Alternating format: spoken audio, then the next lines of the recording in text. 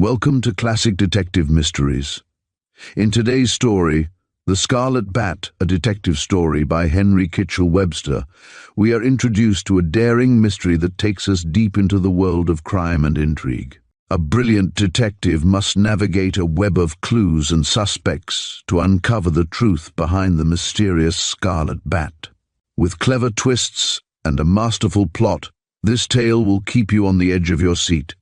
So, sit back, relax, and enjoy this classic detective story. Chapter 1. Sowing the Wind. I say you're a bad lot, and I reply that you're a liar. Take that. Here's the repayment. The man who had spoken first went down like a log. He was a red-headed creature with a rasping voice and an aggressive manner, evidently one of those who bullied his way through the world, for want of a bold spirit to stand up to him. In this instance, he found his match, for the handsome face of the young fellow he insulted was sternly set and considerably flushed. After the war of words came the blow from the bully. His fist passed harmlessly by the head of this antagonist, and a well-delivered return blow caught him fairly on the jaw. Then Redhead lay down to consider the lesson he had been taught.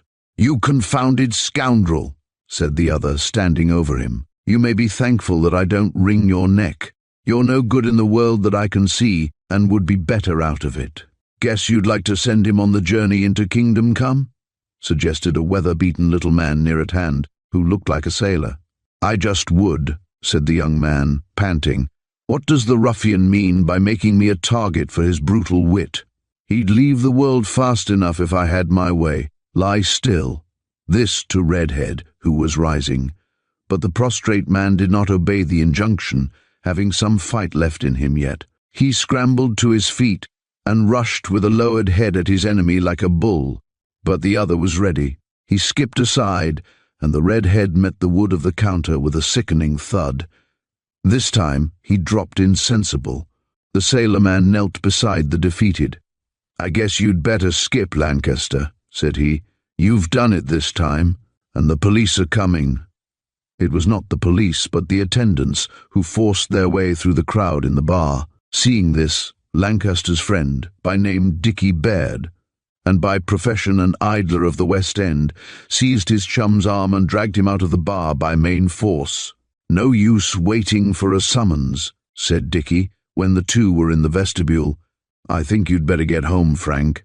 The other stared at a poster which announced that a new musical comedy would be produced that night at the Piccadilly Theatre, with Miss Fanny Tate in the chief part. "I'm not going till I see her," he said, pointing to this name. "What, Fairy Fan? Why, all the row was about her, because he abused the woman. She's a good sort, and I like her very much. You know I do, but there's no love. Not on your part, perhaps, but Starth loves her, and you knocked him down." "I wish I'd killed him," said Lancaster between his teeth. "Don't talk rashly, Frank," said the other with uneasiness. "If anything goes wrong with Starth, you'll get into trouble." "Malice aforethought," said Lancaster carelessly. "Sure the man isn't hurt. He'll be up and swearing before the play begins." It seemed that he was right, for a tall, bulky, dark man approached with a smile. "Starth's all right," said he with a nod. "You've swelled his eye a bit, Frank, but that's all. Berry's going to put him into a hansom, and now we'd better get to our seats." The others assented, and the trio moved into the theatre. As they passed down the steps leading to the stalls, they caught a glimpse of Captain Berry conducting a swaying figure to the door. "How did the row begin?" asked Dickie, when they were seated. "Starth said I didn't know who my father was," said Frank. "Well, you don't, do you? That's neither here nor there. Starth has nothing to do with my domestic business." Said Baird to himself thoughtfully. Frank Lancaster was a dark horse, and although Dickie had known him for some years, he was not aware of his private history. Lancaster kept that to himself, and seemed unnecessarily annoyed by the question of Baird. Dickie could see nothing in Starth's remark which should lead to a free fight, though to be sure Fairy Fan's name had likewise been mentioned.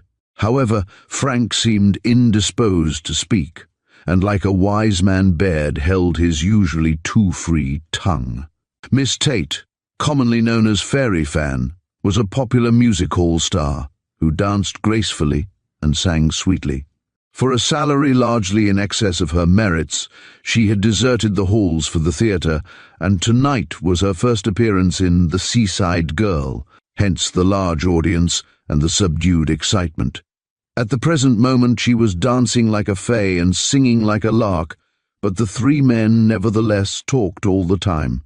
"Jolly little thing, ain't she?" said Dickie. "She comes from the Californian slopes." "Did she pick up those diamonds there?" asked the dark man, who was a Rhodesian called Darrell and acquainted with stones of price. "No. Banjo Berry, who is her uncle, gave them to her. He's a rich man and lavishes his money on his niece." Why does he let her appear on the boards then?" asked Darrell heavily. "Ask Frank here. He's a friend of Berry's." "I'm not," growled Lancaster, still ruffled by his late encounter.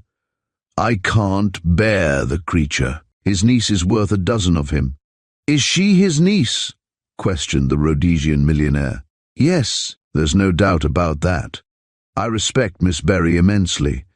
I thought her name was Tate. On the bills. In private, she's Miss Fanny Berry. Her uncle is rich, but in spite of that, she's so vain that she likes to appear on the stage. I like her, and you're in love with her," contradicted Baird. "A trifle. Anyone would love such a pretty woman, but I wouldn't ask her to marry me." "No, Starth will do that." "She won't have him," said Frank snappishly. "He's a bad lot." "A very sore lot at present," put in Baird, smiling. "It's his own fault," replied Lancaster. "Why can't he leave me alone? It's not the first time he's quarrelled with me." "Because he knows you are a rival in the affections of Fairy Fan." "Rubbish, Dickie. Don't get that bee in your bonnet. Starth can marry her for all I care. I merely admire her, and only came into contact with her when Berry wrote asking if I could write her a couple of songs. I came and saw, and she conquered," said Darrell. "Who is Berry? I fancy I've met him before. If he's the same man, he hasn't any morals." "We'll say principles," remarked Baird. "Berry's a fiery-tempered Tom Thumb, who talks American slang through his nose, concerning an interesting past of a superlatively shady description. Been a South Sea blackbirding skipper from the looks of him, and I expect he made his money in that way." "Ever met him?" "Los Angeles, now I come to think of it," said Darrell. Frank looked up uneasily. "Who is he, anyhow?" "Don't know," responded the millionaire imperturbably. "He was running an apple orchard when I dropped across him. Clean shot, too." Baird laughed. "Sounds like a retired pirate of sorts. But he's on the square now. He and Miss Berry have rooms in Bloomsbury, and go to church and have the entry of some decent houses. Frank knows all about them. Only that she's a nice woman and a good woman, and that Berry is a ruffian. He won't let Starth marry her." "I hope not," said Darrell darkly. "I've known Starth a long time, and he's a bounder. But he's got an uncommonly pretty sister, as beautiful and sweet-tempered as he is the reverse." "Hush! Let's stick to the play. We're talking too much." Frank certainly couldn't be accused of chattering, as he was rather silent.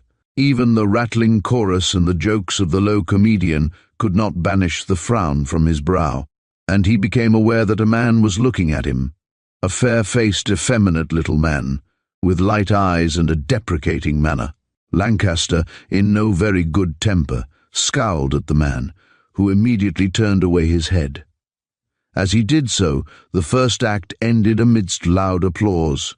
"An 18 months' run, if the other act is as silly," pronounced Baird. "But the management won't keep Fan all that time. She's as freakish as a cat, and her uncle is rich enough to allow her to snap her fingers at the treasury." "She is a cat from the looks of her," said Darrell grimly. "Come out, boys, I'll put up the drinks." Dickie assented affably as the night was warm, but Frank remained behind. "I don't want to run the risk of meeting Starth again. He might come back." "To fetch his sister," said the big Rhodesian. "Yonder she is in a box with an old lady." "What a pretty girl," said the frivolous Dickie, and departed. Lancaster raised his glasses, rather curious to see what Miss Starth was like. he beheld a slender, dark girl, as unlike her brother as possible, plainly dressed in some gauzy stuff, with a string of seed pearls round her neck. She looked about 20 years of age, but might have been even younger. Apparently, she had all the unappeasable curiosity of youth, for her dark eyes roved round the theatre with great eagerness. Finally, they rested on Frank, and she flushed when she found he was looking directly at her. First she looked away after the manner of girls, then she stole a stealthy glance at the rude young man, and finally became engrossed in conversation with the elderly lady who was her companion. Frank still looked. He was most polite to the sex, but this face interested him so much that he stared almost rudely. Twice their eyes met, in spite of Miss Starth's ostentatious indifference. She coloured, and he, to his astonishment, likewise blushed. There was something about her which took his heart by storm. To be sure, he was susceptible where a woman was concerned, but it seemed absurd to be fascinated by a girl after a few league-long glances. Still, she was distinctly agreeable to him.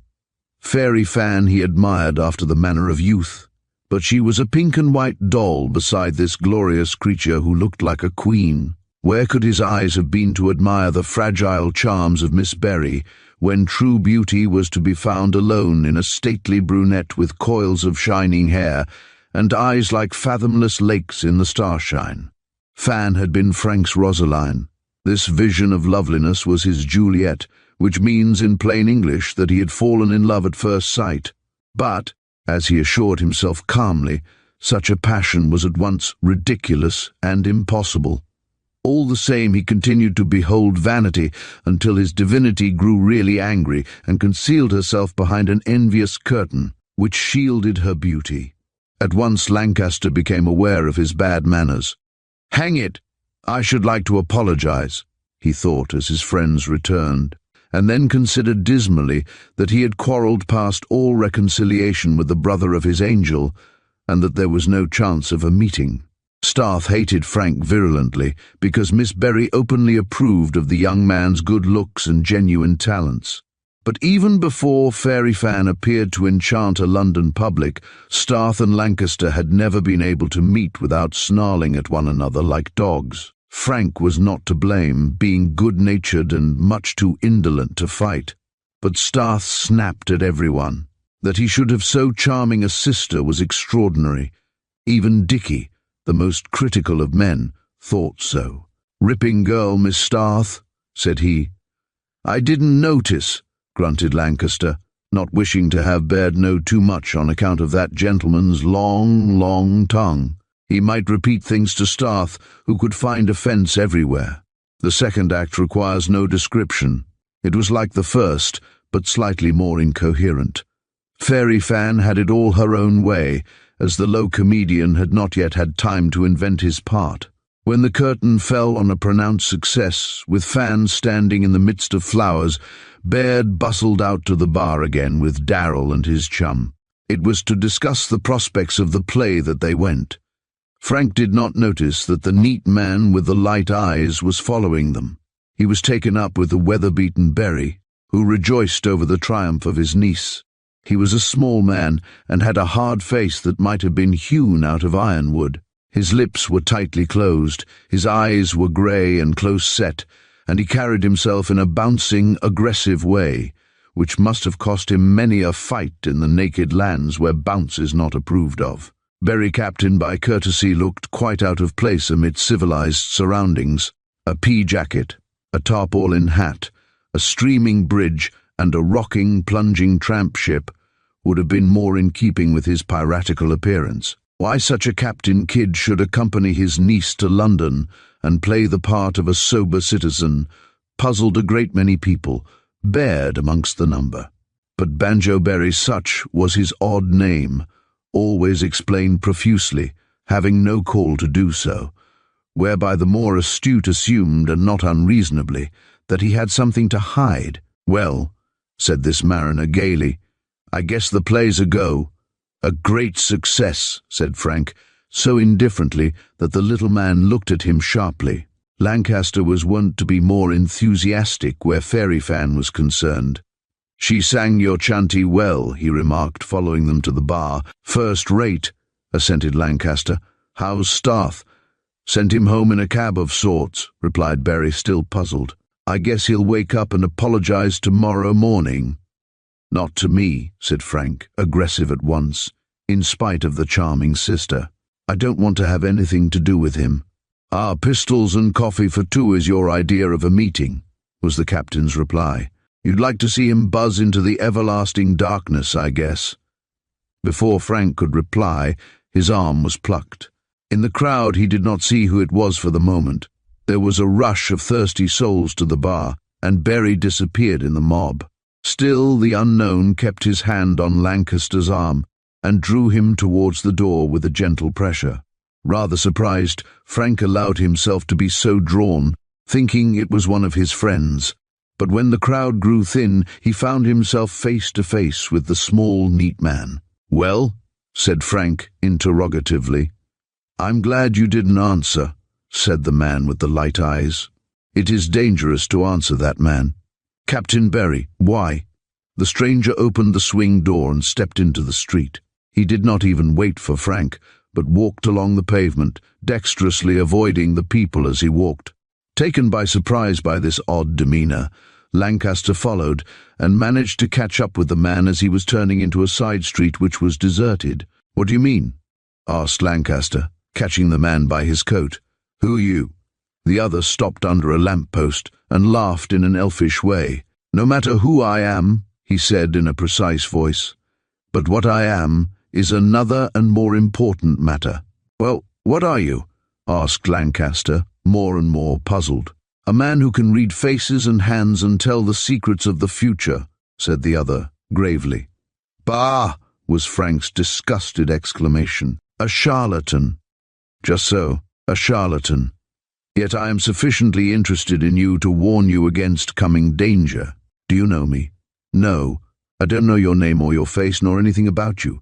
I happened to be in the bar when you hit that red-headed man, and I saw that the little fellow, Captain Berry, is that his name? Well, he was trying to foment the quarrel. He is your enemy." "Nonsense. He has no cause to be my enemy. That is the worst kind of enemy, to have one who pretends friendship and strikes in the dark. I rid your face, sir, and the face of the red-headed man. If you two meet again—" He hesitated. "Well?" asked Frank sharply. "If we meet, one of you will die." In spite of his skepticism, Lancaster felt a chill run through his veins at this speech. "Rubbish," he said roughly. "Which one?" "I shan't tell you that," replied the unknown. "You may consider my reply rubbish also, but there is that in your face, sir, which hints at coming trouble. Your fate and the fate of the red-headed man are bound up together. Also, there is a woman." "How do you know that?" asked Frank, thinking of Fan. "She is a relative of the red-headed man," said the unknown, "and it is probably—" Here he broke off abruptly. "I shan't tell you any more. I may be wrong, I may be right, but the signs are there." "What signs?" "Good night, sir," said the man, and passed swiftly away before Frank could retain him. Lancaster walked to his rooms without returning to the theatre.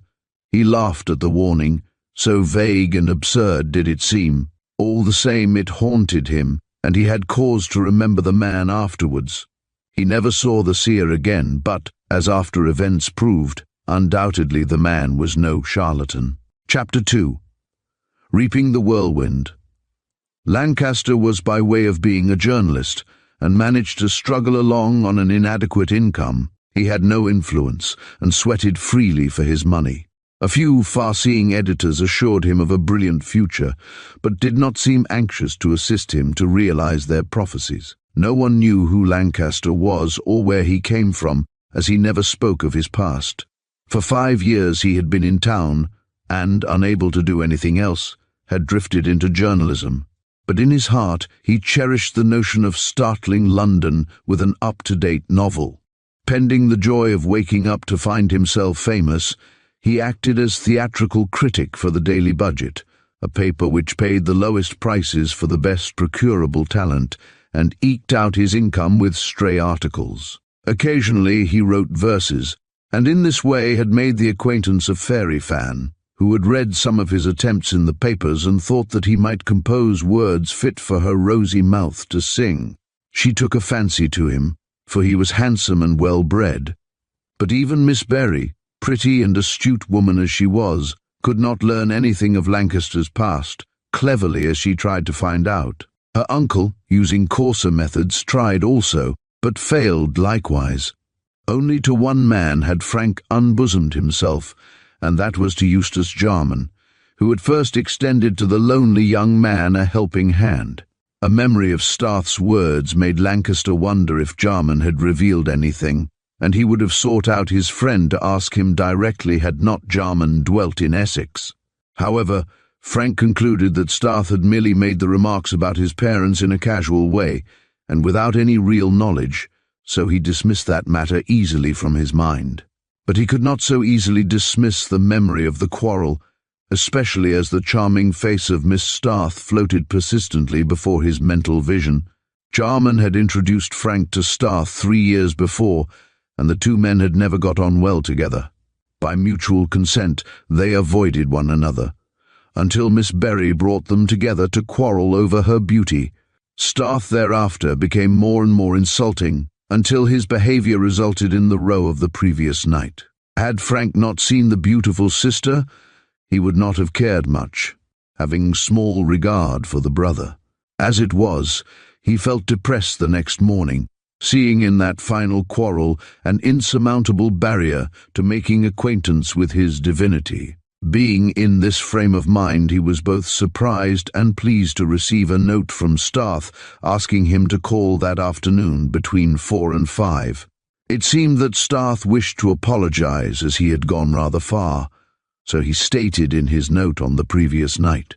Lancaster was astonished that Starth should behave thus reasonably. The action was unlike him, but as the olive branch was held forth, and as there was a chance of meeting the sister, Lancaster decided to accept. No answer was required, so Starth evidently expected him to come. Frank finished his work for the day and went to his rooms to dress himself more smartly. If Miss Starth were to be present, he wanted to appear at his best, but if she were not, it was at this point that Lancaster sat down to consider. How did he know that the note might not be a trap? He thought it strange that Starth should come forward in this way, and at a second meeting, the man might try to revenge himself for his punishment. A black eye is not forgiven easily by any man, and Starth was the last person to let bygones be bygones. Then again, if there was to be trouble, Miss Starth would not be there, and the careful dressing would be wasted.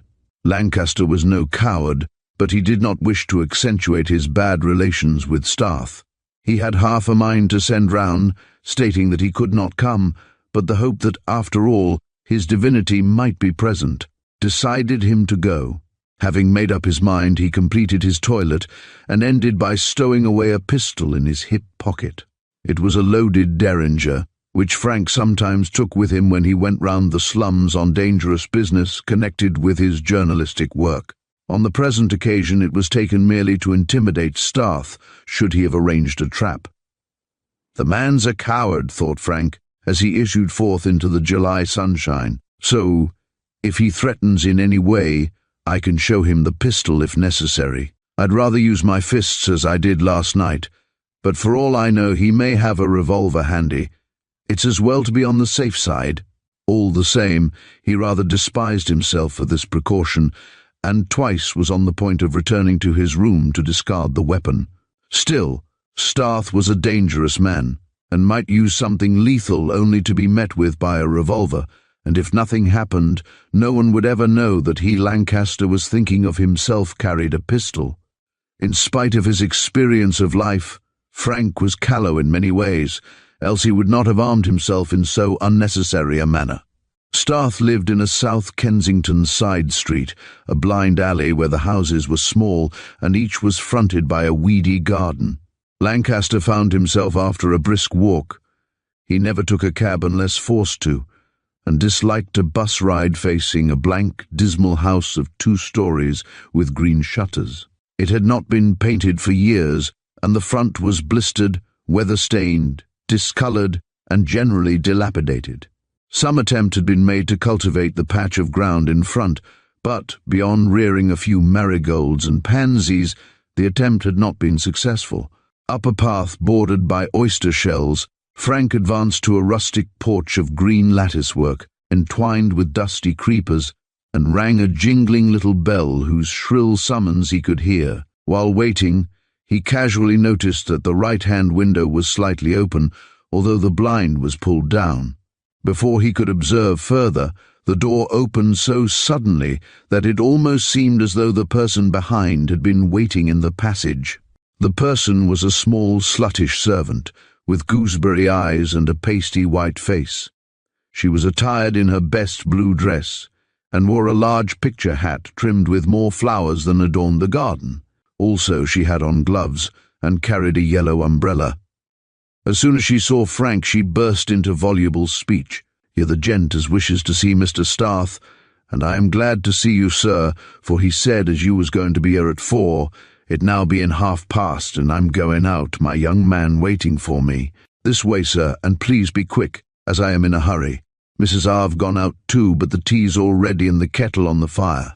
Almost before she finished this incoherent address, she conducted the astonished Frank up a stuffy staircase and into a front room.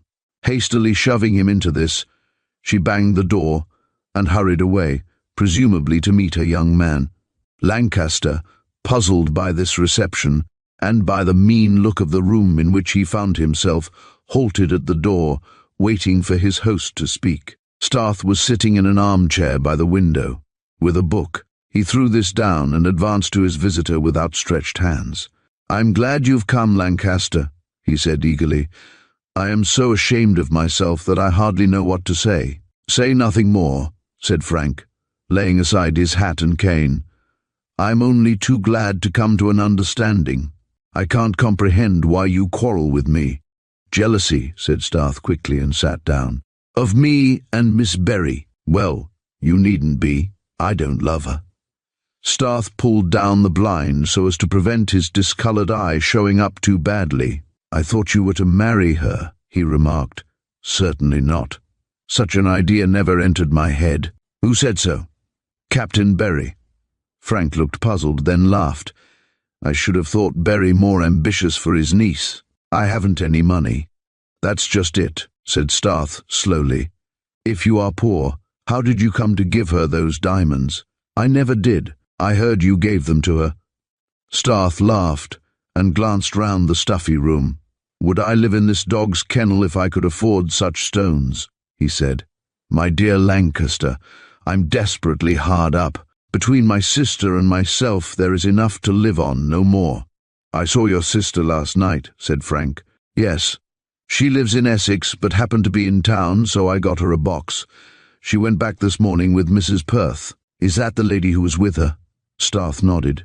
"She and my sister live together in a small cottage at Wargrove. But I needn't bore you with my family history. I want you to accept my apology." "I do, Starth, but why did you mention my parents?" "It was the only thing I could think of. To make me angry, I suppose." You know nothing about me." "No.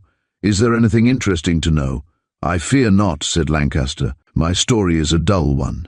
"Still, I thought the Jarman might have said something." "He said nothing. I never asked about you," responded the other quickly. "Fact is, Lancaster, I don't think you and I ever got on well together. My fault, I'm afraid, as I have such a bad temper. I am jealous too, as I love Miss Berry and want to marry her." "You can, for all I care," said Lancaster quietly. "I did admire her greatly, but I never had any intention of marrying her. As to the diamonds, who told you that I gave them to her?" "No one directly, but Berry hinted." "Why should he hint?" said Frank thoughtfully. "He knows I'm as poor as the proverbial church mouse. Do you think he wants me or expects me to marry his niece?" "Yes, I do," said Starth promptly, "and that was why I grew jealous." "Then I can't see his reason. I have no money, no position, and no influence. Miss Berry doesn't love me." "The captain says she does," said Starth quickly. "Oh, that's rubbish. She likes me because I write her songs, and we get on well together.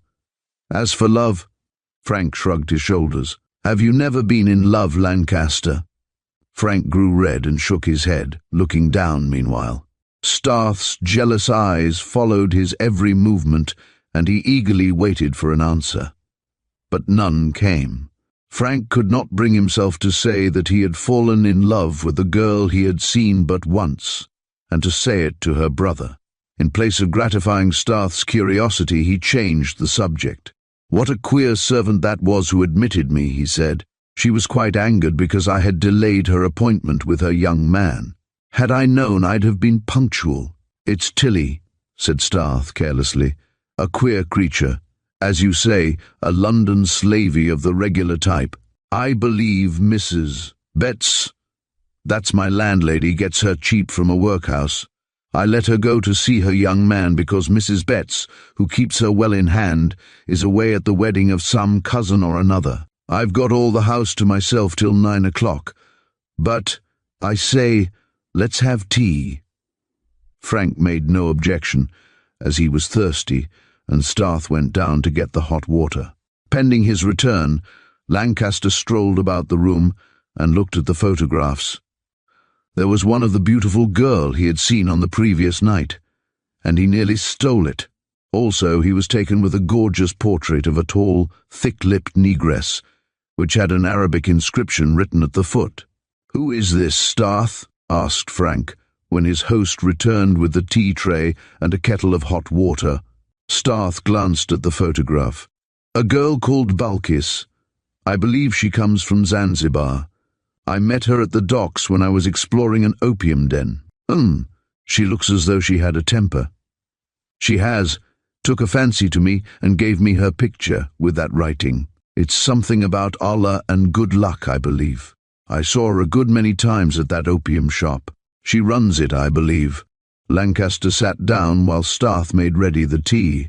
It struck him, from these remarks and from a certain strange odour in the room, that Starth smoked opium. Perhaps the drug was accountable for his queer tempers and utter disregard of decency. Frank began to be rather sorry he had quarrelled with the man, since, if he smoked opium, he was to a certain extent not accountable for his actions. Starth, with his swollen face and discoloured eye, looked queer and grim, and had a haggard look about him which hinted at excess of some sort. "Here you are," said Starth, passing along a cup. "Do you take sugar, or perhaps," he added as he handed over the basin, "you would like a drink of whiskey?" "Tea's good enough for me," said Frank, sipping. "Well, Starth, I'm glad we've come to some sort of understanding. I hate Rose." "So do I, but jealousy always makes my blood boil. But you see, you've no cause to be jealous." "I can see that now. But Berry kept hinting that it was an arranged thing between you and Fan." "I'll have a talk with him. He's no right to make false statements of that kind. I wonder what his game is. I'm certainly not a desirable match for his niece, putting aside the fact that she doesn't care two pins for anyone but herself." "Are you sure of that, Lancaster?" said Starth, with rather an anxious look. "I'm mad about her, and want to marry her. I shouldn't like Banjo Berry for a connection myself," said Lancaster, setting down his cup. "What a strange taste that tea has." "They never clean the kettles here," said Starth hastily. "It's smoke or fur inside the kettle or something. My tea tastes bad also." Frank refused another cup and smoked a cigarette while Starth related his feelings for Fairy Fan in detail. Also, he mentioned that he hoped to see much of Lancaster, and that he should like to introduce him to his sister. This last remark made Frank's heart leap with joy, but somehow he could not find words to thank his host. Starth seemed to recede a long way, and his voice sounded like that of a phonograph. Lancaster tried to rise, but sank back in his chair drowsily. He felt sure that there was foul play, as he saw faintly the man lean forward to scrutinize him.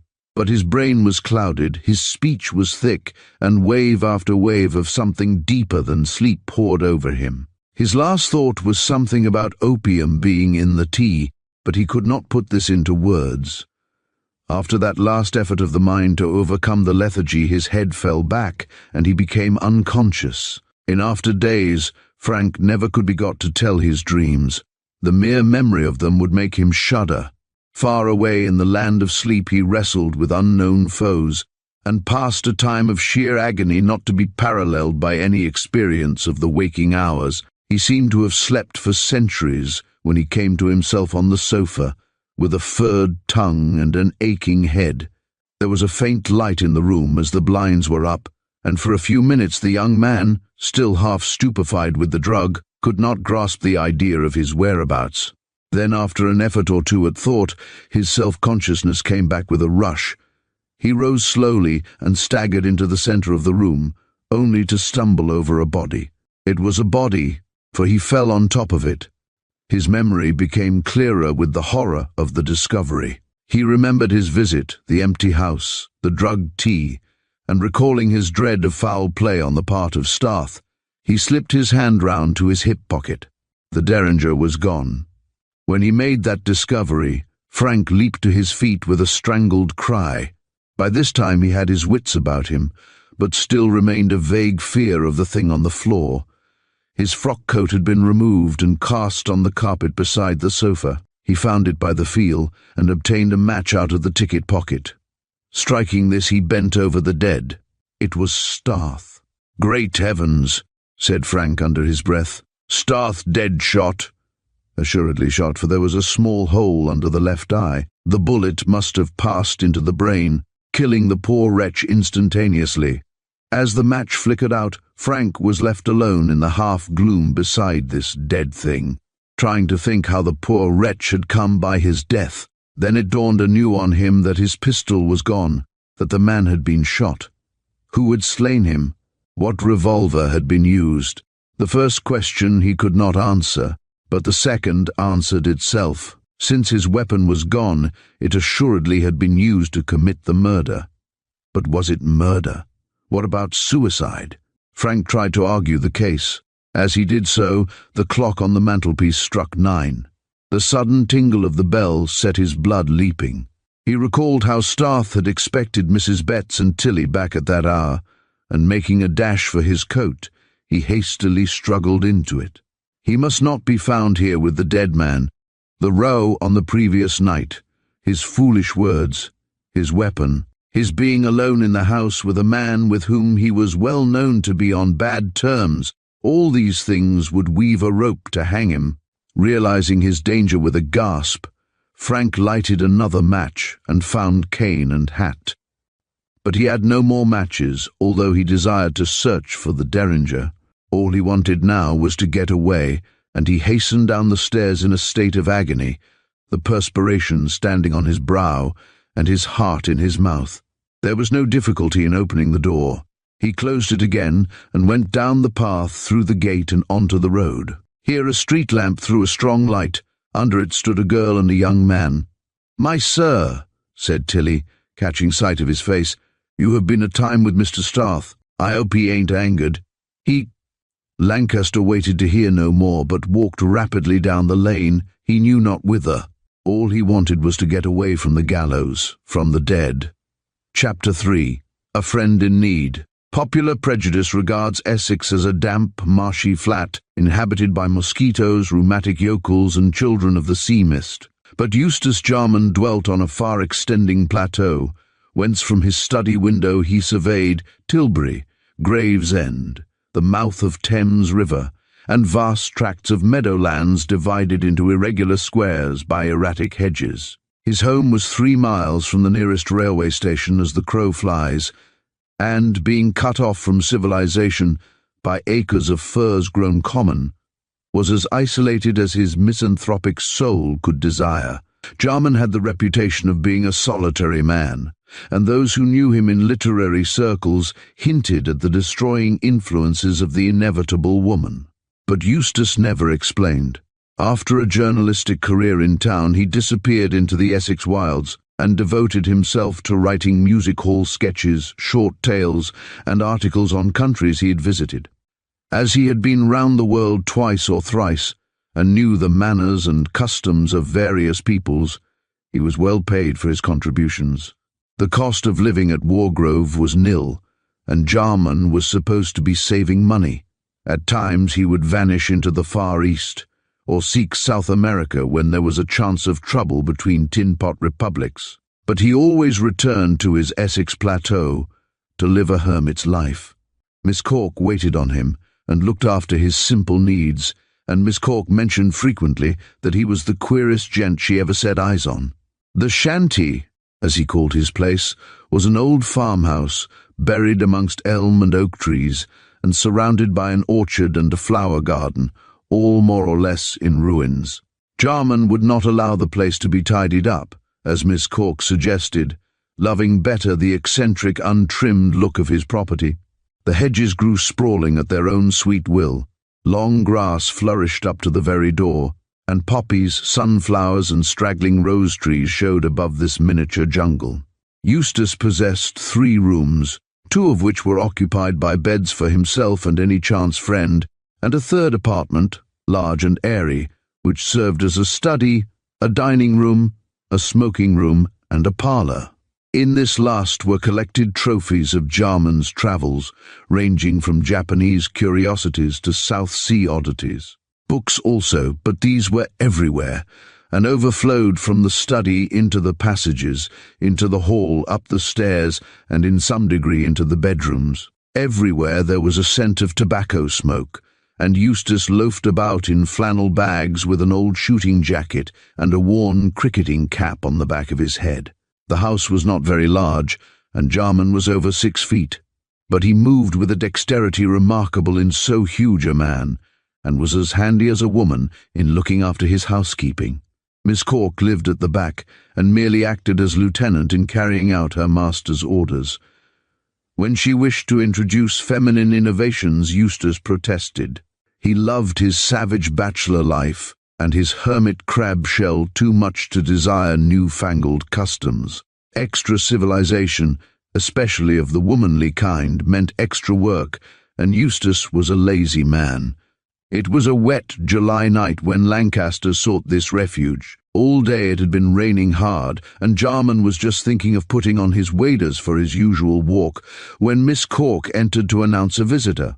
On her heels followed Frank, and Eustace stared when he saw him. The stare was excusable, for Lancaster appeared in a silk hat, a frock coat, and patent leather boots. He was mired with clay from the roads, torn by the furs of the common, and dripped like an insane river god. Also, without invitation, he collapsed into the nearest chair, while Jarman's jaw fell still lower at the sight of his white face, his clenched mouth, and his glassy eyes. Miss Cork, half blind, saw few of these things, but she withdrew to the kitchen to soliloquize on the costume of the visitor, inappropriate alike to the weather and the country. Meanwhile, Jarman, behind closed doors, continued to stare. "What is the matter?" he asked at last. "I caught the last train from Liverpool Street," explained Frank in faint tones, "and walked across the common. I'm dead beat. Give me a whiskey and soda." Jarman supplied this refreshment speedily, and again demanded explanations. "But you'd better get into a dry kit before you make 'em," said he, bustling about. "What a crazy rig to negotiate the country in. Been drinking? Do I ever drink, you ass? Not your style, I know, but that's the sort that generally goes a mucker in the end. Cut into my bedroom and I'll hand you out a few things. Hang it, man, hold up." Lancaster, who had lurched against the big man's shoulder, pulled himself straight and tried to smile. Jarman could see that the poor young fellow was on the verge of hysterics, being overwrought and quite broken down. Therefore he spoke roughly to brace the slack nerves. With a few choice expletives he chased Frank into the bedroom, made him strip to the skin, and after a thorough toweling, saw him inducted into a pair of flannel trousers and a faded blazer, together with a woolen shirt and a pair of old slippers. Then he demanded if Frank was hungry, and led him back to the parlour. "No, I'm not hungry," said Frank, dropping into a chair near the fire, for Eustace approved of a fire when the rain fell. "But another whiskey? Not a bit of it. Now you'll get squiffy. You must eat. But I want to tell you, later. Meantime, bread and meat." Jarman looted the kitchen, and having sent Miss Cork to bed, boiled the kettle and returned with a tray. This he placed before his guest, and stood over him while Frank forced ham and bread down a most unwilling throat. Then he gave the young man a pipe, mixed him a second glass of whiskey of the weakest description, and demanded explanations. "I can give them in one word," said Frank, now more composed. "Murder." Jarman stared again and whistled. Then he went to see that the door was closed and returned to his seat. "Who have you been killing?" "No one. But I'm in danger of being accused. I am innocent. I swear I am innocent, Eustace." "All right, old man," replied Jarman, patting his junior on the back. "I know you wouldn't come to me if you were guilty. If I were, would you shelter me?" Depends upon the kind of murder. I don't mind a fair fight sort of killing. Fact, I've shot a man or two myself in the Great Wastelands, but I didn't shoot Starth. I really didn't." "Starth, what is he, dead?" "Dead, shot dead. But not by me, not by me." Eustace chewed his pipe and stared into the fire, pulling hard. He appeared to be worried. "Poor girl," said he at length. Frank understood on the instant. "Does she love her brother?" "Do you know her?" asked Eustace without looking up. Lancaster shook his head. "I saw her last night at the theatre. Her brother insulted me and asked me to see him today as he wanted to apologize." "Wait!" Jarman threw up his hand. "The whole truth, if you please." "I'm telling the truth if you will only listen." "Apologizing doesn't sound like Starth," objected Eustace. "I thought so when I got his note, and I am convinced now that his invitation was a trap. To have you shot?" "How do I know?" "He was shot himself." "By whom?" "I can't say. I was lying in a stupor when it happened." "Drugged with opium?" hinted Jarman. "Yes. Did you know that Starth all along?" Jarman placed the tips of his fingers together. "See here, Frank. I know Miss Starth very well. She lives here with an old lady called Mrs. Perth. Their cottage is only a stone's throw away from my diggings. I met the brother there in the long ago and introduced him to me. I wish you hadn't. It's too late now, seeing that the man's dead, to raise objections. I never approved of Walter Starth. A bad lot, a very bad lot. He never liked you. I don't know why, but I didn't think it would come to this." Jarman Frank started from his seat. "You don't suppose—" "Sit down, you ass." Jarman pushed Lancaster back into his chair. "I wouldn't take things so quietly if you had killed him. Barring that, I'm glad the man's out of the world. He was no use in it. My own words. My own words. When and where? At the Piccadilly Theatre last night. I shouted them in the bar after I knocked him down." "Shouldn't talk like that, Frank. It's foolish." "I know it is. I'm in a fix, that's why I come to you." "Well," said Eustace, refilling his briar, "the best thing you can do is to tell me everything from the start." "Where am I to start from? You know about Fairy Fan?" "Yes, and about Starth's love for her. He looked upon you as a rival, and the knowledge didn't increase his liking for you." "Well?" Frank straightened himself and forthwith delivered a succinct account of all that had taken place, from the encounter on the previous night to his leaving the house in Sand Lane, South Kensington. "I took the Underground to Liverpool Street and caught the down train by the skin of my teeth. I didn't even return to my diggings as I was afraid of being arrested. I'm a marked man now, Eustace. The police will hunt me down, and I am innocent." "Why didn't you give the alarm when you found Starth dead?" "Man alive, that would have delivered me into the power of the law." "I know that. Just asked the question to see what you'd say." "It's a nasty case for you. The circumstantial evidence—" I know. Who knows better than I?" Frank rose to pace the room anxiously. "I spoke foolishly about Starth being better out of the world at the theatre. I took my pistol with me. I was alone in the house with him. That servant saw me leave, and I dare say noticed my agitation. Jarman, it's awful. I don't see how I'm going to get out of the danger. They'll hang me." "Steady, old man. They won't hang you. I won't let them." "Then you'll help me to get out of the country?" "No. If you cut, you'll surely be caught.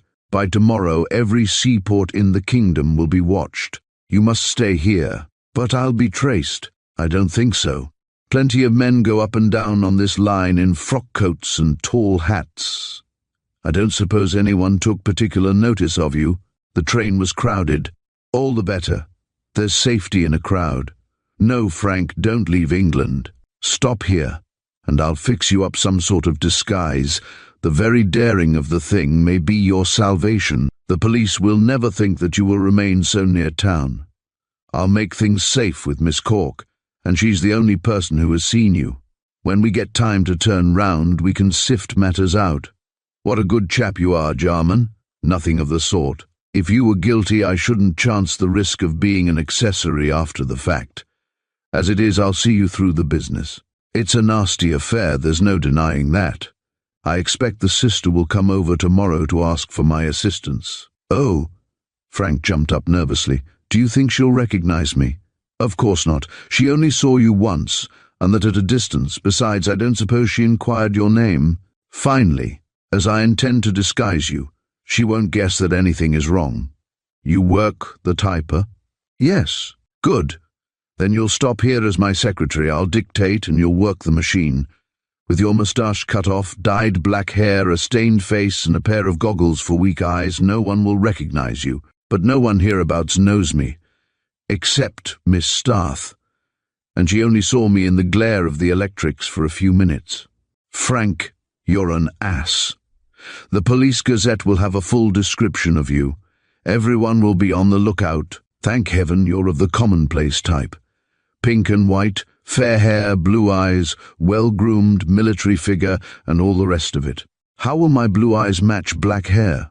We'll say you're Irish, and you can fix up a brogue. Trust me. I've been in several holes myself and know how to get out of the deepest. But Jarman, who do you think killed the man? I can't say that until I know more. The reason is to be found in Walter Starth's past. He has sown the wind pretty freely, and I can hardly wonder at his reaping this whirlwind. Do you think he intended to trap me? Asked Lancaster. Yes, he's not the man to apologize, and the house being empty on that evening shows that Starth was up to some trickery. Maybe he intended to kill you. However, he never intended to die himself. How do you know? He may have committed suicide. Bosh! Starth was the last man in the world to have such an idea. He wasn't cowardly enough. I will say that. Besides, if he wished to commit suicide, he would scarcely invite you to see him do it. I don't know. He might have left a letter saying I shot him and then got out of the world to hang me. Jarman shrugged his huge shoulders. That's an extreme measure of revenge. If he wanted to get you into trouble, he would certainly like to be present to see how you took your gruel. Another thing, from what you say, your pistol was used. I think so. At all events, it was taken from my pocket. He searched you. Anything else missing? The note in which he asked me to call. That proves Starth set a trap. No, I don't. I can't deliver an opinion until I know more. Go to bed and sleep.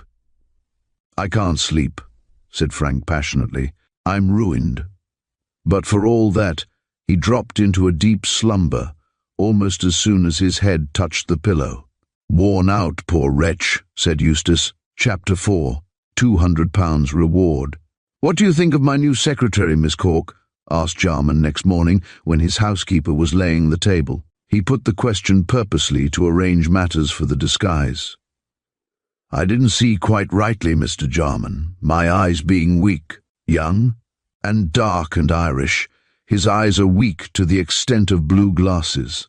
I didn't see them, sir. No, poor chap. He broke them crossing the common, left his baggage in London, and got lost in our country. Oh, he'll know it soon, Mr. Jarman. I'm an Essex woman myself, Billericay way, and the country is easy. What's the gentleman's name, sir? Desmond, said Eustace, lying with an unmoved face. Desmond O'Neill. I remember, sir. And, oh, Miss Cork, I shouldn't mention about his late arrival and loss of baggage if I were you. The Irish are sensitive. As well I know from politics, Mr. Jarman. No, sir, I'll say nothing. Miss Cork was a tall, lean woman with watery grey eyes and grey hair screwed into a cast-iron knob behind. Her lips were thin and her nose red by reason of tight lacing. Miss Cork had a good figure and improved it, in her own opinion, by making her waist smaller. She usually wore a grey dress with cloth slippers and moved like a shadow. For many years she had been with Eustace, who had produced her from a London police court where she was being charged with vagrancy. But he never told anyone this, and Miss Cork bore a high character. But she was not popular, as she never gossiped, and a woman who does not gossip in a village is not fit companion for those who want to know their neighbours' affairs. Eustace knew that she would hold her tongue. Nevertheless, he was glad that her limited vision had not been able to take in Frank Lancaster as he had been. As it was, Mr. Desmond O'Neill appeared late at the breakfast, and Miss Cork, bringing in the bacon and eggs, silently avowed the truth of her master's description. The new secretary was brown-skinned, with dark hair and a clean-shaven face, shaded about the eyes with blue spectacles. Miss Cork was rather doubtful about the clean shaving. From the glimpse she got of him on the previous night, she fancied he had worn a moustache, and this she mentioned to Jarman. It was a smear of clay, explained Eustace. The poor chap was tumbling in the mud all the time.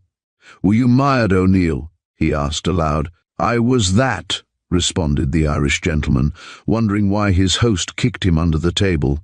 The mud do splash high in Essex, said Miss Cork. I'm a Billericay woman myself, Mr. O'Neill. Then she left the room, and Jarman explained. But Frank continued uneasy. I don't like the looks of that woman, he said. Is she honest? Oh, quite. Except what she says about Billericay. She's invented the idea of being a native of those parts, as the villagers here don't like strangers. But she's been with me for 3 years. I picked her up in London. Where? Well, it isn't fair to give her away. She's had a past, although I don't know the rights or wrongs of it, but she'll hold her tongue. Suppose a reward is offered, will she? Sure, she owes me too much to play me false, said Jarman, pouring out the coffee. And where's the reward to come from? The government? Pooh! Government won't offer much, even if it offers any, which isn't likely. No one else will plank down the money. Miss Starth hasn't much, and there are no relatives. Make your mind easy about the reward. There won't be a cent offered for your apprehension. What's Miss Starth's name? Asked Frank, who made a fair breakfast. Mildred, responded Jarman with a flush. She's the sweetest girl you ever met. I saw that from the glimpse I caught of her, said Lancaster, and wondered why Jarman coloured through his tan. He scented a rival but could not be sure, and of course was unable to ask questions. Besides, in spite of his newly born passion, his position was so dangerous that he had but one thought, namely, how to escape being hanged on circumstantial evidence. Frank wished to talk of the matter the moment breakfast was over, but this Eustace would not allow. You'll have enough of it before you win free, he said. We must wait until we hear what the newspapers have to say. I dare say there's nothing in the morning lot, but this afternoon we may read something. Then, again, I expect to see Miss Starth. She's sure to be wired for. Frank noticed the slip, and became convinced that Eustace admired the girl more than a little. However, his brain was too filled with his own danger to think of anything else, and he accompanied Jarman on an exploring tour round the village. The idea was that his arrival and appearance and position as secretary should be made as public as possible, so that he might become an accepted fact. After the first few days, the villagers would accept him as part of the shanty household and cease to discuss him. The subsequent indifference would be another element of safety. So round the village that afternoon the two went, arm in arm. Jarman took his new secretary into several shops, and then to the post office, which was conducted by a fat woman, who read all the letters and made all the mischief she could. Early as it was, she had a piece of news. "Oh, Mr. Jarman," said she, puffing, for the day was hot and muggy after the rain. "Whatever's come to Miss Starth? I saw her driving like a mad thing to catch the 2 train. And she only keeps a donkey 2 leastways. It's Mrs. Perth who does. I suppose she was going to town, Mrs. Baker. Then I hope it isn't to a funeral, Mr. Jarman, for her face was as white as a winding sheet. Ah, well, it ain't none of our business." "No," said Eustace emphatically. "It certainly is not." "That's what I say," replied Mrs. Baker, not seeing the intended rebuke. "As I always says to Baker, if people managed their own affairs without being talked about, people wouldn't be so bothered." And how do you like the country, sir?" This last was to Frank. "It is extremely pretty," replied Lancaster cautiously. "Ah, when you're here long enough you'll say so, sir. But I suppose you've just come?" "He came last night, Mrs. Baker, from Ireland." "Dear me, I get butter from there. And will you be staying long, sir?" "I hope so," answered Lancaster, seeing why Jarman had brought him into the company of this inquiring lady.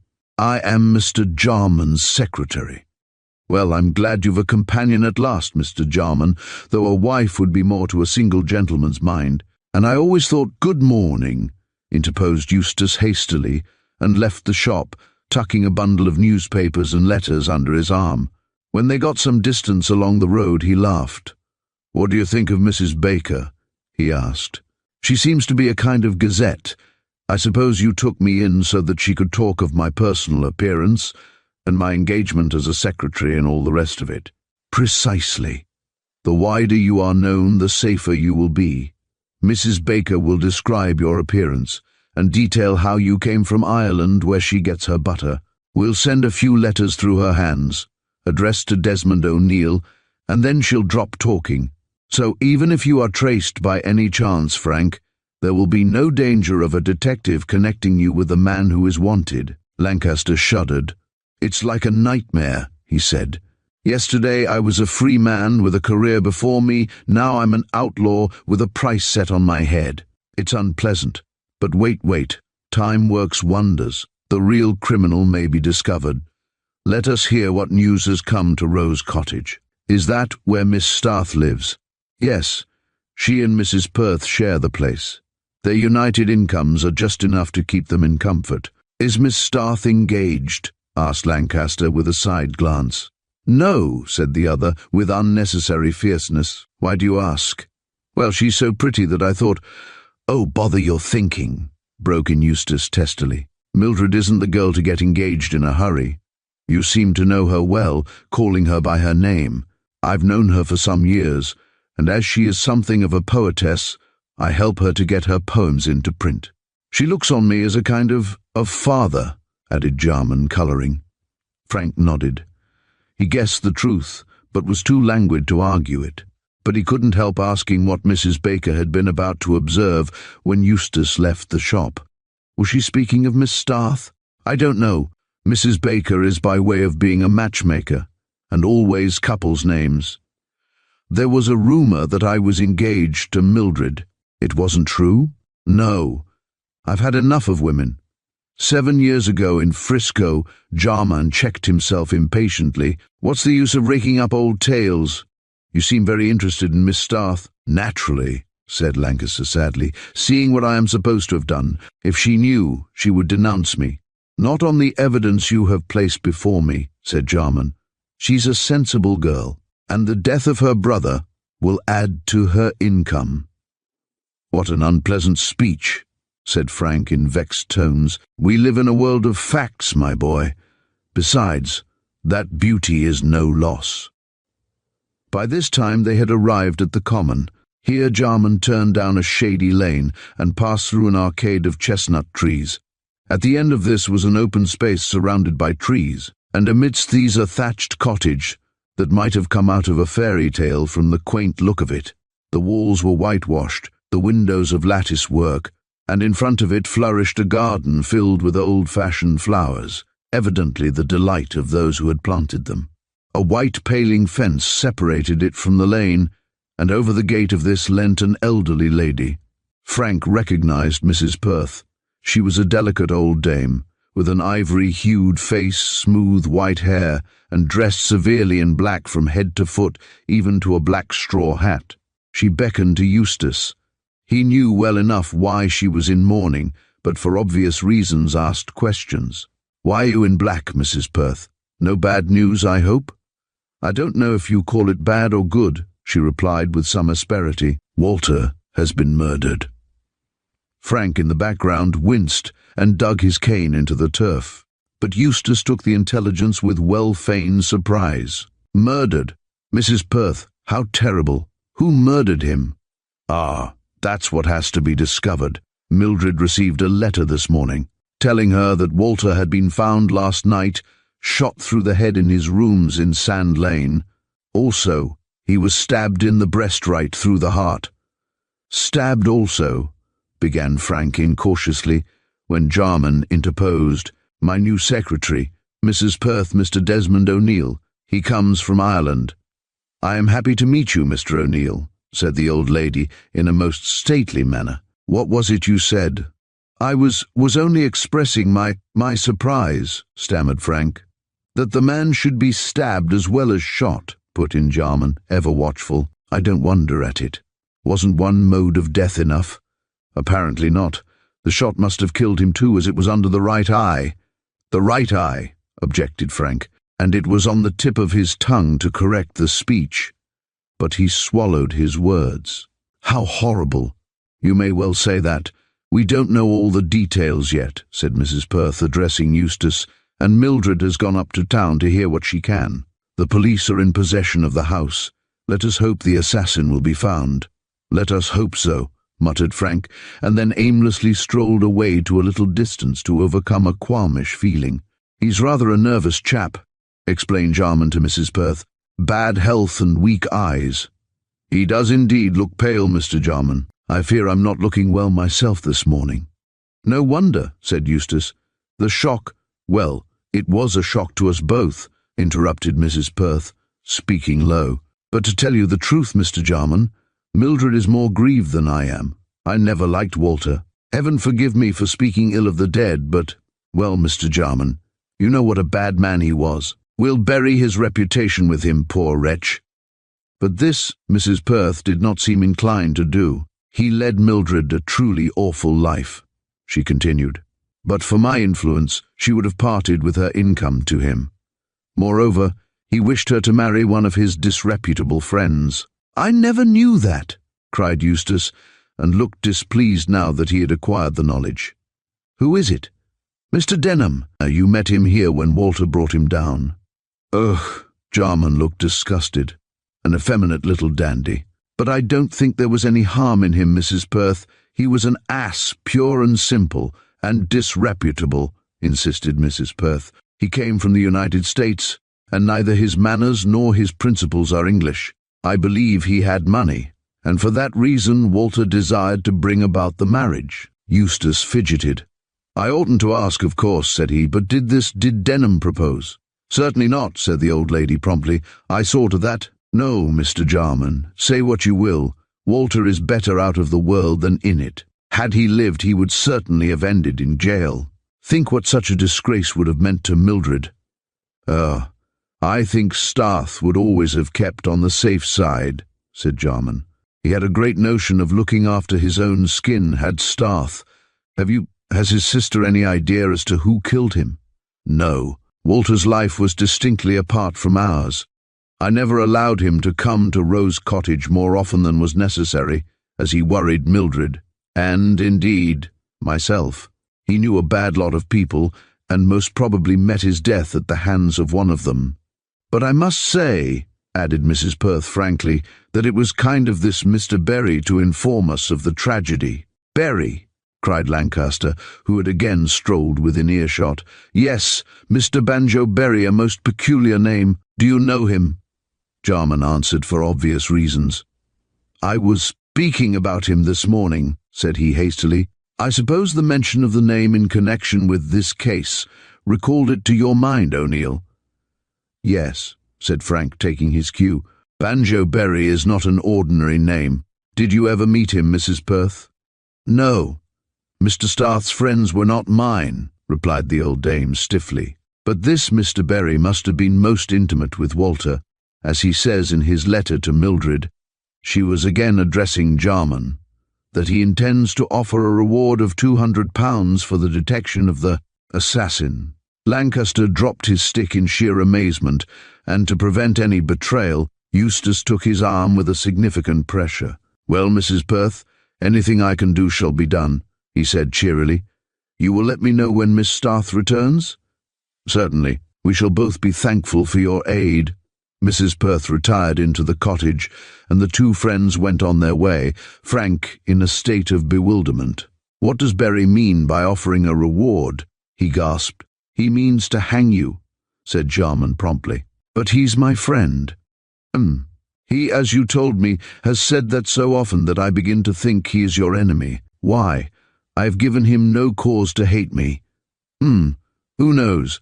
He was a friend of Starth's. That didn't matter, said Lancaster. Starth himself hinted that Berry wished me to marry his niece. If I was undesirable as her husband before, I am still more undesirable as an outlaw. Jarman thought, then asked questions. How did you meet Berry? He called to ask me to write some songs for Fairy Fan, having seen my poetry in the magazines. I see. Observe, Frank Berry sought your acquaintance, you did not seek his. He brought you and Starth together again? Well, he did. I dropped Starth's acquaintance, as you know, because we didn't get on well. He came to know Fairy Fan somehow, and I was constantly meeting him there. And this woman made running with you both? Well, she was capricious. Some days she would snub me and flirt with Starth, on other days she would give him the go-by and stick to me. Quite so. She divided her favours to arouse jealousy between you. Frank coloured and looked uneasy. If you put it that way, she did. What was Berry's attitude? I can hardly say. Save that whenever he was present, Starth and I always had a row. A kind of male ate, said Jarman musingly. Berry was speaking to Starth last night before Starth insulted you? Yes, but what has that got to do with it? Everything. Frank, I tell you this man Berry is at the bottom of the whole mystery. He got you into the trouble, now he means to hang you. Lancaster stared. But his reason? He asked. Jarman made an extraordinary reply. Because of the Scarlet Bat. Chapter 5. The Inquest. There was considerable excitement over the murder in Sand Lane, especially in theatrical and journalistic circles. The deceased was a well-known figure in Bohemia, as for years he had consorted with actors, with reporters, and with sundry idle men who, doing nothing themselves, sought the company of those gifted with creative and mimetic powers. Walter Starth, being cursed with enough to live on, had developed into a thorough loafer, and chose Bohemia to dwell in, because its gaslight attractions were congenial to his mind. Occasionally he wrote an article or short story himself, and sometimes walked on in a melodrama as a guest, but he never did any real work, preferring idle talk and constant drinking. He was not a favourite with the slaves of the lamp, but his burly figure and red head were excessively familiar. Consequently, there was immense curiosity manifested regarding his untimely and terrible death. Who had killed him? That was the first question which everyone asked.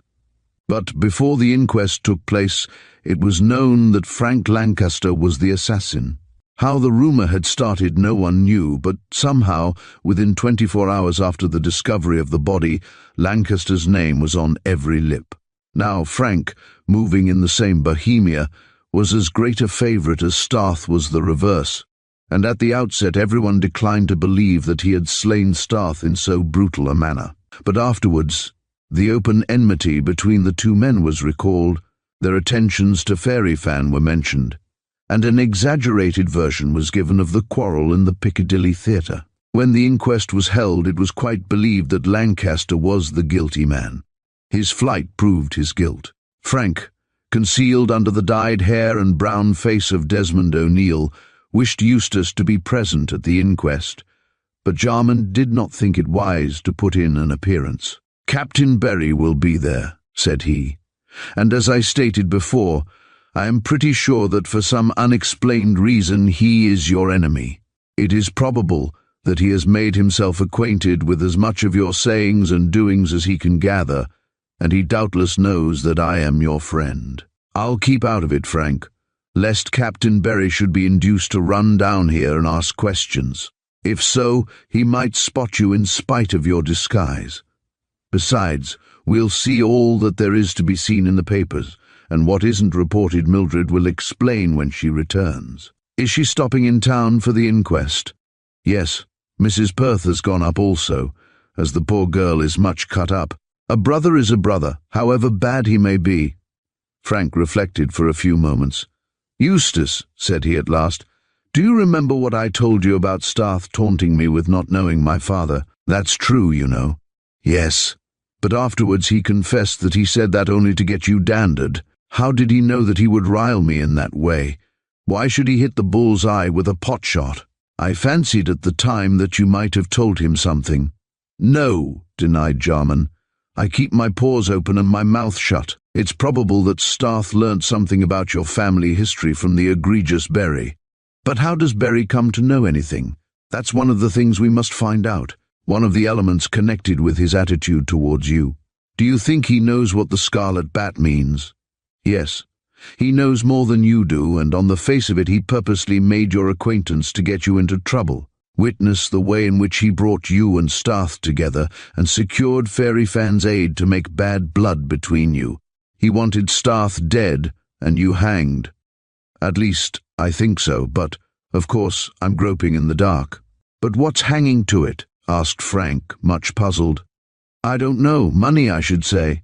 So far as I know, there's no money worth all this trouble on Berry's part coming my way. Observe, my son, said Jarman paternally. So far as you know, that is the crux of the whole thing. You are as puzzled as myself over the meaning of the Scarlet Bat. As it's the only mystery about you, save the reason of Berry's enmity, I take leave to jam the two mysteries together. When they make one, we may perhaps be able to get at the truth. I don't see how we're to start, said Lancaster, knitting his brows. Nor I. Wait till the inquest is over, then we'll have something to go upon. Berry will be a witness as to your quarrelling with the dead man. Berry will collect evidence to make the case blacker, and when Berry has done his worst, we'll know his cards. See, then you and I will play our game with a hidden hand. And now, my son, start in with the typing. I have to get this story sent in tomorrow, and you must do something to keep up the fiction of being my secretary. While Jarman and his friend were engaged in literary pursuits in Essex, the inquest was being held in London on the body of Walter Starth. After the jury had surveyed the corpse and had particularly examined the bullet hole and the knife wound, either one of which was sufficient to cause death, the police inspector in charge of the case detailed facts. He had been called in by Mrs. Betts, the landlady of the deceased, and found Walter Starth dead in his sitting room. The body was on the floor, with a wound in the heart and a bullet hole under the left eye. No knife had been found, but a pistol, to be more accurate, a Derringer revolver, was discovered in the fireless grate.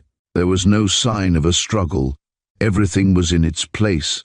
The man, apparently taken by surprise, must have died instantly. It was impossible to say whether he was knifed first or shot afterwards, but that was part of the doctor's evidence. A card had been found torn in two and lying on the floor.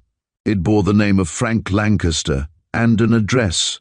On the silver plate of the Derringer were the initials FL, so the inspector, presuming that Lancaster, owner of the pistol, was the assassin, had called at that address given on the card to arrest him. At this point, the coroner said the witness was assuming too much. Inspector Herney submitted that the revolver used was the property of Lancaster, that the torn card bore his name, and that the servant Matilda Samuels stated that a man answering to the description of Lancaster had called to see the deceased. Also, Lancaster and Starth had quarrelled at the Piccadilly Theatre on the night before the committal of the crime, and Lancaster had been heard to threaten the deceased. Finally, Captain Berry, whom the inspector had come into contact with at Lancaster's chambers, where he was paying a visit, stated that the two men were bitter rivals for the hand of his niece, Miss Berry, known on the stage as Fairy Fan. Why was not Lancaster arrested? Asked the coroner. He fled, sir, replied Herney. After the committal of the crime, he did not return to his rooms. The last seen of him was when he passed Matilda Samuels a few minutes after 9 o'clock. The doctor who had examined the body deposed that either wound was sufficient to cause death. From the condition of the body, he thought that the man was killed between 6 and 8 o'clock. It was the doctor's opinion that Starth had been shot first and stabbed afterwards. He could give no absolute reason, save that if the suspected person using a knife had thus secured his end, he would hardly fire a shot into a dead body, especially into the head. The noise would have attracted the neighbours, said the doctor, and as the man was dead, there would be no sense in acting so foolishly. But in a vindictive spirit, the assassin might certainly have mutilated the body with the knife.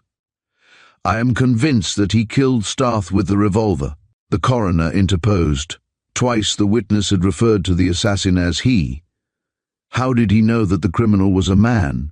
The doctor answered that he did not know, but the presumption favored a male criminal. It was improbable that a woman would be such a straight shot. The doctor had been in South America and talked so, and moreover, the knife had been driven so deeply into the heart that he doubted whether a woman would have strength to make such a wound. Besides, after firing the shot and securing her purpose, a woman would never have had the nerve to stop in the room for over an hour. There is no evidence that any woman stopped in the room for an hour. The witness explained that he was thinking of Inspector Herney's remark of Lancaster having been seen by the servant leaving at 9. If Lancaster were guilty, he must have stopped in the room with his victim's body for over an hour. The murder took place between 6 and 8, and Lancaster did not leave till after 9. Most irregular, these remarks, said the coroner discontentedly. You have no right to assume so much. Which wound killed the man? Either wound would cause death, said the doctor, sticking to his opinion, but it is my belief the shot was the cause. The mutilation was an afterthought. When this witness stepped down, Mrs. Betts, the landlady, was called. She knew nothing at all. On that day she had gone to a wedding, one of her cousins, and had been absent from midday till 9:30. She returned to find Tilly, the servant, in hysterics, and her lodger dead. She then called in the police. Mrs. Betts never knew that her lodger expected anyone. He had said nothing to her. She had never given Tilly permission to go out during her absence, and had severely reprimanded her for leaving the house. It was Tilly's duty to have remained in until Mrs. Betts returned. The landlady declared that she never heard of any quarrel, that she never saw Lancaster, and that she knew of no one likely to have killed her lodger. Mr. Starth was a quiet gentleman in the house, whatever he may have been outside. He rarely had a visitor. Captain Berry was one of the few who called. Sometimes Mr. Starth would go away for a week, and always returned looking ill. All this and much more of little account was extracted from the garrulous landlady, but she could throw no light on the darkness of the crime. She was succeeded as a witness by Tilly, whose evidence was delivered amidst floods of tears. The poor little wretch had been severely frightened when she entered the house after leaving her young man. "I went to take Mr. Starth's lamp," she said, sobbing, "as he allays liked oil and not gas. He was lying a dead 'un, so I owled and dropped till Mrs. shook me up. There wasn't anyone in the house. But that gentleman what called come out just as I was talking to Alf. He looked white and queer like. I spoke of the long time he'd been, but he said nothing, and just as cut." "Were the two men on good terms?" asked the coroner. "Well, sir," said Tilly, hesitating, "I can't hardly say for certain. I was left in the house when Mrs. went to the wedding, and Mr. Starth he called me up asking if I was in the humour to see Alf, which is my young man, a bricklayer. I said, right-o, and he tells me I could cut when a gentleman called to see him. 'There might be a row,' says he, ''cause this gent hates me awful, and I don't want you to 'ear bad language,' says he. So I gets ready for Alf, and when the gent comes after 4, and very late he was, I shoves him into the room and cuts. Did you hear the greeting given by Starth to Lancaster? No, I just shoves him in and cuts. It was Lancaster who called. Yus, Mr. Starth says as the gent he expected was Lancaster by name, and a fair yeller-haired cove. He seemed to 'ate him, though he says as it was Lancaster who 'ated him," finished Tilly confusedly. "Do you think Mr. Starth got you out of the house so as to quarrel freely with his visitor?" "Yus. He said as there would be a row. Could anyone have got into the lower part of the house during your absence?" Tilly stole a look at hard-faced Mrs. Betts. "Why, bless you, no, sir. I was particular about locking and barring the windows, but Mr. Starth could have let anyone in. I left him with Mr. Lancaster, that's all I knows. When I come back after leaving Alf, I saw him dead. When I brought the lamp, I nearly dropped with horror, and after putting the lamp down, I ran to waller on the kitchen floor with fear till Mrs. come and shook me up. I was too feared to holler fur the police." When Tilly was dismissed with a streaming face to the companionship of Alf, who lurked at the back of the court, Captain Berry was called. The little skipper looked harder than ever and delivered his evidence in a dry fashion, with unwinking eyes and without saying more than was needful. His language smacked of the great wastelands. "Yes, sir. I guess I knew the corpse and Lancaster. They fair hated one another, and there was always a shine between them when they met. My niece sent 'em fair crazy. They both wanted to marry her, but she shied when they asked her. She didn't want to run in double harness with either. Not much. I tried to make them two boys friends, but they wouldn't cotton to one another nohow. Starth did liquidate considerable, and at the Piccadilly Theatre made trouble. Oh, he came right along, callin' Lancaster high and mighty names. I wanted to put the stopper on Starth's jaw, but Lancaster sailed in and levelled him straight. A pretty hitter is Lancaster, but I don't call it square of a man to wish another out of the world." "Did Lancaster say that?" asked the coroner. Berry spat and nodded. "Several times, you bet. He said he'd like to wring Starth's neck, that he'd be better out of the world than in it, and that he'd like to kick him out of the world. Oh, there was an holy show. I took Starth home, but he never let on that he was going to make it up with Lancaster next day. They made no appointment, as I heard on. Oh, I guess Lancaster had a row with Starth in his own shanty and let out at him with the derringer. A clean shot, sir." Berry spat again. "The knife? Don't know anything of the knife, but I heard as Lancaster was in Frisco once, so he might have imported a bowie. Yes, sir, that wound was made by a bowie." Berry said much more to the same effect, and appeared to be quite sure that Lancaster was guilty. He was followed by Baird, who had been imported into the case by the skipper on a word to Inspector Hurney. Baird admitted reluctantly that Lancaster had threatened to kick Starth out of the world, and that the two men were on the worst of terms. Afterwards followed the cause of the trouble. Fairy Fan, exquisitely dressed, and quite overcome with emotion, deposed that the two men both asked her to marry them. She refused both, as she wished to stay with her dear uncle. Starth and Lancaster hated one another, but she never thought it would come to this. Starth usually started the quarrel, but it was always Lancaster who threatened. He frequently expressed a wish that Starth was dead. Lancaster told her that when slumming for his newspaper, he sometimes carried a revolver. The weapon produced in court was his. She had seen it once. It had belonged to his father, Lancaster said. The elder Lancaster's name was Frank also, hence the initials on the silver plate. The death of Starth and the wickedness of Lancaster had inflicted two several shocks on her, so that she had been out of the bill at the Piccadilly Theatre. She never thought Lancaster was so bloodthirsty. He always seemed to be such a quiet young man. Starth's language was certainly most insulting. Mildred Starth was then called. She deposed that she was a sister of the deceased. She lived in Essex and saw very little of her brother. They got on pretty well, but she was fond of a quiet life, and her brother was never happy unless he was leading a fast one. On the night previous to the murder she was in town. Her brother was in the box at the Piccadilly Theatre. That was the last she saw of him. He seemed excited and a little overcome with drink. She had heard him express hatred of Lancaster, but he was careful in her presence not to explain the reason. She had never heard him threaten Lancaster, but twice she had heard him express fears lest Lancaster should kill him. He described Lancaster as a ruffian from San Francisco. Witness had never seen the accused man. This formed the gist of evidence collected by the police, and it was quite enough to permit the coroner making a speech strongly condemning Lancaster. He said that no doubt Lancaster had intimated his intention of calling on Starth, as there was no reason to believe that Starth, who was manifestly afraid of his opponent, had invited him to come.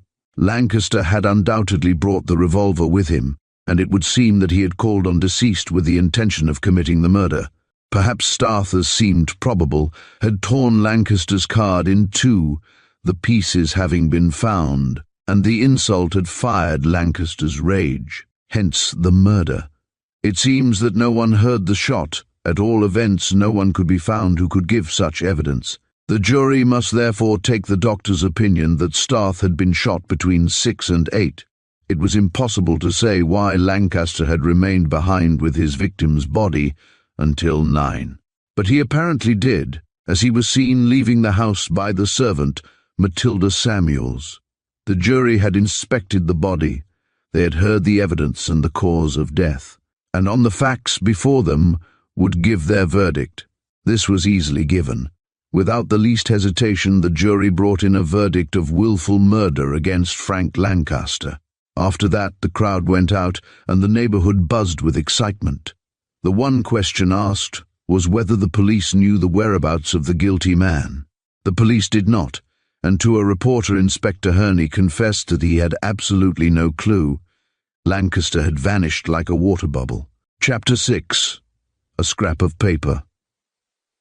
When the big dailies arrived at the shanty containing accounts of the inquest, Lancaster was perfectly convinced that Jarman was right.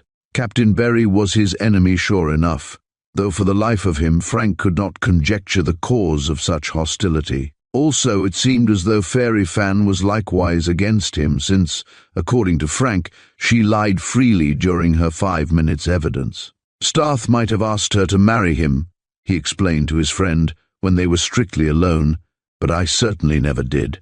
Had you any idea of doing so?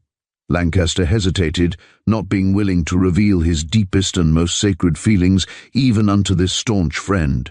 I don't know to what lengths my infatuation might have carried me. Oh, then you did love her, said Jarman, alertly. That depends on what you call love. I certainly had a fancy for her. I thought her pretty and fascinating, and she was always on her best behavior with me. I think she liked me more than a little. Eustace laid one big finger on the Daily Telegraph significantly. It looks like it, said he. Berry's put her against me, replied Frank in disturbed tones. I'll swear that she would never lie like that unless she was put up to it in some way. She did like me, although she was always too selfish to love anyone but herself. Jewels and laces, carriage and pair, admiration and cutting a dash, that was what Fairy Fan desired. I could not offer her these things, so she was careful not to compromise herself with me in any way. I never got so far as asking her to marry me, though I don't know but what I mightn't have been such an ass had I not changed my mind. And what caused you to change your mind, my son? Frank looked oddly at the big man, and then fixed his eyes studiously on his pipe, while making an evasive reply. I saw someone I liked better, he explained, and then my admiration for Fairy Fan seemed to vanish like a cloud of smoke. After I saw that other face, I thought no more of Fan, and was able to tell Starth with a clear mind that I didn't care about her. I'd have danced at his wedding with pleasure. And who is the— No, I have no right to ask that, but to continue with the lady's evidence. We know the first and the second. I never expressed any wish to her that Starth should die. I told her, certainly, that I sometimes carried a revolver when slumming, but I never mentioned that it belonged to my father, nor did I show it to her. Lastly, I never said to Fan that my father's name was the same as my own. Was it? Well, yes, Francis, same as mine. And did the revolver belong to him? It did. I got it from my aunt. There was a silver plate on it with my father's initials, and my own, of course. She might have seen the revolver produced in court, said Jarman thoughtfully, but why should she state that it was your father's? Chance shot, suggested Frank. No, she knew the initials on it were your father's and not yours. She's in this conspiracy along with Berry. Lancaster rose to pace the room in an exasperated manner. Why should there be a conspiracy? He demanded. You've asked me that before, said Jarman calmly, and I have replied that I think money is at the bottom of it. Evidently Berry forced his acquaintance on you, and Fairy Fan made the running to create jealousy and bring about this catastrophe. Money, my boy. Frank sat down in despair. I don't see it, he said, pushing his hands into his pockets. Supposing there is money, though for the life of me I can't think where it's to come from, why is it needful for me to be hanged before Berry and Fairy Fan get it? That's what puzzles me, said Eustace, nodding. If they wanted you out of the way, They could have polished you off at Sand Lane as easily as they did Starth. Do you think they killed him? I do, or else they employed someone else to do it. But you were lured there to be inculpated in the crime, and begad, they've managed finally to put the rope round your throat. The money, well, I can't make it out, considering the means they've taken to get you into trouble, but there's money in the matter some way, and a mighty big sum too, seeing they've gone as far as murder. But it's all so vague, and all supposition on your part, I admit it. All the same, I can theorize in no other way unless, well, what is it? I was going to say that perhaps it's blackmail. They may find out where you are and come forward, offering to save your neck from being wrung if you pay them well. That inculpates themselves. Besides, if I'm entitled to money of which I knew nothing, it was easy enough for Fan to marry me. Then all would have been square for Barry and her, without having had to slay Starth and outlaw me. Sure enough, groaned Jarman, who was getting more and more puzzled. What it all means I can't say. You have been outlawed in due form, and the police are after you. All you have to do is to remain quiet and not give yourself away, as you nearly did to Mrs. Perth the other day. I hadn't my feelings under control, said Frank. Her talk of that stab in the breast startled me. I can't understand why I didn't see it at the time. Did you feel the man's heart? No. The sight of the bullet wound under the left eye was enough for me. All I wanted to do was to get away and hide. Well then, as you had only a match and didn't feel the poor man's heart, it's easy to see how you missed the knife wound. Jarman took up the paper again. The doctor says that Starth was shot first and mutilated afterwards, but why should the poor wretch have been mutilated at all? I can't say. It looks like a piece of savagery to me, though, to be sure, I think mutilation's a wrong word to be used for a clean stab. If his ears had been cut off now, or— Don't, said Frank with a shudder. It's horrible. The man was shot dead and then stabbed to make sure. That's how I read it. Well, the person who sent him into the other world must have been anxious to make certain. This time it was Eustace who paced the room. I only heard of one corpse being treated like that before. Where was that? Asked Lancaster. In San Francisco some years ago. Who was it, and why was he slain twice for? That's what it amounts to. Jarman did not answer immediately. It was close on 8 o'clock, and he stood looking out of his study window into the luminous night. He and the secretary had been haymaking throughout the afternoon, and the shaven expanse of a particularly rough lawn was dotted with haycocks, picturesquely disposed. Beyond was the untrimmed hedge, which Jarman could never allow to be cut, and under this grew straggling white rose bushes, the flowers of which showed star-like in the glimmering light. Over the hedge, through a vista of leafy elms, could be seen the far-extending country, and the lights of Tilbury in a long line like flying illuminated railway carriages. A clear starry sky and a yellow harvest moon completed the beauty of the scene, and the nightingales were singing wildly in the copse at the bottom of the meadow. Jarman heaved a sigh of delight. It's a peaceful scene, said he, with a look of pure pleasure. Why do I go into gaslight and noisy crowds when I can dwell always in this Arcadia? Well, you don't, said Frank, not seeing where this speech would lead to. You haven't been in a London theatre or drawing-room for ages. True enough, I keep out of those things, but I was saying that San Francisco was noisy. Were you? I didn't hear you, said Frank. Then, as Jarman again made no reply, he spoke up rather pettishly. His position didn't soothe his nerves in any way, poor fellow. You can trust me, Eustace. How do you know I was becoming confidential? Because you talked sentiment about the scene before you. Eustace returned to his seat and laughed rather sadly. You're an observer, my son, said he. Yes, you have told me about your past. We must have a repetition of that story some day for reasons you will easily understand. Now I'll tell you my romance. About a woman? Yes. Did you ever know a romance that didn't include a woman? And this one of mine included a corpse too, shot and stabbed, both in the streets of Frisco 6 or 7 years ago. The man's name was Anchor. Are you talking of the corpse? Asked Lancaster, settling himself. Of what else? He was a lucky miner, and having made no end of money, he built a new raw palace near Frisco, where he settled with his wife. Ah, said Frank intelligently. "She's the woman." "Quite so, and I loved her for all I was worth till I found her out." "Eustace," remarked Lancaster, finding these details scrappy, "if you will start in and sail plainly, I won't interrupt." Jarman took a pull at his pipe. "I'll give the gist of it in a few words," said he slowly. "I was doing some journalistic work in Frisco and ran across Anchor. He was a big, burly, rough chap, but a whacking good sort. We chummed up and he invited me to see him. I was introduced to Mrs. Anchor and fell in love with her." "What was she like?" "You promised not to interrupt." "Never mind what she was like. My taste then is not my taste now." "Mildred," thought Frank, but said nothing. "I think she liked me more than a little.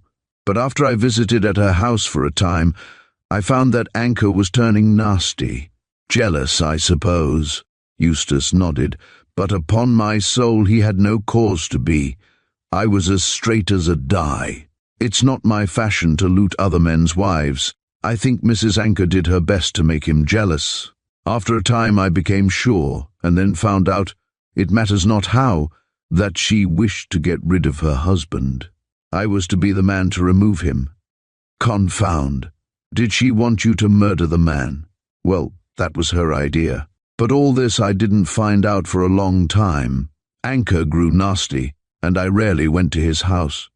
But Mrs. Anchor used to come and see me in the city sometimes." "Was that quite straight?" "No, it wasn't in one way. But you see, she came to tell me that she was afraid that her husband would kill her. I wasn't up to her game then. A third man came in. His name was Sakers, a nasty, dry, bad-tempered chap. He and Mrs. Anchor became thick as thieves. Then she gave me the go-by." "Oh, I suppose she hoped Sakers would kill her husband." "Yes. It seemed that Anchor was ruined. His wife spent all his money, and the raw new palace was sold. The pair came to live at Frisco, and Sakers loafed on the front with Mrs. Anchor." "Were you still in love with her?" "I was. I tell you, Frank, I really did love that woman. She was the most fascinating woman I ever met, and I've flirted with them in all countries. Well, after a time, she chucked Sakers and came to me. I gathered that she knew of some money which could be got if her husband was out of the way. How? Well, I didn't inquire. She proposed so plainly that I should shoot Anchor, seeing that even her pranks couldn't make him jealous enough to get up a duel, that I grew angry. That was an eye-opener. But even then, if she dropped the business, I might have gone on loving her, but she up and slanged me properly. Then I saw what a bad mind she had, and showed her the door. What her scheme was, I don't know. After that, a week later, Anchor came to see me. To make trouble? No, poor chap. He came to make it up.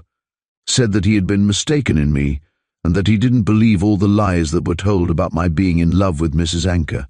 Then he cried, and said that she had bolted with Sakers. Why wasn't he man enough to follow and shoot?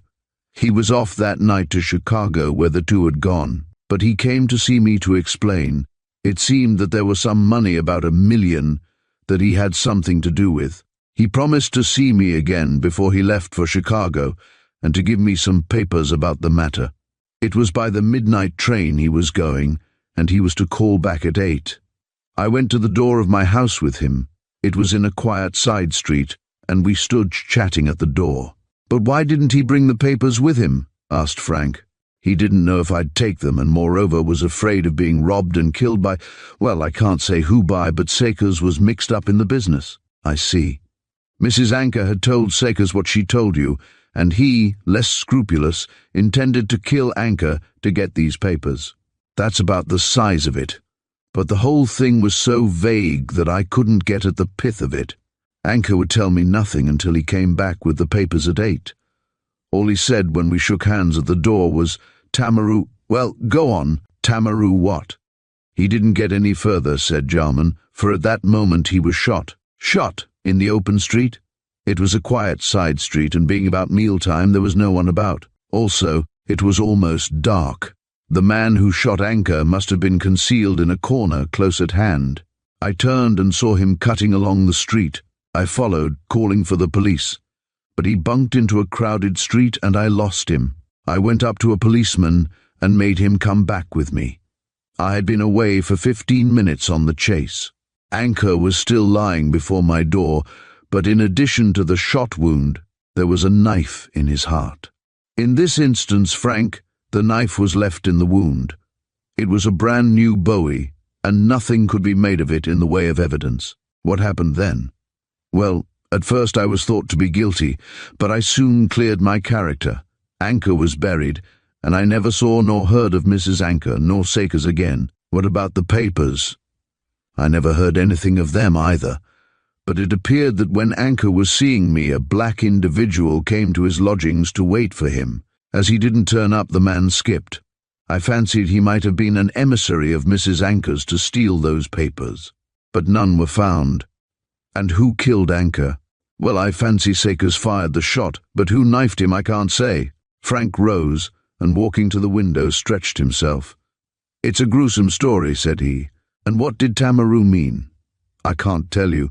That was the one word the poor fellow said before he was stretched a corpse. Well, Frank, after that I got sick of the West and came home. A strange romance? Very. But I can't make top nor tail of the business. It is strange that Anchor should have been both shot and stabbed as Starth was. For that reason I tell the story. Keep it to yourself, Frank. I do not care about wearing my heart on my sleeve." "I'll say nothing," assented Lancaster, "and you know quite enough to round on me if I do. I say he peered through the window into the moonlight. Who is the lady?" Jarman rose and looked over Frank's shoulder. There was a white figure crossing the lawn. "It's Mildred Miss Starth." Frank made for the door. "I'll go to my bedroom," he said. "I am not able to meet her yet, as I might give myself away. Besides, she may wish to talk to you about the case." "Yes, it's just as well. Clear out. I'll let you know all that is needful." So Frank disappeared, and Jarman opened the front door to his visitor. Mildred looked very weary. She wore a white dress with black bows, and saw him looking sideways at it when she entered the study. "I haven't had time to get proper mourning," she said, sinking into a chair. "Mrs. Perth is furbishing up an old dress for tomorrow." "I wasn't thinking of that," said Jarman, mendaciously. "Have some wine, Miss Starth? You look so tired." "I'm worn out. That awful inquest and poor Walter's death." She hid her face in her hands. "It's all so sudden, so terrible. I have been in bed ever since I returned. So Mrs. Perth told me. I know the verdict." "Do you think it is a true one?" asked Mildred suddenly. Jarman was taken aback. "How should I know? The jury say that Mr. Lancaster killed Walter, but as I was leaving the room, someone I don't know who slipped a paper into my hand. I have brought it to you, as I can't understand." She handed Jarman half a sheet of notepaper. On it was written in an unformed, childish hand 3 words, Frank. "Innocent. Tamaroo." "Tamaroo!" Jarman leaped up. "Tamaroo! What does it mean?" Chapter 7. Cupid's Bargain. While Jarman was receiving Miss Starth at the door, Miss Cork had brought in the lamp and pulled down the blinds. In the yellow light, Mildred could see that his face was pearly white. As Eustace was not usually emotional, she guessed that the paper she had given him must be interesting enough to surprise him out of his ordinary self. "What is it?" she asked nervously. "Oh, what is it?" Her nerves were slack, poor girl, from the anxieties of the last week. Jarman did not answer directly. That he should have stumbled on the word Tamaroo in this unexpected manner immediately after telling his story to Frank surprised him not a little. The coincidence was extraordinary, and, he suspected, providential. He could not see what connection there could be between the murder of Anchor in San Francisco and that of Walter Starth in Sand Lane. But the mysterious word Tamaroo seemed to link the two. Perhaps it might prove the clue to the mystery of the last crime. Jarman sat down to hurriedly arrange his thoughts, but he was unable to answer Mildred for a time. After her exclamation, she remained quiet, clasping and unclasping her hands, shaken to the core of her soul by the disturbed looks of this ordinarily phlegmatic man. "I don't know what it means," confessed Jarman finally, and looked again at the paper. "This is written by an uneducated person and by one who knows Lancaster well enough to address him by his Christian name. Who slipped it into your hand? I don't know, said Mildred again. I was passing out with the crowd after the verdict had been given, and I felt this being pushed into my hand. My fingers closed on it mechanically. For the moment I never thought to look round for the person. When I examined it outside, it was, of course, too late. That's a pity. If we could only find who wrote it, there might be some chance of clearing up the mystery. Then you think there is a mystery, Mr. Jarman? About your brother's death? Certainly I do. I know Lancaster very well. Indeed, it was I who introduced him to your brother, and I am absolutely certain that he is not the man to commit so brutal a crime. But his threats on the previous night, objected Mildred. Mere foolish speaking, and far from proving his guilt, they, to my mind, hint at his innocence. Had he intended to kill your brother, he would have been more circumspect in his language. But if Mr. Lancaster is innocent, why did he run away? Jarman shrugged his shoulders. You can't expect a man to have all his wits about him at such a moment. He was here. Jarman was about to explain the drugging, but on second thoughts he did not think it wise to appear to know too much. He was in the house alone with your brother, whom he had threatened, he continued, and when the murder took place, saw that there was every chance of his being accused. To avoid being arrested on circumstantial evidence, he fled. Have you any idea where he is? Asked Miss Starth quickly. No, replied Jarman deliberately. I have not seen Frank Lancaster for some months. He was always in town, and as you know, I rarely go up. You believe him to be guilty. Everything seems to point to his guilt. I admit that. But I am convinced from what I know of him that he is perfectly innocent. If so, said Mildred shrewdly, he must at least know who killed my brother, seeing that he left the house after the death. I don't profess to explain, said Eustace, who was unwilling to lie more than was necessary to shield Lancaster. Did your brother ask Lancaster to call on him? No, replied Mildred decisively. Walter was rather afraid of Mr. Lancaster. They were bad friends for some reason, and Mr. Lancaster threatened to give Walter a thrashing. Did he threaten to kill him? Mildred hesitated. Well, Walter said that Mr. Lancaster would shoot him if he got the chance, as he always carried a revolver. Lancaster only carried a revolver when he went slumming. He wasn't slumming when he visited at Sand Lane. No, I can't explain that. All I can say is that, from what I know of Lancaster, he might have thrashed your brother, but he certainly would not murder him. But Mr. Darrell tells me that Mr. Lancaster was very bitter against my brother. When did he tell you that? Said Jarman, who knew Darrell, and, regarding him as a possible rival, did not approve of him overmuch. Today, when I got up, Mr. Darrell is staying at the rectory for a few days. You know, he is a friend of the rector's. Yes, I know, replied Eustace, thinking he must put Frank on his guard, since Darrell might recognize him. Why did Darrell come down? On a visit to the rector. But he also said that he came to see if he could help me in any way. I can do all the help that is necessary, said Jarman jealously. I told him so, and then Captain Berry is anxious to assist. Said Eustace, pulling his big moustache. Mrs. Perth told me that he had offered a reward. Very good of him. Captain Berry was a great friend of Walter's. He wrote me the sad news almost immediately. Almost too immediately, replied Jarman. What time did you get his letter? By the 11 post. Then it must have been posted in London before midnight, and the fact of the murder was not known to the general public till next morning. How came Captain Berry to have such early information? I don't know, said Miss Starth blankly. Do you think— I think nothing, interposed the big man quickly. I have never met Berry, and I know nothing about him, but Mrs. Perth doesn't seem to entertain a good opinion of him. Mildred, in spite of her grief and sadness, could not help smiling. You know that Mrs. Perth never approved of Walter's friends. She was my governess, you remember, and still thinks it's her duty to look after me. And after that Denham man. Oh, he is only a boy, said Mildred with contempt, and a very silly boy. Walter brought him down twice, but I don't suppose he'll come here again. Where did Starth meet him? At Captain Berry's. Mr. Denham came from San Francisco with Captain Berry. They are great friends. And thereby hangs a tale, muttered Jarman, who was intensely suspicious of the skipper and his associates. "Well, and what are you going to do now, Miss Starth?" "I can do nothing," she said, with a helpless gesture. "I have seen our lawyer about Walter's affairs, and Walter's income comes to me. I don't know what to do about his death except wait for the capture of Lancaster." Miss Starth moved uneasily. "I am not revengeful," she said, "and my brother was not such a good man as he should have been. But if Mr. Lancaster is guilty, he ought to be punished." "Yes, if he is guilty. But presuming his innocence, he will have an opportunity of proving that when he is tried." "Ah," said Jarman, pulling again at his moustache, "then you anticipate that he will be captured. Captain Berry says he will never rest until he is captured. We had a long talk about the matter. Has Berry any clue?"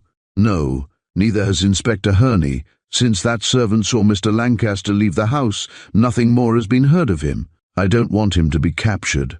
His being hanged won't bring poor Walter to life, and that paper makes me doubt if he is guilty." "Did you show this to Berry?" asked Jarman, who still held the paper. "No, I showed it to no one, not even to Mrs. Perth. I wish to consult you about it." "I am glad you said nothing, Miss Starth," said Jarman. "May I keep this paper? I may be able to find out something, you know." "Certainly. I shall be glad if you will help me." "I wish to help you in every way. You know that." Jarman's voice shook a little, and the woman in Mildred took the alarm. She rose to go, whereupon Jarman insisted on seeing her to Rose Cottage. "But there is no need," protested Mildred. "The moon is shining, and I am quite safe. Don't trouble." "It's a pleasure," insisted Eustace, putting on his cap, and being thus obstinate Mildred let him have his own way. She was even secretly pleased, as she liked Eustace extremely.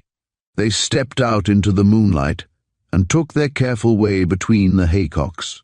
The night was very still.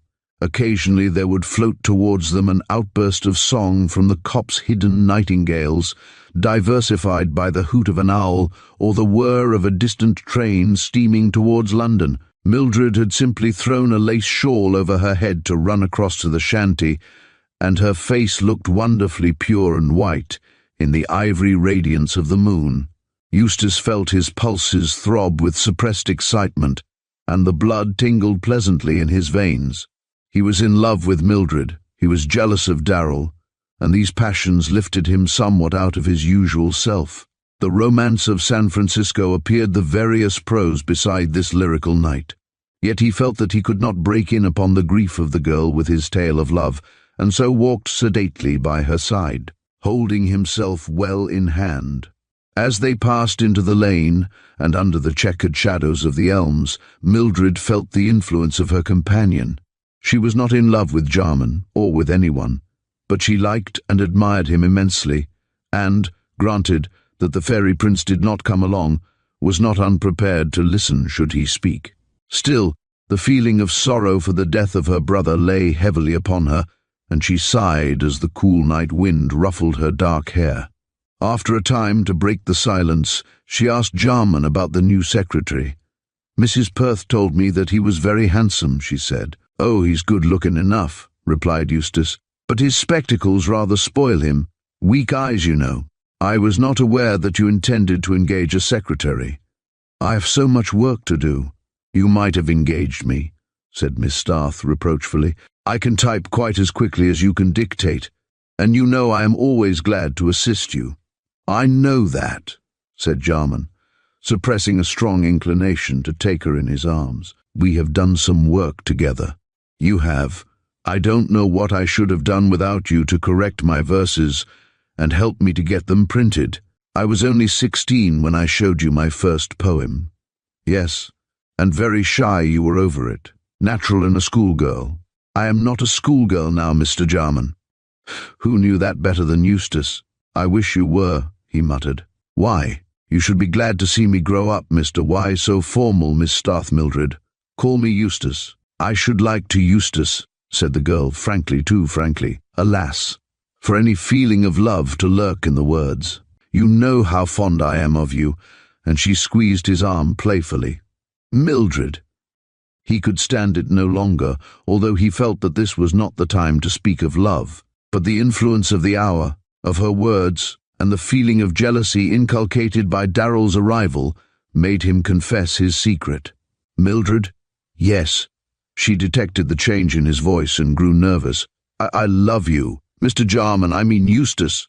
"I didn't mean to speak," went on the man rapidly. "I know you have heavy troubles to face, but I wish to help you. If you would accept me as your husband, if you would lean upon me through life, I would do all that I could to save you from being worried." Under the shadow of the trees, a stone's throw from the white gate of Rose Cottage, Mildred stood still, her hands clasped before her. A shaft of light piercing the leafage shed its radiance on her beautiful face, and Eustace put a constraint on himself. Under his breath he quoted the Arabic proverb, "Blessed be Allah, who made beautiful woman." "Eustace, I never thought of this. And you are angry?" No, I'm not exactly angry. But you love me, then you love me." She could feel his breath on her cheek and shrank away from the passion expressed in his deep voice. "I'm not angry, but I don't love you. Wait." She flung up her hand as she heard his sigh. "I like you, oh yes, I like you more than anyone I ever met, more than Daryl. Mr. Daryl, I don't care a bit for him. I wish you wouldn't talk so." She stamped her foot. "You know how troubled I am about poor Walter's death, and we were getting on so nicely." "You and Walter?" "No, poor fellow, you and I. We were such companions, and I always told you everything, and now talking like this." Miss Starth's eyes filled with tears. "It's a shame. I can't help loving you. Well, I love you in a way. No, don't come any nearer. I looked on you as a father," sobbed Mildred. "Oh, heavens! There's no more to be said after that. Let me remain in that relationship." "No." That is, Mildred dried her tears and became alarmed because she thought she was inflicting pain. "That is, you know." "I don't mind." "Well, if you can't guess, does that mean you will marry me?" asked Jarman, catching his breath. Mildred rolled her handkerchief up into a ball and became more of a woman and less of a schoolgirl. "I will marry you on one condition." "What is that?" he asked eagerly. "That you find out and punish the person who killed Walter." Jarman's heart leaped. "Do you mean Lancaster?" he asked, alarmed. "No, if what that paper says is true. I mean the real person. You say that Mr. Lancaster is innocent, and I know you too well to doubt your word. Find the real person and—" She bent forward as though to seal the bargain with a kiss. But before her face could touch his own, she drew back and flitted towards the gate. "Mildred!" he cried. "Mildred!" "Good night!" floated back faintly, and he heard the closing of the door. Alone with the night and with his great happiness, he tried to realize his good fortune. "She doesn't love me yet," he thought, as he walked back to the shanty on tiptoe excitement. "But she will, she will. Heaven bless her. How could I have loved Mrs. Anchor? This is the real thing, and Mildred, oh, what a boy I am yet." He wiped his face. "Of course I'll find out who killed her brother, both to win her and to save Frank. Dear Frank, poor fellow." Jarman felt immensely sorry for Lancaster being, as it were, out in the cold. "I must tell him." And tell him he did, blurting out the news almost before he filled his pipe. "I say, Frank, I'm going to start in and find out who killed Starth," he declared. "Miss Starth has asked you to do so," said Frank, trying to suppress his jealousy. "Yes, and she is going to reward me if I am successful with her hand." Lancaster stared. I hope you'll be happy," he gulped. "She'll get a good husband, and I an angel for a wife." "An archangel, a Madonna, a saint," said Frank incoherently, but his heart ached. Chapter 8. A pleasant surprise. The rectory was like a beehive. Mr. Arrow was the happy father of 10 healthy children, and his wife was pretty well worn out looking after them. One of the boys was at Sandhurst, a couple were at school, but the majority of the children remained to make the old house lively. Why Daryl, who loved his comforts, should come to such a noisy establishment, Arrow could not conjecture, although he was glad to welcome him. Daryl himself declared that he came to see his old tutor, and Arrow accepted the flattering compliment. But when he found that his guest paid 3 visits to Rose Cottage in as many days, the rector began to mistrust the excuse. However, he said nothing to Darrell, as the Rhodesian was rich and might be trusted to do something towards launching the young arrows into the bleak world. Darrell was a big man, as huge as Jarman, but black and sulky in his looks. His manners were soft, and he resembled a large tom-cat more than anything else, particularly when speaking, as he positively purred. With the children he was a favourite, as he always presented them with gifts, but it was understood that on condition of this largesse they were to leave him alone. Consequently, he had all his time to himself, and spent it dodging about Rose Cottage or filling the little parlour with his gigantic person. Mrs. Perth rather liked him, as he was always deferential to her, and she was not averse to his courtship of Mildred, for that was what his continual and not always welcome presence amounted to. But the girl herself thought Darrell possessed a violent temper, and always declared that she would not marry him if he were as rich as Vanderbilt. However, as the Rhodesian came ostentatiously to condole with her on account of her trouble, she could not very well express herself as she wished. Moreover, in a measure, she was now engaged to Jarman, but she told no one of the agreement she had made with him, not even Mrs. Perth. It was now over a fortnight since the death of Starth, and as he was buried, Mildred was recovering her spirits. She had never cared particularly for her brother, who was something of a bully, and had seen so little of him that his death made scarcely any difference in her life. Consequently, beyond that she was in mourning, she showed little sign of the catastrophe, and Walter had only himself to thank for the calmness with which she accepted his decease. One afternoon Mrs. Perth was out, and Darrell sat with Mildred drinking tea in the parlour. It was a small room filled with chintz-covered furniture, and looked extremely cool. The window was open, and Darrell, who felt the heat, sat near it cup in hand. He was dressed in spotless flannels, and looked better looking and less black than usual. Mildred, in her sombre dress, was fanning herself vigorously. "I wish I could feel as cool as you do," she said enviously.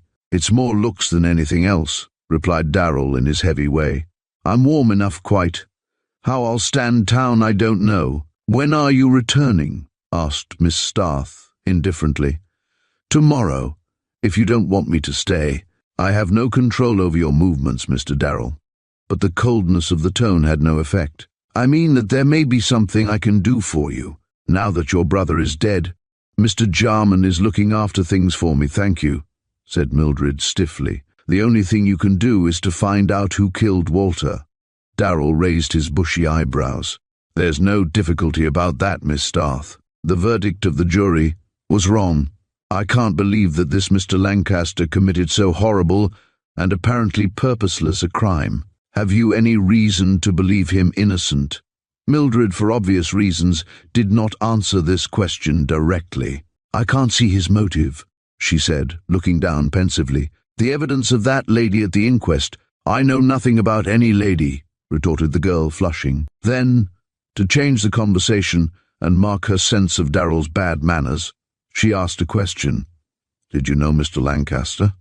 Darrell nodded. "I thought I told you," he said. "He was sitting next to me on that night I saw you in the theatre." "The night before the tragedy," said Mildred, shuddering. "What is he like to look at?" "Fair chap, blue eyes, and wait." Miss Starth recollected the man who had stared at her. "Do you mean to say that he was the gentleman who sat next to you?" "Yes, I said so. Fair hair and—" "I know," she broke in hurriedly. "He was looking at me. Our eyes met. And he didn't look like a man who would commit murder. I shouldn't have thought it of him myself," said Darrell. "But if he didn't, who did? That's the point. I wish you to find that out if you will." "Certainly. I'll do my best on conditions." "Conditions?" Mildred stared and looked annoyed. "Yes," said the Rhodesian stolidly. "Promise to be my wife, and I'll hunt down Lancaster." Mildred gasped. This was the same bargain as she had made with Eustace, so the situation was duplicated. But she more than liked Jarman, and cared very little for Darrell. Moreover, Now that she knew the suspected man was the one who had stared at her, and to whose face she had taken a fancy, she was inclined to agree with Eustace that he was innocent. So refined a man could not possibly have committed so brutal a crime. And finally she was displeased that Darrell should again broach a subject about which she had asked him to be silent. "I told you before, and I tell you again, Mr. Darrell, that I cannot become your wife," she said with some heat. "Why not?" asked the man stolidly. Mildred grew exasperated. "Because I don't love you. Love may come after marriage. I prefer it to come before," she declared. "I won't marry you." "Yes, you will," said Darrell, closing his obstinate mouth. "Your brother was in favor of the match, at one time, but not lately. I know, and I can't understand why he changed." "Whether he changed or not doesn't matter," said Miss Starth sharply. "The thing is out of the question." "No, it isn't. I've made up my mind to marry you, and marry you I shall." She rose and turned on him indignantly. "Do you threaten me?" Darrell rose also, but did not reply directly. "I never made up my mind yet to get a thing that I didn't succeed," he said. "I wanted to be rich, and I am rich. I want you to be my wife, and I intend to make you my wife." "No, no, no!" She stamped her foot 3 times. "Oh, yes," said Darrell calmly. "Think it over. I go to town tomorrow, but will come back in a month. I'll expect my answer then." "Take it now," she cried, indignant at his impertinence. "No, that's not the answer I require," he said, collecting his cane and hat. "You must say yes." "I won't." Darrell took not the slightest notice, but held out his hand. Mildred declined to take it and repeated her refusal. The big man turned to the door. "I'll come in a month for my answer," said he, and went out. Mildred was very angry at his persistence, but she had quite as strong a will as Darrell, and determined that nothing would induce her to become his wife. But she dreaded his return, as she knew he was not easily shaken off. For the moment she was minded to tell Eustace, but a reflection that such a confidence might lead to a quarrel made her change her mind. "But I'll never marry that Darrell," she declared. "Never, never, never. I wonder indeed if I'll marry Eustace. I like him, but I don't love him. And one should love when—" Here she blushed and sat down. Her thoughts wandered to the pleasant face of the young man in the theatre, and she recalled his persistent gaze. He had evidently been attracted by her, and she, "No," said Mildred to herself, "I'll never believe that he murdered Walter." After which remark she began regretting that she had made a bargain with Eustace. Decidedly her conduct was flighty, but late events had unsettled her mind. She was not usually so vacillating, but at the present moment she was too bewildered and upset to know her own mind, save that she would never marry Darrell. And perhaps not Eustace, she concluded. Meantime, Eustace was in the 7th heaven. For the last few days he had gone about singing, and Lancaster was rather exasperated. It seemed unfair that Jarman should have all the happiness, and he should have nothing but trouble. Then he blamed himself for being selfish. Jarman had been and was a good friend to him, and Jarman had known Mildred for many years. He, Frank, had not even spoken to her, so it was ridiculous and ungrateful of him to be jealous of his best friend on such slight grounds. He did all he knew to preserve a cheerful face, but at times grew gloomy. Eustace put his fit of the dismals down to a too vivid realization of his danger.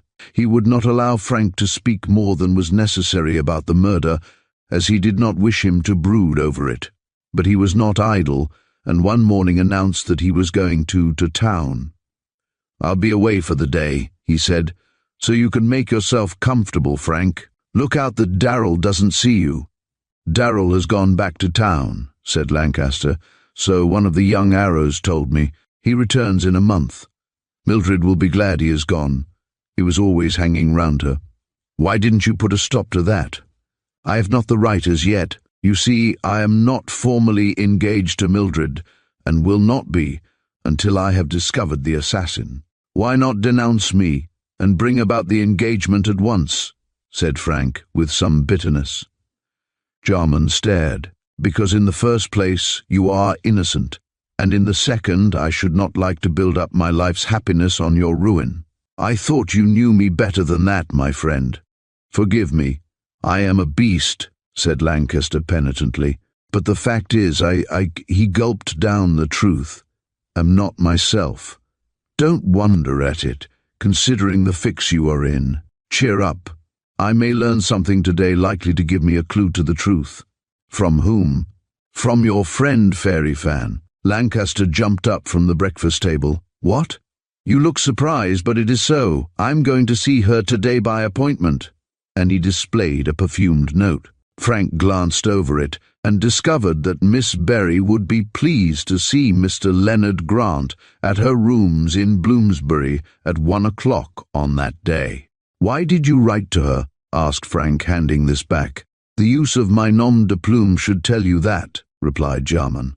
I want to have a quiet chat with that lady, so I wrote as Leonard Grant, under which name I produce my sketches, and asked her if I could do one for her. As I have a certain reputation, she seems inclined to entertain the idea. Why didn't you write under your own name? What an ass you are, Frank. Firstly, the nom de plume is required to intimate who will write the sketch, since Eustace Jarman is unknown as a dramatist. Secondly, did I write in my own name, I might give myself into the hand of Berry. He must have learnt from Starth that I am your friend, and thus might seek to know too much. You could baffle his inquiries. Oh yes. But if he chose to come down and see me, I could not baffle his spotting you. It's best to be on the safe side, and even in that disguise the man is clever enough to recognize you. That doesn't say much for my disguise, said Frank grimly. Pooh! The makeup is good enough to baffle a casual observer, but Captain Berry is exceptionally clever. He might not recognize you, certainly on the other hand he might. No, Frank. As Leonard Grant, I'll see Miss Berry and learn all I can. She won't discuss the matter with you. Perhaps not, but I'll try and get her on the subject. I may even meet with Berry, and then we'll see if I can't pump him. So you make yourself comfortable here, Frank, while I go to town. I think you might take the newspaper to Mrs. Perth and meet Mildred. I don't know her, said Frank, flushing. Mrs. Perth will introduce you, said Jarman, and I am sure you will get on well with her. Too well, thought Frank. But he said nothing, not even if he would go over to Rose Cottage. Jarman bustled about, and finally set off across the heath, which was the nearest way to the railway station. His plan of action was to seek Berry and his niece as a complete stranger, and to learn, if he could, what they were about to do. He had a clever pair to deal with, but Jarman was smart himself, and not for nothing had rubbed shoulders with the astute citizens of the Great Republic. Moreover, apart from his wish to please Mildred and to save Frank, there was a certain element of exhilaration about this chase after an unknown criminal that appealed to his love of adventure. I've got detective fever, he thought, as he swung into a third-class smoking, and the disease won't be cured till I run the true assassin to earth. On arriving at Liverpool Street shortly after 12, he walked to the tube railway at the Mansion House station, and thereby gained Oxford Street. From Tottenham Court Road, he strolled to Bloomsbury Crescent, where Miss Berry dwelt with her uncle, and reached the door of the house a few minutes before 1 o'clock. A neatly dressed maidservant admitted him into a cool drawing-room. While the maid informed her mistress of Jarman's arrival, or rather that Mr. Leonard Grant was at hand, Eustace looked curiously round the room. From its contents, he hoped to learn something of the character of Fairy Fan. But there was no need to read her character in this way. Almost before he commenced his examination, she appeared at the door and came forward with a smile. Suddenly she stopped, and the colour ebbed from her face. Jarman gasped and stared, as well he might. "Mrs. Anchor," he said under his breath. "Mrs. Anchor, I might have guessed." Chapter 9. The Old Romance. Mrs. Anchor, alias Miss Fanny Berry, was a pretty little creature, even when the searching morning sunlight was full on her face. She had no absolute need of paint and powder to make her attractive. In a tea gown of delicate blue, with a head of fluffy golden hair, and a piquant face, she looked, as the saying is, as pretty as a picture. Jarman eyed her sternly, and wondered how he could ever have loved a woman possessed of such obviously meretricious charms. Her mouth was hard, and there was an unpleasant glitter in her blue eyes, which did not bode well for Eustace. After her failure in San Francisco, the lady was intensely suspicious of Jarman, deeming him too scrupulous. Eustace saw the inquiring light in her eyes, and having his own game to play, he pretended to forget the past and to be overjoyed at the meeting. Now that he knew who Fairy Fan was, he felt quite certain that Captain Berry would answer readily to the name of Sakers, and hoped to see him before the termination of the interview. Meanwhile, to abate the suspicions of the little lady, he made himself agreeable, and Eustace could be extremely pleasant when it suited his book. "Mrs. Anchor," he said, advancing with outstretched hands, "this is a surprise." "An agreeable one, I hope," replied the lady with an artificial laugh, but searching his face keenly. "Very agreeable. I have often thought of you, Mrs. Anchor." Woman-like, her thoughts reverted to his love, and she strove to see if she yet had him in her toils. But Eustace did not flush, and the calm expression of his face baffled the reading of his thoughts. A puzzled look, which meant, "I wonder why you called," crept into her expressive eyes, but beyond this she governed her feelings excellently. But Eustace had interpreted the look, and to rearrange their friendship hastened to explain. "I have never seen you at the theatre," he said easily, taking a chair, "so it never struck me that Fairy Fan, who was delighting the British public, was the same as Mrs. Anchor of San Francisco." "Nor is she," replied the little woman, seating herself on the sofa. "After the sad death of my husband, I took my maiden name again." "Miss Berry?" inquired Eustace. "Fanny Berry," she replied, nodding. "I'm over here with my uncle." She glanced uneasily at the door, thinking he might come in. "His name is Banjo Berry. He is a merchant captain, but in Frisco you knew him as Edward Sakers." "Oh, I thought—" "I know you did," she interrupted petulantly, "and so did everyone else. But he is my relative and nothing more. Owing to some trouble connected with the casting away of a fruit schooner on a South Sea reef, he was obliged to call himself Sakers. As I told you, my husband's behavior became so impossible that I had to leave." "You never told me that," said Jarman serenely, "but at our last interview you hinted that I might fight Anchor with revolvers." "I don't deny it. The man treated me shamefully. I was a good wife to him." Miss Berry, as it is best to call her, squeezed out a tear. "But well, what's the use of going over the old ground? You know how jealous he was." "And I know how he loved you," said Eustace pointedly. "What about yourself?" she responded flippantly. "I never lost the right of calling myself your husband's friend." "No," she taunted. "You hadn't the pluck to do that. You pretended to love me, yet when I would have given you myself and a fortune, you drew back. The price was too high, and you got someone else to put him out of the way." Fairy Fan rose indignantly. "I never did," she declared vehemently. "I was in Chicago at the time. When Anchor's conduct became unbearable, I went with my uncle to that city. It was there that we heard of his death. Shot and stabbed, wasn't he?" "Yes, but not by me, not by my uncle, although he was angry at the way in which I had been treated. I left Anchor and intended to get a divorce, but circumstances made me his widow." "Did it make you a rich woman also?" asked Eustace, remembering the last interview he had with her. "No," she said quietly. "You never gave me time to tell you about the money. Anchor speculated and lost his fortune. However, he knew, through some Indian, of a treasure, a Spanish treasure which was buried in a certain place. I wanted him to tell me the secret, but he would not. When he died, he took the secret along with him. I am as poor now as I was then, and I shouldn't be acting at the Piccadilly Theatre if I wasn't." "Why was the death of your husband necessary to your learning the secret?" demanded Jarman quickly. Fairy Fan arranged herself on the sofa and took out a case, which she opened. "It wasn't," she said blandly, selecting a cigarette. "But I feared I wouldn't get a divorce, and so I wished him out of the way.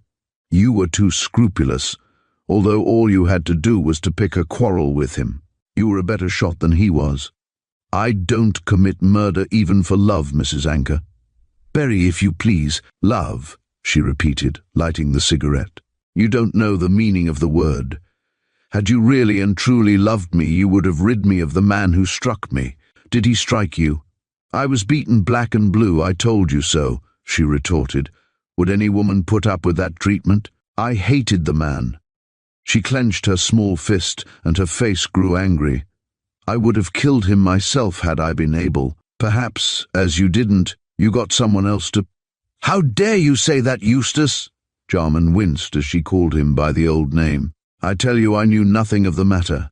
If you have come here to denounce me for the murder of my husband, you have wasted your time. There is no evidence which can connect me with that crime or my uncle either. We are quite at our ease, quite." "I never thought of doing such a thing," said Jarman dryly. "My coming here is a pure accident. I live in Essex and rarely come to town. I had not the slightest idea of your identity. It was simply and solely to write you a sketch and make money that I came." "Why did you write under a false name?" "Bah, you understand well enough. I am known as Leonard Grant in this line, as I'm not proud of the occupation of writing these drivelling things. You, so far as I knew, were a stranger to me. I wrote you under the name I was best known by, to do the sketch. Fan." "Don't call me Fan," she said petulantly. "Well, I treated you so badly that I don't deserve much at your hands, my dear," he said with feigned penitence. "But for the sake of old times, let me call you by the old name. My uncle will not like it. He will be here soon, and should he hear you call me by so intimate a name, he will be angry. He is very, very particular." Jarman privately thought that an ex-skipper who had cast away a schooner and had to change his name for that reason had no need to be so scrupulous, but he did not believe in the relationship and suspected that Fairy Fan was telling glib lies. However, it suited him to accept the story she set forth, and he swallowed the scrupulous Captain Banjo Berry along with the other fiction. "I'll call you Miss Berry when he comes, but till then—" He looked imploringly. She gave him a coquettish smile. "Very well, till then, Eustace." Jarman knew perfectly well that she was calculating to make use of him, and wished her to think so. Should she accept him as a colleague in the swindle which she and her so-called uncle were perpetrating, he might more easily penetrate the secret of Starth's murder. "Then tell me, Fan, was it ever discovered who killed Anchor?" "How you harp on that, Eustace. Yes, an old partner of his, whom he cheated in connection with a mining claim, shot him." "And who thrust the knife into his heart?" "A Chinese man. He found the body, or rather, he found Anchor dying, and intended to rob him. When Anchor opened his eyes and tried to sing out for the police, Lo Keong knifed him. The Chinese man has been hanged, but the man who fired the shot got away. And now don't let's talk any more about the matter. It gives me the horrors. I'm doing very well here, and I hope to make a lot of money. Then I shall retire and marry again." Fairy Fan shot a second provocative glance. "Perhaps," she said. "Shh." Jarman resolved to startle her. "So Walter Starth was not to your taste?" He woefully failed to bring about the desired result. Fan was too old a hand to be startled. "You've been reading the papers?" she said. Jarman nodded. "I saw that both Starth and the man who is supposed to have killed him loved you." "They did, and I refused both of them. Nice boys, but a couple of paupers. If I marry again, I marry money. But why do you use the word supposed? Frank Lancaster murdered Starth, sure enough. So the jury say, but— And so I say. I know exactly how it happened. Starth thought that I was going to marry Lancaster, and they had a row. Then Frank, who always carried a revolver, shot him, and knifed him afterwards like your friend Lo Keong did Anchor. That was strange, admitted Fan thoughtfully. I don't think such a nice boy as Frank would act so brutally. And it's odd that my husband should have been treated in the same way. A coincidence, I suppose, said Eustace indifferently, knowing that Fan was watching him closely. What's become of Lancaster? I don't know. I wish I did. He should hang.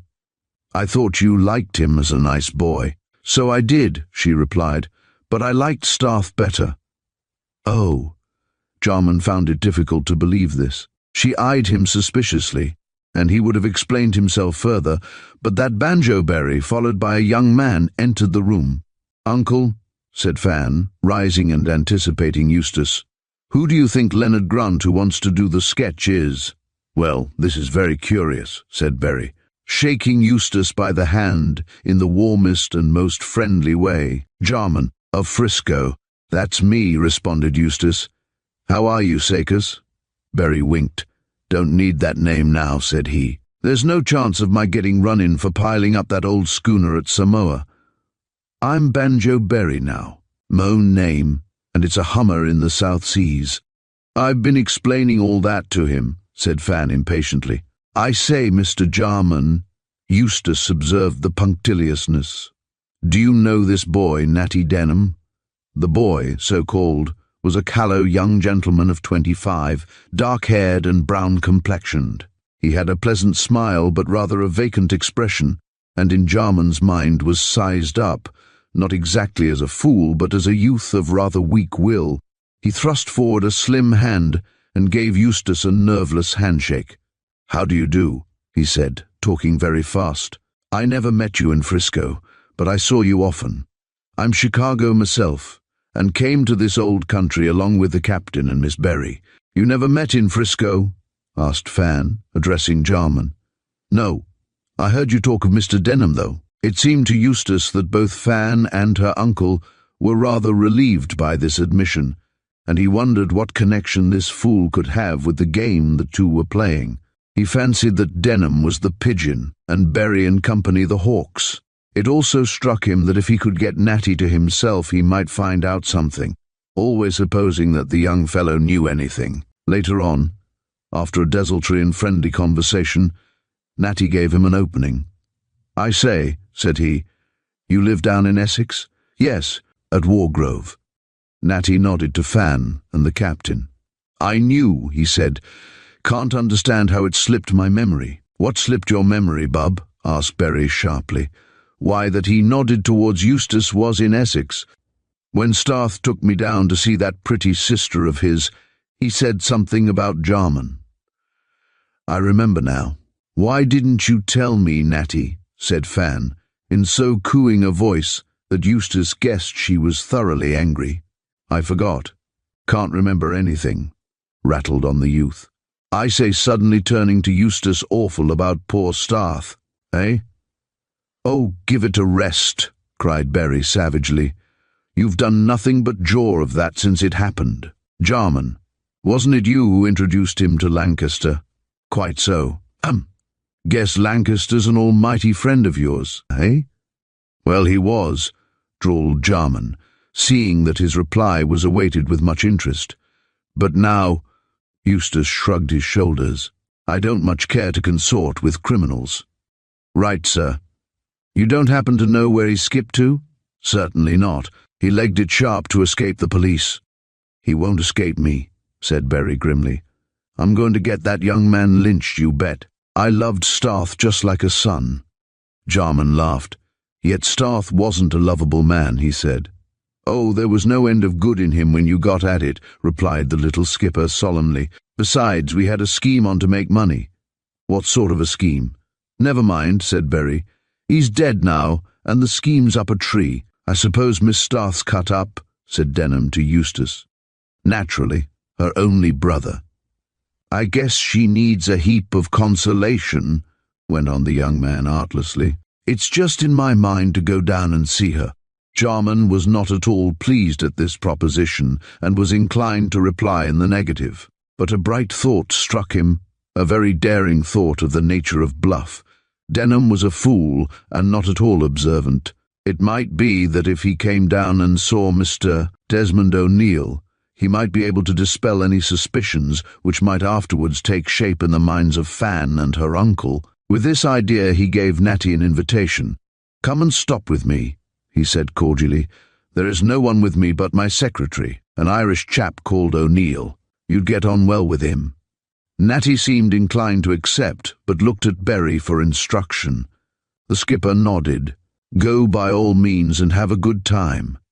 You never ask me, said Fan reproachfully to her old lover. I'm afraid a bachelor establishment is not quite a paradise to ladies, said Eustace, laughing, but if you will spend the day I'll be very pleased. When will you come down? He asked Denham. Berry answered. "He can come on Saturday," said he, "as I'm going tomorrow to see an old friend for a couple of days. I'll be back in the morning, Saturday morning, that is. I don't want Fan to be left." "Is it Balkis you're going to see?" asked Denham.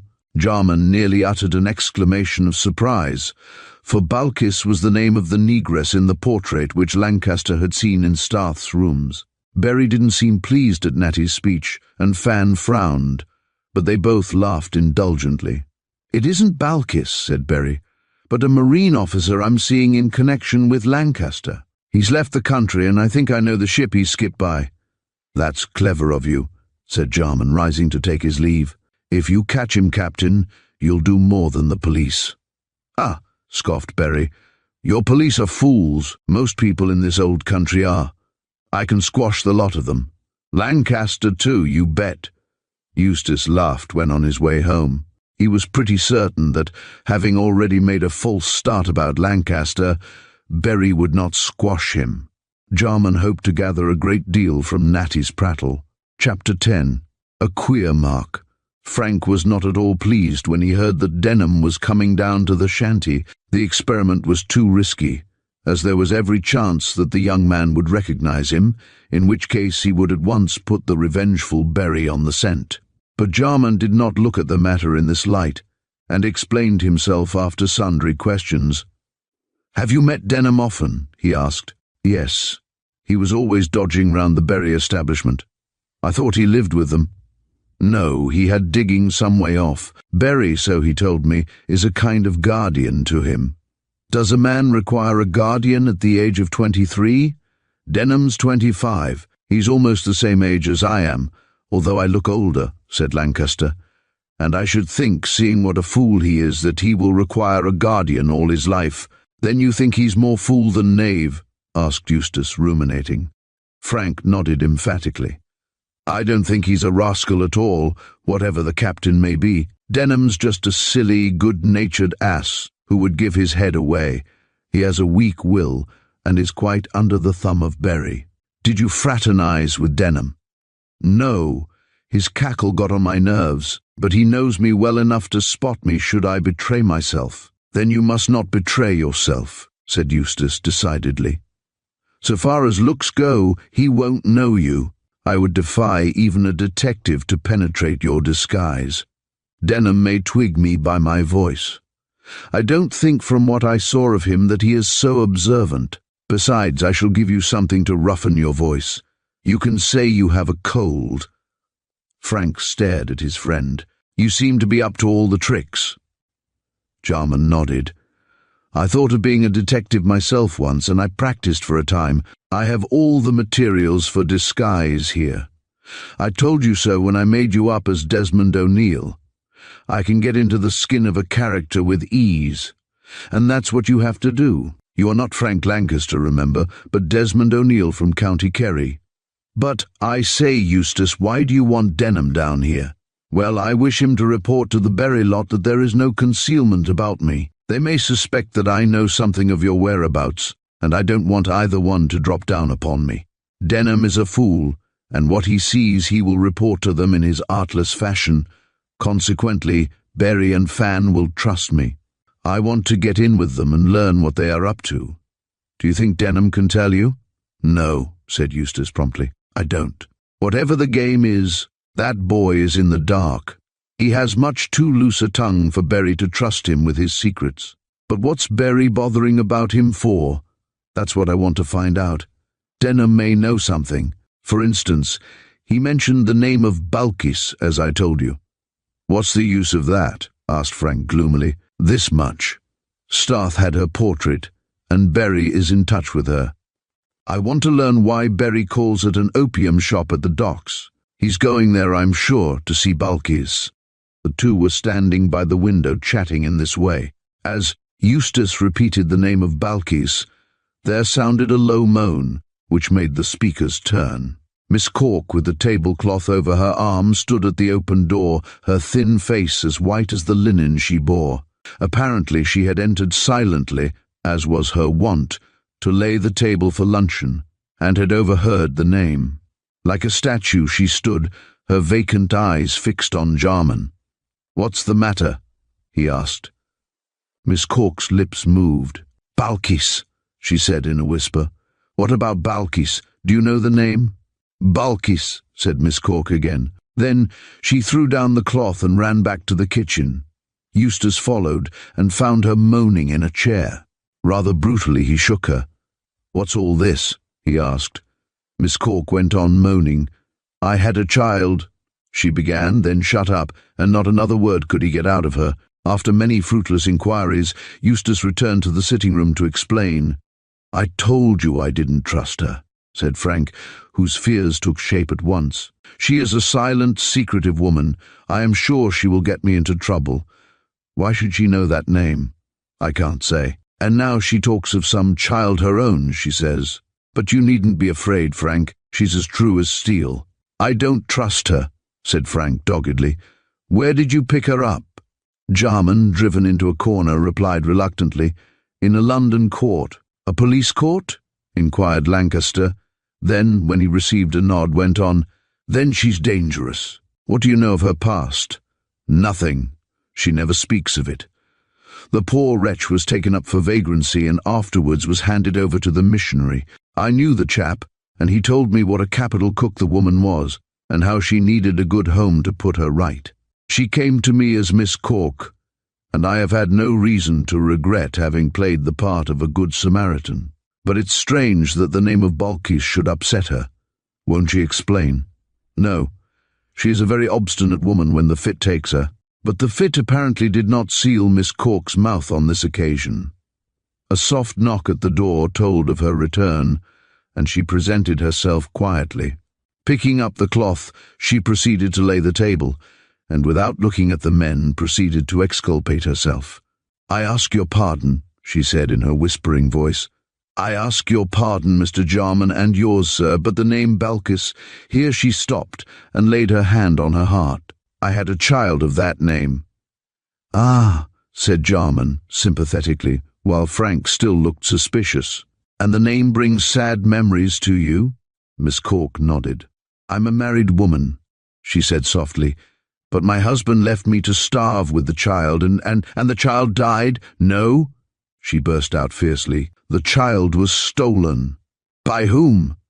Miss Cork stopped, and her fingers worked convulsively, as though they were clutching at a throat. "I wish I knew. I wish I knew," she said savagely, and the expression of her lean face surprised Jarman, who had always considered her an apathetic woman. Perhaps his looks warned her that she was betraying too much of her unknown past, for she pulled herself up with a faint titter. "I'm a Billericay woman myself," she began when Jarman cut her short. "That's nonsense," he said sternly. "You know you are not." "I've said all I have to say," said Miss Cork quite irrelevantly, "and if you aren't pleased, Mr. Jarman, I'll go." "I don't want you to go, and I ask you nothing," he replied. "My child was called Balkis," went on Miss Cork, "and she was stolen 5 years ago. I've been looking for her ever since. She will be 17 years old by now, and I lost her 5 years ago." "Yes, 5 years ago," she kept on repeating. "I've been looking for her ever since." "A strange name, Balkis," said Jarman, watching her. "My husband was in the East. It came from the East, that name. I'm a Billericay woman myself, and—" She giggled, then shook her head and withdrew swiftly. The two men looked at one another. "She's quite mad and harmless," said Eustace. "Quite mad and dangerous," replied Frank. "I don't trust her." Confirmed in this opinion by the strange demeanour of Miss Cork, he watched her closely. She muttered to herself frequently and kept counting on her fingers. Sometimes she would utter the name of Balkis and laugh. Her laughter was not pleasant. It did not seem to Frank that she retained any pleasant memories of the name yet. If it was that of her child, she should have done so. Jarman did not trouble about Miss Cork's eccentricities. The meals were well cooked and well served, and there was no fault to be found with the woman's housekeeping. She was odd in her manner, and appeared to be labouring under suppressed excitement. Twice Frank caught her listening, but not in sufficiently open a way to admit of rebuke. As his position was a delicate one, he became alarmed, but trusting in Jarman's influence over the woman and his claim to her gratitude, he tried to dismiss his fears. Denham duly arrived and speedily made himself at home. Thanks to some herbal decoction given to him by Eustace, Lancaster welcomed the visitor in a hoarse voice, a regular nestling's note. Natty did not recognize in Mr. O'Neill the dark secretary, the fair-haired Frank Lancaster, whom he had seen frequently in Bloomsbury. He was completely deceived, and Frank felt more at his ease, being now certain that his disguise was all that could be desired. And luckily, Natty did not give him much of his frivolous company, as he was mostly with Jarman, or hanging round Rose Cottage. By this time, Frank, introduced by Mrs. Perth, had made the acquaintance of his divinity. She likewise never suspected any disguise, and was quite at her ease with the new secretary. Frank's heart beat hard when she offered him her hand, and he could hardly see her face for a mist before his eyes. Now that he heard her voice and saw her gracious manner, he fell more in love with her than ever. It was a strange feeling, and one that he had not experienced in his wooing of Fairy Fan. But, from the misery he suffered, there was no doubt that it was genuine passion. Mildred was very amiable with him, and they were together a great deal. Mrs. Perth had taken a fancy to Frank, whose manners she pronounced perfect, and talked much to him.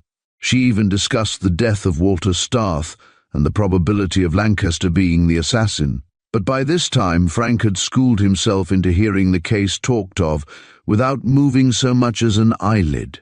In a couple of weeks he became quite an accepted fact in the life of Rose Cottage, and indeed of the village.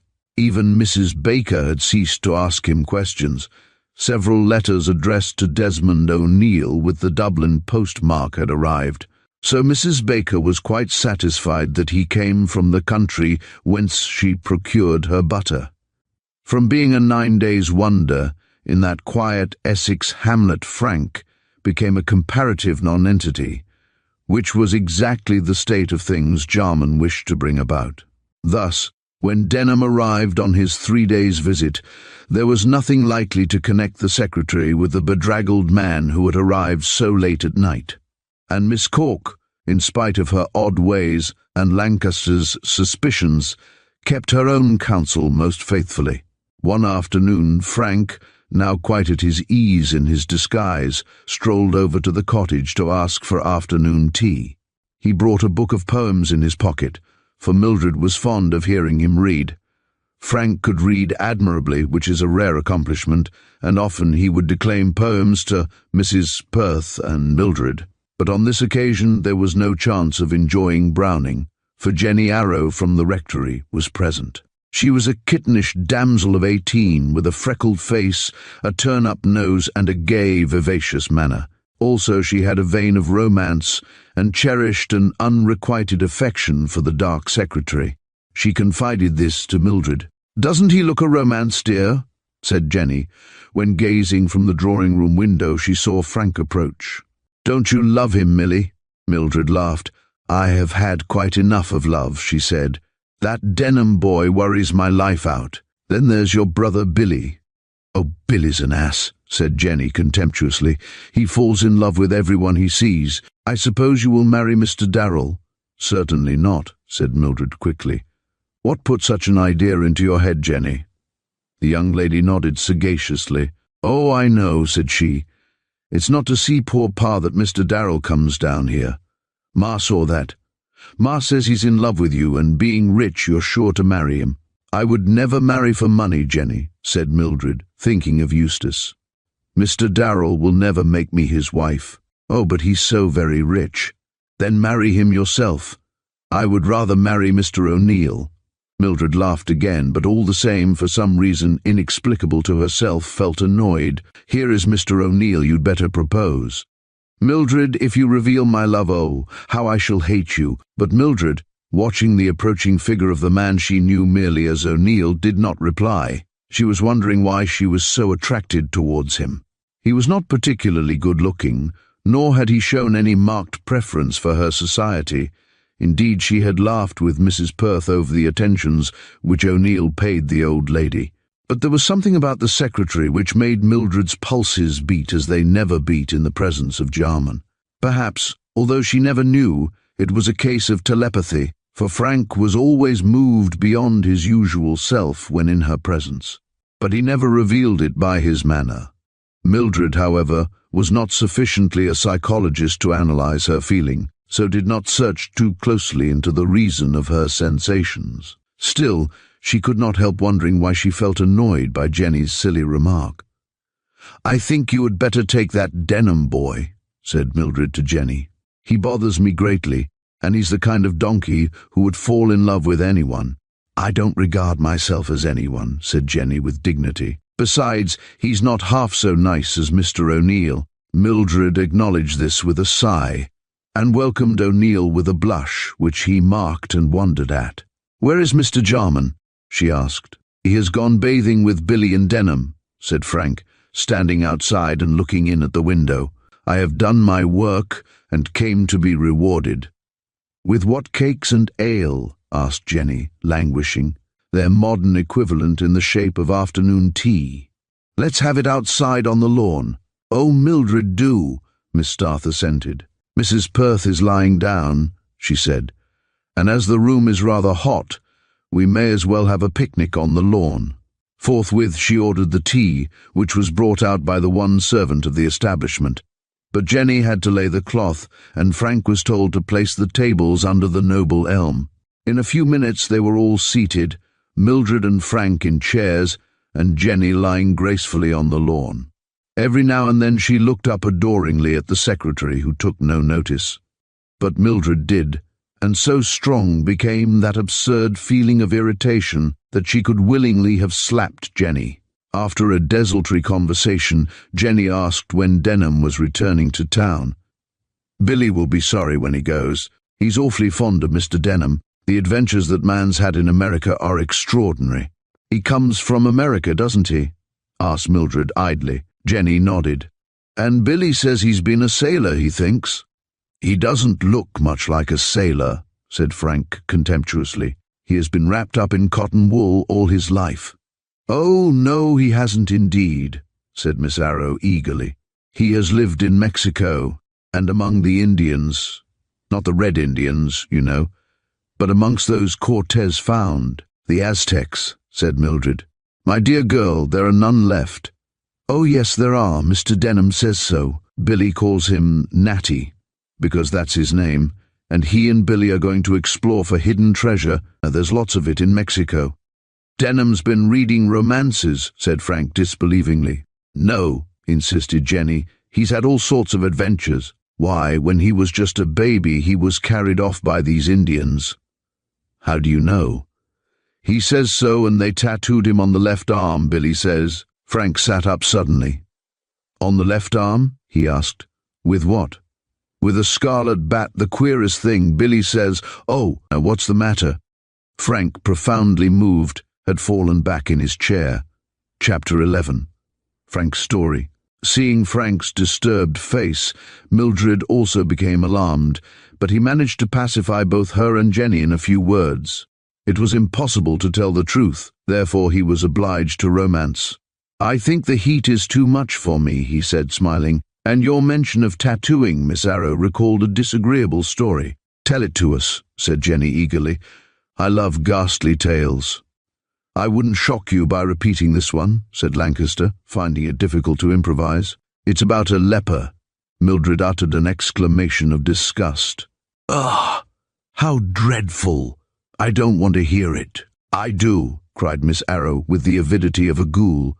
"You must tell it to me on some other occasion, Mr. O'Neill." "I will, if you will tell me more of Mr. Denham's tattooing." Jenny shook her head. "I don't know any more. You must ask Billy. He has this scarlet bat on his left arm, that's all I know." "Did he ever tell Billy how it came to be there?"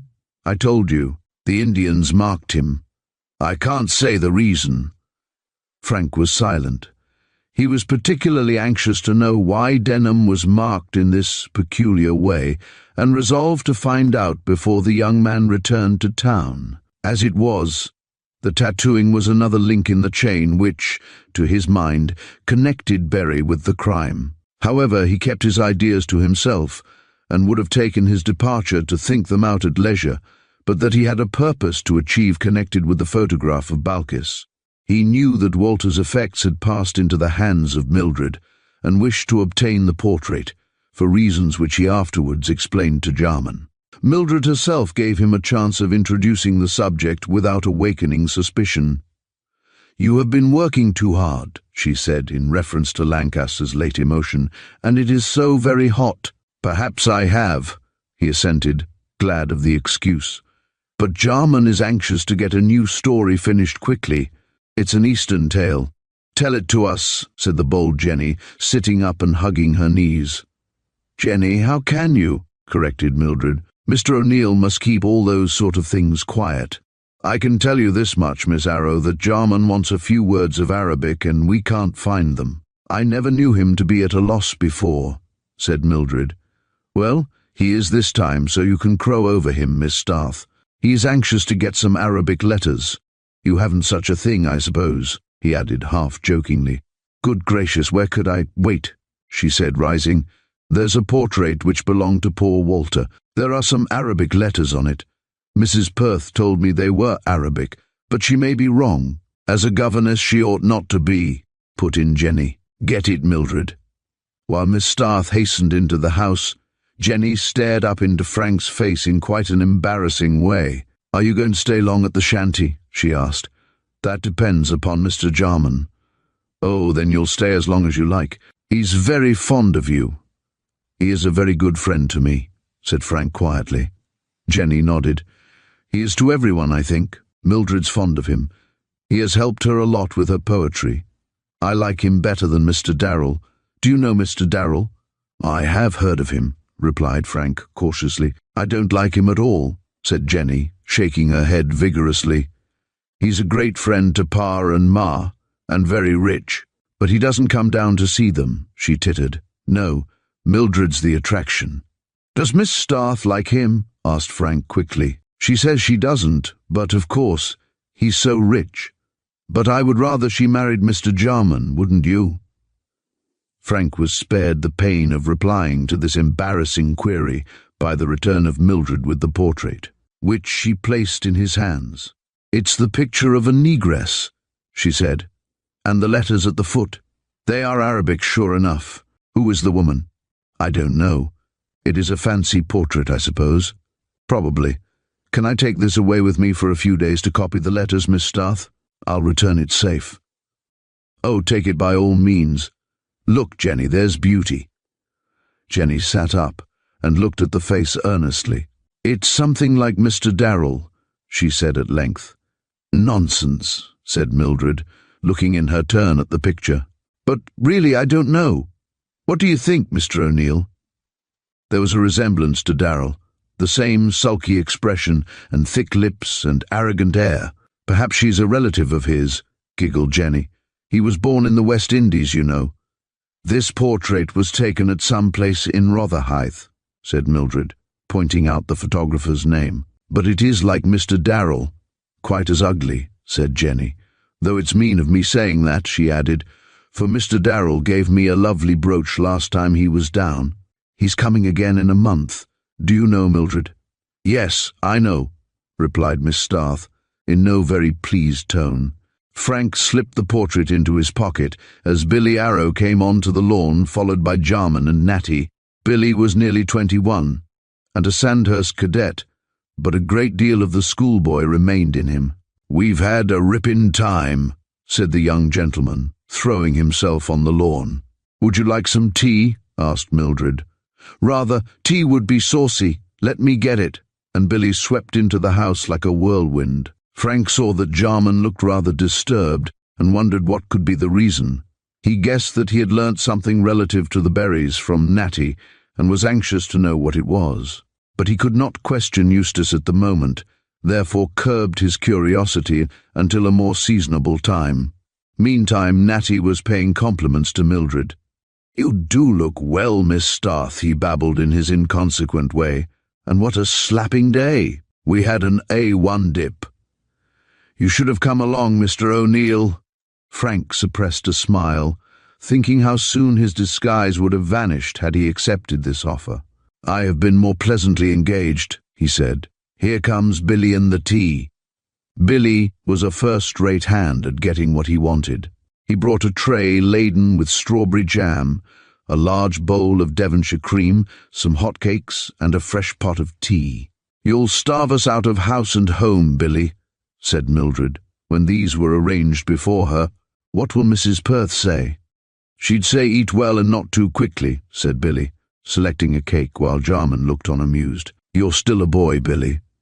"So am I," said Natty, taking a slice of bread and cream, in spite of being nearly 25. "I'm not that till the 25th of September, you know." Frank looked up quickly and glanced sideways at Jarman. That was the date of his own birthday, and then he, like Natty, would be 25. This coincidence, taken in conjunction with the tattooing, puzzled him not a little. Jarman also looked perplexed and asked a question. "Where were you born, Denham?" he demanded. "At Zacatecas in Mexico," prattled Natty. "No end of a place. But I went to school in New Orleans." "Yes, sir, to a slap-up school. My dad said I'd have to have the best education possible so that I could look after the money when it came." "Are you coming into a fortune?" asked Frank. "Rather to no end of a fortune, but it's a long yarn. I'll tell it to you some night, Jarman. It's good for your books. I shall be delighted to hear it." "I get the money after my 25th birthday," said Natty, "and then I'll buy you all presents. Billy shall have a horse." "And what will you give me?" asked Jenny. "A husband," replied Natty. "And you, Miss Starth?" "I'll have a husband also," said Mildred frivolously, and then was sorry when she said it, recalling Natty's attentions. Jarman also was annoyed, and addressed himself to the young man. "You must first catch your hare," he said gravely, "and I suppose your guardian, Captain Berry, will have to be consulted." "No, I guess not. His control ceases when I get the dollars." "On your 25th birthday?" "After my 25th birthday. I can't say how long." Jarman said no more, being afraid to press his inquiries. Natty was a babbling fool still. It was not wise to arouse his suspicions. He might mention them to Captain Berry and Fan, when there would probably be trouble, and Jarman wished that estimable couple to look upon him as one wholly unconcerned in their shady doings. By assuring them of his lack of interest, he hoped to throw them off their guard. The conversation became more or less frivolous, as was natural amongst such young people. Jarman was the eldest present, and he felt his 40 years painfully. He even began to ask himself if it were fair that he should make Mildred his wife. She was young, he was elderly, and he remembered the proverb of May and December. He was not exactly December yet, but he was getting rapidly into the sere and yellow leaf. The reflection made him sad. When he went home with Frank Natty remaining behind to play a game of tennis with Billy, he talked very little. Frank likewise was silent for a time, but ultimately he spoke first. "I was rather startled today," he said as they neared the shanty. "Eh, what was that? Nothing wrong?" "No. But Jenny Arrow told me that Denham, according to Billy, had a scarlet bat tattooed on his left arm." "I know," said Jarman quietly. "I saw it today when he was bathing. I intended to surprise you with the news. Strange that you should have made the discovery on the same day as I did. The long arm of coincidence again, I suppose." Frank paid little attention to this, being taken up with his own thoughts. "You know I have a scarlet bat tattooed on my right arm?" Jarman nodded. "I remember, and I suggested that as it was the sole mystery in your life, it might have to do with Berry's desiring to have you hanged. Now that we know Denham is marked in a similar way, it puts the matter beyond a doubt." "I can't see how," said Frank, frowning. "Wait till we get inside," said Jarman. "Then we can talk at our ease." Not another word was spoken until they entered Jarman's den and sat down in the coolness. The blinds were down and there was a pleasant darkness. Jarman closed the door, then took a seat opposite to that into which Lancaster had thrown himself. "Tell me again of your past," he said. "I want to refresh my memory." "There's so little to tell that I wonder you don't know every word by heart," said the other drearily. You only told me once, and my memory is a bad one. Go on." While Jarman lighted his pipe, Frank told how he had been sent home from San Francisco by his father when he was 2 years of age, and placed under the care of a Quaker aunt called Miss Dorothy Drake. "She lived in Devonshire, at a place called Kingsbridge," went on Lancaster, "and there I was brought up till it was time for me to go to college. I studied at the Elizabethan grammar school in that town. My father was always coming home but never appeared. Then, when I was 10, he stopped writing altogether. But my aunt had the money for my education sent to her regularly. I went to Oxford, as you know, and then came 5 years ago to make my mark in London." "And a pretty mark I have made," said Frank bitterly. "You never spoke of this past to anyone?" "No. My aunt particularly told me not to do so. I can't see myself why I should have kept silence, though," he added, frowning. "There's nothing wrong about my past that I can see. No, it would seem as though your father was anxious you should live as quietly as possible, so as not to attract the attentions of adventurers of the Berry type. I don't understand."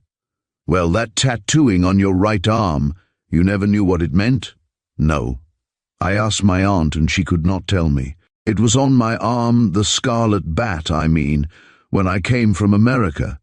Denham, I understand, says that his tattooing was done by Indians." "He might believe that," said Jarman skeptically, "and I dare say he's as ignorant of what the symbol means as you are, but Berry knows." "What makes you think that?"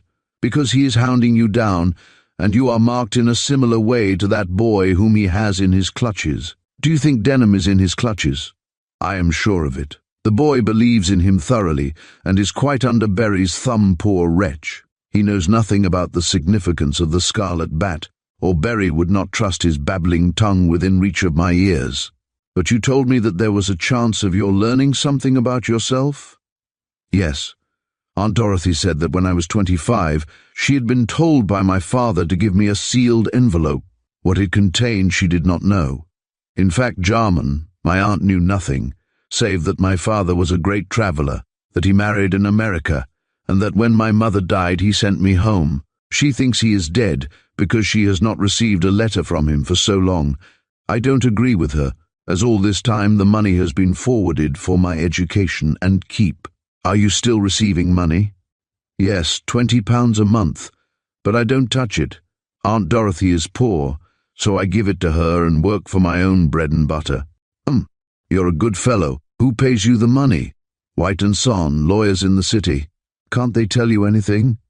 "Maybe they might be able to do so, but they refuse. All they say is that the money comes from their San Francisco agents, and that they are empowered to pay it to me." "Have they any papers?" "No. I asked them. They said they had none. I must wait for that sealed envelope." "On your 25th birthday," mused Jarman. "Observe, my son, Denham states that he is to come into money after his birthday. He is the same age as you are, and his birthday is on the same day, which makes it stranger. There is money knocking round, as you guessed, but I can't see how it is to come my way. You may learn when you open that envelope. I'll know soon then. Next month I'm 25. Poor Aunt Dorothy. I wonder what she thinks of my scandal." "Didn't you write her?" "No. How could I? I feared lest the police might see her and make inquiries. She is a truthful old lady, and, although she would not betray me, she would give herself away by being confused. No, Eustace, it's best that my aunt should know nothing of my whereabouts." "Well, she will know soon, as I intend to call on her next week." "What for?" asked Frank, surprised. "To get that envelope, and to learn all I can from her about your father's life in America. There's money, I tell you, Frank, and it comes either to you or Denham." "How do you make that out?" "Because you are both marked with the Scarlet Bat. And Berry," said Eustace with emphasis, "is doing his best to get that money." Chapter 12. The unexpected happens. Denham took his leave with profuse thanks to Jarman for a pleasant visit. He departed without the least suspicion that Frank was other than he was represented to be. Eustace drew a breath of relief when he dismissed him at the railway station. "That's all right," he thought, as he took his way homeward. "Denham will represent me as a kind friend. and will do away with any suspicion in the Berry mind as to my having a card up my sleeve. Now I can make another move. The next move was to see Miss Dorothy Drake and learn all particulars about the sealed envelope. Also, Frank wished to know what had become of his effects, which had been left behind in his London rooms. As his nearest relative, it was probable that Miss Drake would lay claim to them until such time as he should reappear. Eustace therefore decided to go a few days after Denham's visit, and called on Mildred to explain his absence. For obvious reasons, he did not explain himself too fully. Not until Frank was proved innocent did Jarman wish her to know that he was identical with Mr. O'Neill. "I shall only be away a week, Mildred," said Eustace, taking her hand. "You won't forget me in that time?" "I am not likely to forget you at all," replied the girl wearily. "Mildred, you are not looking well." "The weather is so trying," she said hesitatingly, "and Walter's death has damped my spirits. I wish you would not dwell on that, my dear. He was not worth it. Still, he was my brother when all is said and done. If he had only died a natural death, I would not mind so much. But it is terrible to think of his tragic end. Are you making any attempt to discover the truth?" "Yes, my journey is connected with the attempt. Where are you going?" "No," said Jarman, smiling. "Don't ask me that. Not until I am successful shall I reveal my methods, and at present I am groping in the dark." "Have you no clue?" Eustace hesitated. "I can hardly say that I have. There are certain suspicions in my mind which may or may not prove correct, but when I return I may be able to tell you something." "Do your suspicions still point to the innocence of Mr. Lancaster?" "Yes," said Jarman firmly. "I am more convinced every day that he is the victim of a conspiracy, but his innocence will be hard to prove." "Mildred," he again took her hand, "when I'm away I want you to be kind to O'Neill. He has no relatives, poor fellow, and is in sad trouble. Don't let him feel lonely." Mildred nodded, but could not trust herself to speak. Had she consulted her own inclinations, she would have seen nothing of the secretary during the absence of his employer. Daily she grew more and more interested in the so-called O'Neill. She learned to watch for his coming, to hang on his words. He had said nothing to her likely to be construed into admiration, and was always cold and guarded in his utterance. But this very coldness increased her liking for him. She assured herself that it was merely liking, but in her heart she knew that love had awakened. The thought of this, coupled with the remembrance of her half-engagement to Eustace, made her nervous and confused. She could not meet her lover's eye, and he returned to his home wondering at the inexplicable change. However, he finally put it down to grief for the loss of her unworthy brother, and to prevent her from brooding, he asked Frank to see her as frequently as he could during his absence. "Certainly," said Frank, with an effort to be cheerful, "if you do not think she will find me out." "How can she? She has never set eyes on you at close quarters as you were." "No," muttered Lancaster guiltily, recalling the night in the theatre and the genesis of his futile passion. "I suppose not." Then, to change the subject, he asked Eustace to be sure to let him know all that transpired between himself and Miss Drake. "And give her my love, and tell her you are innocent?" "Oh, she won't need to be told that," said Frank. "Aunt Dorothy will never believe that I did such a wicked thing. Heaven bless her. By the way, you don't think there is any chance of Berry coming down?" "Not the slightest. Any suspicions he may have entertained about my knowing your whereabouts will be dissipated by the babble of Natty. I took the greatest care to load him up with a story likely to satisfy even the suspicions of Captain Banjo. I shouldn't be surprised," added Jarman reflectively, "if Berry approached me with an offer to join forces. What good would that do him?" "Well, I know about the murder of Anchor, and moreover, as I was your friend, I might, in his opinion, know something likely to help him in acquiring this fortune." "Then you really think there is a fortune?" "After the talk of Natty about his birthday, I am perfectly sure that there is a great deal of money knocking about.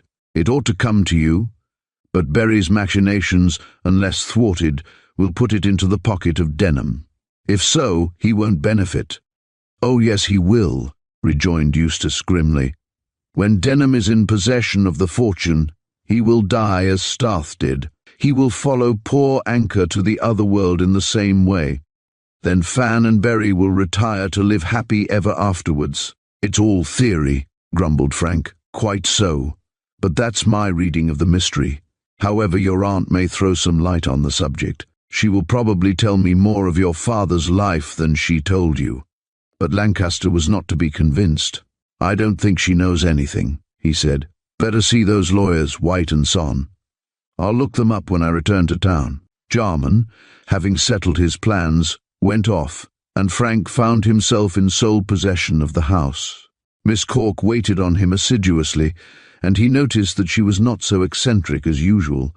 As yet he had not tried the experiment of letting her see the photograph of Balkis, which was his true reason for obtaining it from Mildred. Frank did not believe Miss Cork's story of the lost child, and was certain that her emotion at the mention of the name was due to some other and less respectable cause. It might be that she knew Balkis herself, and as Balkis knew Berry according to Natty's slip of the tongue, Miss Cork might be able to throw some light on the mystery of the black woman's connection with Starth. Frank determined to place the photograph where Miss Cork could see it, and then when she was moved to terror or surprise by the sight of the face, to insist on an explanation. What she said might not lead to the detection of the true assassin, but it might reveal something about Berry, likely to show why he was conspiring against the life and liberty of an innocent man. But this again was all theory, as was Jarman's belief that the tattoo mark of the Scarlet Bat was at the bottom of Berry's rascalities. Still, if Frank wished to win clear of his difficulties, it behoved him to try in all directions, on the chance of finding a clue to the mystery. Frank therefore displayed the photograph of the big negress in a prominent position for the startling of Miss Cork, and then took his way to Rose Cottage. He knew that, seeing he loved Mildred, he ought not to go, in spite of the unsuspicious Jarman's direct wish. But Lancaster, loyal as he wished to act towards his friend, could not help drinking in the sweet poison. By this time he was convinced that Mildred liked him more than a little, and he gave himself a kind of delicious pain in watching this fruit which he could never hope to pluck. He thought that when she knew his real name her liking would vanish, to be replaced with loathing for the assassin of her brother, as she must surely think Lancaster to be. Then she could marry Jarman, and be happy. Frank argued in this way. All the same, he knew that he was giving way to weakness in trusting himself in her sweet presence. This feeling was so strong on him when he approached the cottage that he was minded to retreat and make some excuse for not calling again. What made him change his mind was the sight of Darrell in the garden, but that Frank was in love, and knew that Darrell was a suitor for Mildred's hand. A timely thought of his danger would have made him retreat. As it was, he went boldly forward, trusting in the perfection of his disguise. It had not been pierced by Denham, so it was unlikely he would be unmasked by so slow-thinking a man as Darrell, and it made the young man furiously jealous to think that Darrell should persecute Mildred with his attentions. He tried to think that in coming between he was actuated by friendship for Jarman, but in his own passionate heart he knew well that it was a personal resentment. Mrs. Perth had brought her everlasting knitting into the garden, and was seated in a cane chair under the elm. Near her was Mildred, looking in Frank's helpless eyes more beautiful than ever, and to make him the more jealous, Mildred was winding a ball of red wool for Mrs. Perth from a skein held by Darrell. The Rhodesian was, as usual, big and sullen, and appeared much too gigantic for the little garden. It was a modern picture of Hercules and Omphale, and Frank, realizing his own helplessness, raged inwardly, as he was smilingly welcomed by Mrs. Perth. Mildred, after a nod, cast down her eyes with a flush on her face, and attended assiduously to her work. Hercules scowled. "I'm so glad to see you," said Mrs. Perth in her precise voice. "Do you know Mr. Darrell?" Naturally, Frank said that he had not the pleasure, and was introduced at once. Darrell lifted his heavy eyes with a grunt and paid no further attention to the secretary, but he was quite as jealous as Frank. And Mildred, the cause of this feeling in both breasts, became aware that the weather was thundery. However, she chatted brightly and divided her attentions equally, being helped by Mrs. Perth. That good lady never suspected what was going on under her nose. "Your cold is better," said Mrs. Perth when Frank was seated. As a matter of fact it was, as Eustace had left off giving Frank the means to hoarsen his voice after the departure of Denham. "It is better," said Frank, almost in his usual tones. "Jarman has been doctoring me. I'll soon be well." Darrell pricked up his ears and looked at the dark young man. "Have I ever met you before?" he asked. Frank kept his countenance, although he felt that he was in an awkward position. "I think not," he said coldly. While Darrell's lazy eyes strayed over him slowly, Mrs. Perth put in a brisk word. "Mr. O'Neill comes from Ireland," she said. "Have you ever been in Ireland, Mr. Darrell?" "No," he responded, still eyeing Lancaster, who sustained his scrutiny unmoved. "I should never have taken Mr. O'Neill for an Irishman." "That means you have no brogue," said Mildred to Frank, smiling. "But he had one when he came, Mr. Darrell." "You have been here a long time to get rid of it, then," said Darrell. "Just a few weeks," replied Frank, calmly. Mrs. Perth, with the best intentions, brought Lancaster under the guns of the enemy.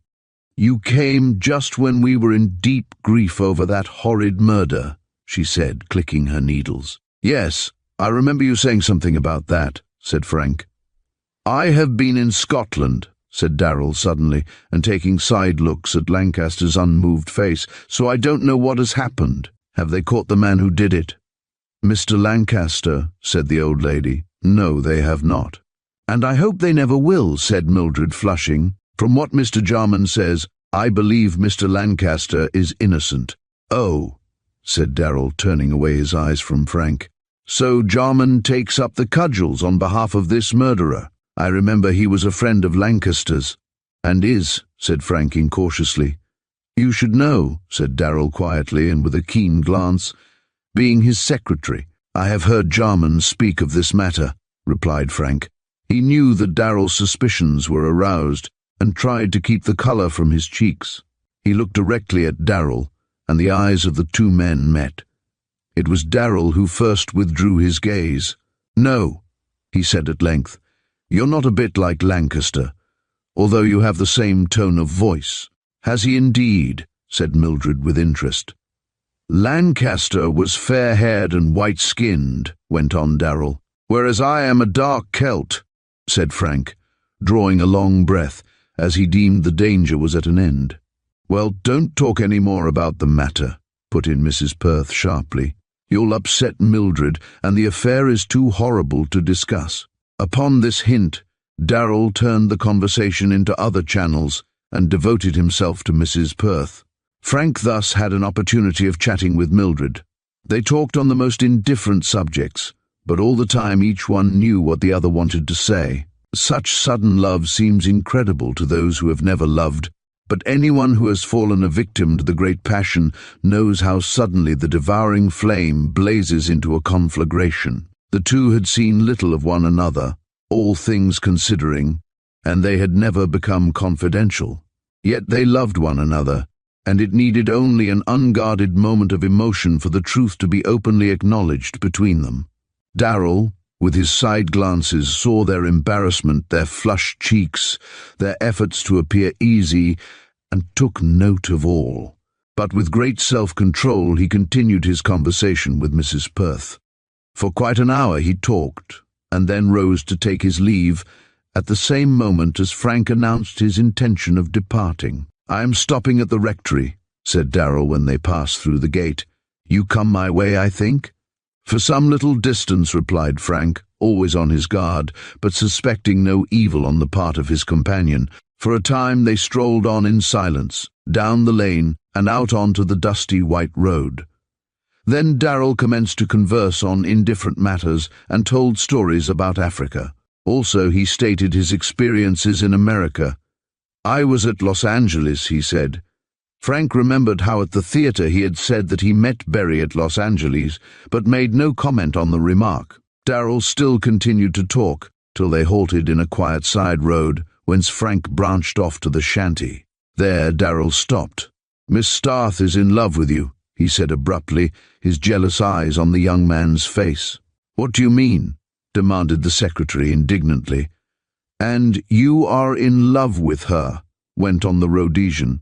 "I don't know what right you have to say these things." "This much right," said Darrell calmly. "I love Miss Starth, and I intend to make her my wife. If you clear out and leave her alone, I'll say nothing. If you don't, I'll have you arrested. You understand me, Lancaster?" Frank's heart almost stood still. "I am not—" "Bah!" said Darrell, cutting him short and pointing to his left hand. "When you disguise yourself, you should remove your ring. I fancied it was your voice when you spoke, and I saw that habit you have of slipping that ring up and down your finger. Also the ring itself. I remember it quite well." Frank cursed his folly. The ring was a noticeable one, set with 2 black pearls. More of a lady's ring than a man's it was, but he wore it because it had belonged to his mother. There was no chance of keeping up his assumed character in the face of such evidence. "But I assure you, Darrell, I am innocent," he protested. "I don't care 2 cents if you are innocent or guilty," said Darrell coolly. "Starth was never a friend of mine, and objected to my marrying his sister. I've set my heart on making her my wife, because I love her with all my soul." "She loves you." "No, she doesn't." "She loves you," persisted Darrell. "Do you think I can't tell? I'm too deeply in love with her myself to make any mistake. I'm not going to have you queering my pitch. If you leave her alone and clear out, I'll hold my tongue. And if I don't, I'll write to the London police. Inspector Hurney will be glad to get you into his clutches. Now you know." And without further words, Darrell turned on his heel and lumbered down the road like a heavy, clumsy steer. For a few moments, Frank stood alone in the shadow, feeling as though the brightness had died out of his life.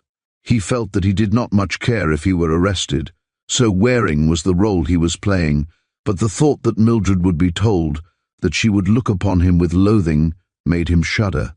He tried to stifle his thoughts, and hurried into the house to think what was best to be done. At that moment he sorely missed the wise head and staunch friendship of Jarman. The door of the shanty was wide open. Wondering at this, for Miss Cork was of that suspicious nature which always kept windows barred and doors closed, Frank stepped into the drawing-room. He glanced towards the mantelpiece where he had placed the photograph of Balkis. It was gone. A sudden suspicion seized him. He went to the kitchen. It was empty. Miss Cork had vanished and had taken the portrait with her. Chapter 13. A Quaker Lady. Kingsbridge is the quaintest of towns, and was of great importance before the era of steam. Then fruit schooners ran as far as the Azores, and smuggling was a fine art, but now the glory and excitement has departed, and Kingsbridge is a quiet, clean country town set in the heart of the Devonshire hills. At the top of the steep High Street dwelt Miss Dorothy Drake, and from her window she could behold the silver waters of the estuary and a panorama of undulating lands. The window was Miss Drake's favourite seat, and there she sat, knitting for many a long hour, watching the landscape changing under the wonderful colours of the sky. She was a quiet, homely little person, usually clothed in a grey stuff gown and wearing the white, close-fitting cap of the sect she belonged to. Her serious face was the hue of old ivory, and she had mild blue eyes, the pensive expression of which, added to the calm look, soothed all to whom she spoke. When anyone was in trouble, he or she, it was usually a she, came for advice and comfort to Miss Drake, and both were freely given. She kept only one servant, a stout wench called Kezia, who adored her mistress, and who made it the study of her life that Miss Drake should be comfortable. The old lady had a little money of her own, and with this and the £20 a month which came from America, she lived in what she regarded as a luxurious way. But Miss Drake's luxury would have been the penury of other and more modern people. The room in which she sat was as quaint as herself, and almost as small. The furniture was old, and polished brightly by Kezia. The curtains and hangings were faded, but the room was brightened by numerous antimacassars worked by its owner. There was a china cupboard containing hoarded cups and saucers, strange seashells on the mantelpiece, and portraits in oil of Miss Drake's ancestors on the walls. She did not claim descent from the famous Sir Francis, but admitted that she derived her blood from a distant branch of the family. At all events, the love of travel and seafaring was in the Drake blood, for 2 of Miss Drake's brothers had been merchant captains, and her only sister had travelled in quest of a situation to America. They were all dead now, and Miss Drake remained awaiting her summons in the small room in the small house at the top of Kingsbridge High Street. Miss Drake missed her nephew. She was much attached to him, and had done her best to bring him up since the time when he was entrusted to her charge at the tender age of 2 years. But Frank's ambitions had led him to London, and Miss Drake, knowing that it behoved him to fight the battle of life, had let him depart with a sigh. Sometimes he came to see her, and these occasions were always festivals. When the news of Frank's trouble came, Miss Drake sturdily refused to believe it, and prayed earnestly that Frank's innocence would be made evident in God's good time. She firmly believed that it would. All the same, in spite of her undoubted faith, Miss Drake was much agitated over the matter. As the weeks went by and nothing was heard of Frank, she fretted over his disappearance until the good Cozier grew quite alarmed. But after a time, so long as no mention was made of the matter, she became calmer, and waited patiently for the result of her prayers. When Eustace called, she was at once alarmed, divining that the arrival of this stranger had something to do with the trouble of her poor lost boy. She saw her visitor at once, and gave him tea out of wonderful eggshell china. Eustace liked the old lady at sight, and strove to set her at her ease. In this he succeeded, for by the time they arrived at the most serious portion of their conversation, Miss Drake was quite alert. She had been greatly cheered by Jarman's insistence on Frank's innocence. "Though I never believed he was guilty," she said in her quiet voice. "Friend Jarman, thou hast been a brother to him. Thy reward will come. I don't ask for any reward, Miss Drake. I am not the man to see a fellow like Frank such a good fellow, to go under without doing my best to help him. Well, I have told you that he is with me in disguise, and you know all the circumstances of the crime. So much, friend Jarman, as the police could tell me." "The police? Oh, has Inspector Hurney been here?" Miss Drake nodded, and looked at her knitting with her head on one side like a bright-eyed robin. This Mr. Hurney took possession of Frank's goods in the name of law and order. He found a letter addressed to me, and learnt that I was aunt to my poor boy. He came to learn if Frank had fled to me. "I thought he would," said Jarman, drawing a long breath. "I was not able to tell him anything," resumed Miss Drake, "but I insisted that Frank was innocent. Beyond a few papers, all Frank's goods have been sent here. I have paid up the rent of his rooms, and they are now let to another tenant. So when Frank comes to me, friend Jarman, he will find that his worldly affairs are as settled as I, in my poor weak way, could arrange them. You have done splendidly, Miss Drake, and now that we know how we stand, I will come to the object of my visit. I want you to help me to prove Frank's innocence." Miss Drake's hands trembled, and she stopped knitting. "Gladly would I do so, but thou art mistaken. I can do nothing. That depends upon what you know of Frank's father. I know very little, friend Jarman. My sister Ruth met him in San Francisco and married him. I never saw him myself. Why do you ask?" "Well, it's this way, Miss Drake. I believe that Frank is the victim of a conspiracy which involves a lot of money. You know that he had a scarlet bat tattooed on his right arm?" "Truly I know that. Many a time have I seen it when he was a child. But I do not know what it means. Did you never inquire?" "From whom could I inquire, friend Jarman? Frank knew nothing, and his father would not tell me. I never asked, as I did not think it was worth while. But had I inquired, friend Lancaster would not have replied. According to Ruth, he was a silent and secretive man. Is Mrs. Lancaster alive now?" "Alas, no. She died when giving birth to the boy. Friend Lancaster kept the baby with him for 2 years. Then, as he was going on some expedition, He sent the child to me, with a stipend of £20 a month. I brought up the lad as I best knew how. He had a good education at the school here, and then departed to college. Afterwards he dwelt in London, as you know. That is his story, all I know. But the £20 is paid regularly? Miss Drake nodded. Through White and Son, of Kirk Lane, London. I wished Frank to take it to himself, but he always refused. I use a part of it, but much I put aside. So, said the old lady, looking over her spectacles, if he should be tried, or if he is in need of money now, friend Jarman, I have 100 or so waiting for him. It will come in handy, said Jarman idly. He was disappointed at the scanty information afforded by the old lady. Have you any letters from Mr. Lancaster? He asked. Miss Drake rose and produced from a cabinet a bundle of envelopes with the American postmark. These she placed in Jarman's hands, and, having obtained permission, he examined them carefully. While he did so, the old lady examined him stealthily and anxiously. Twice she frowned, as if trying to solve some problem.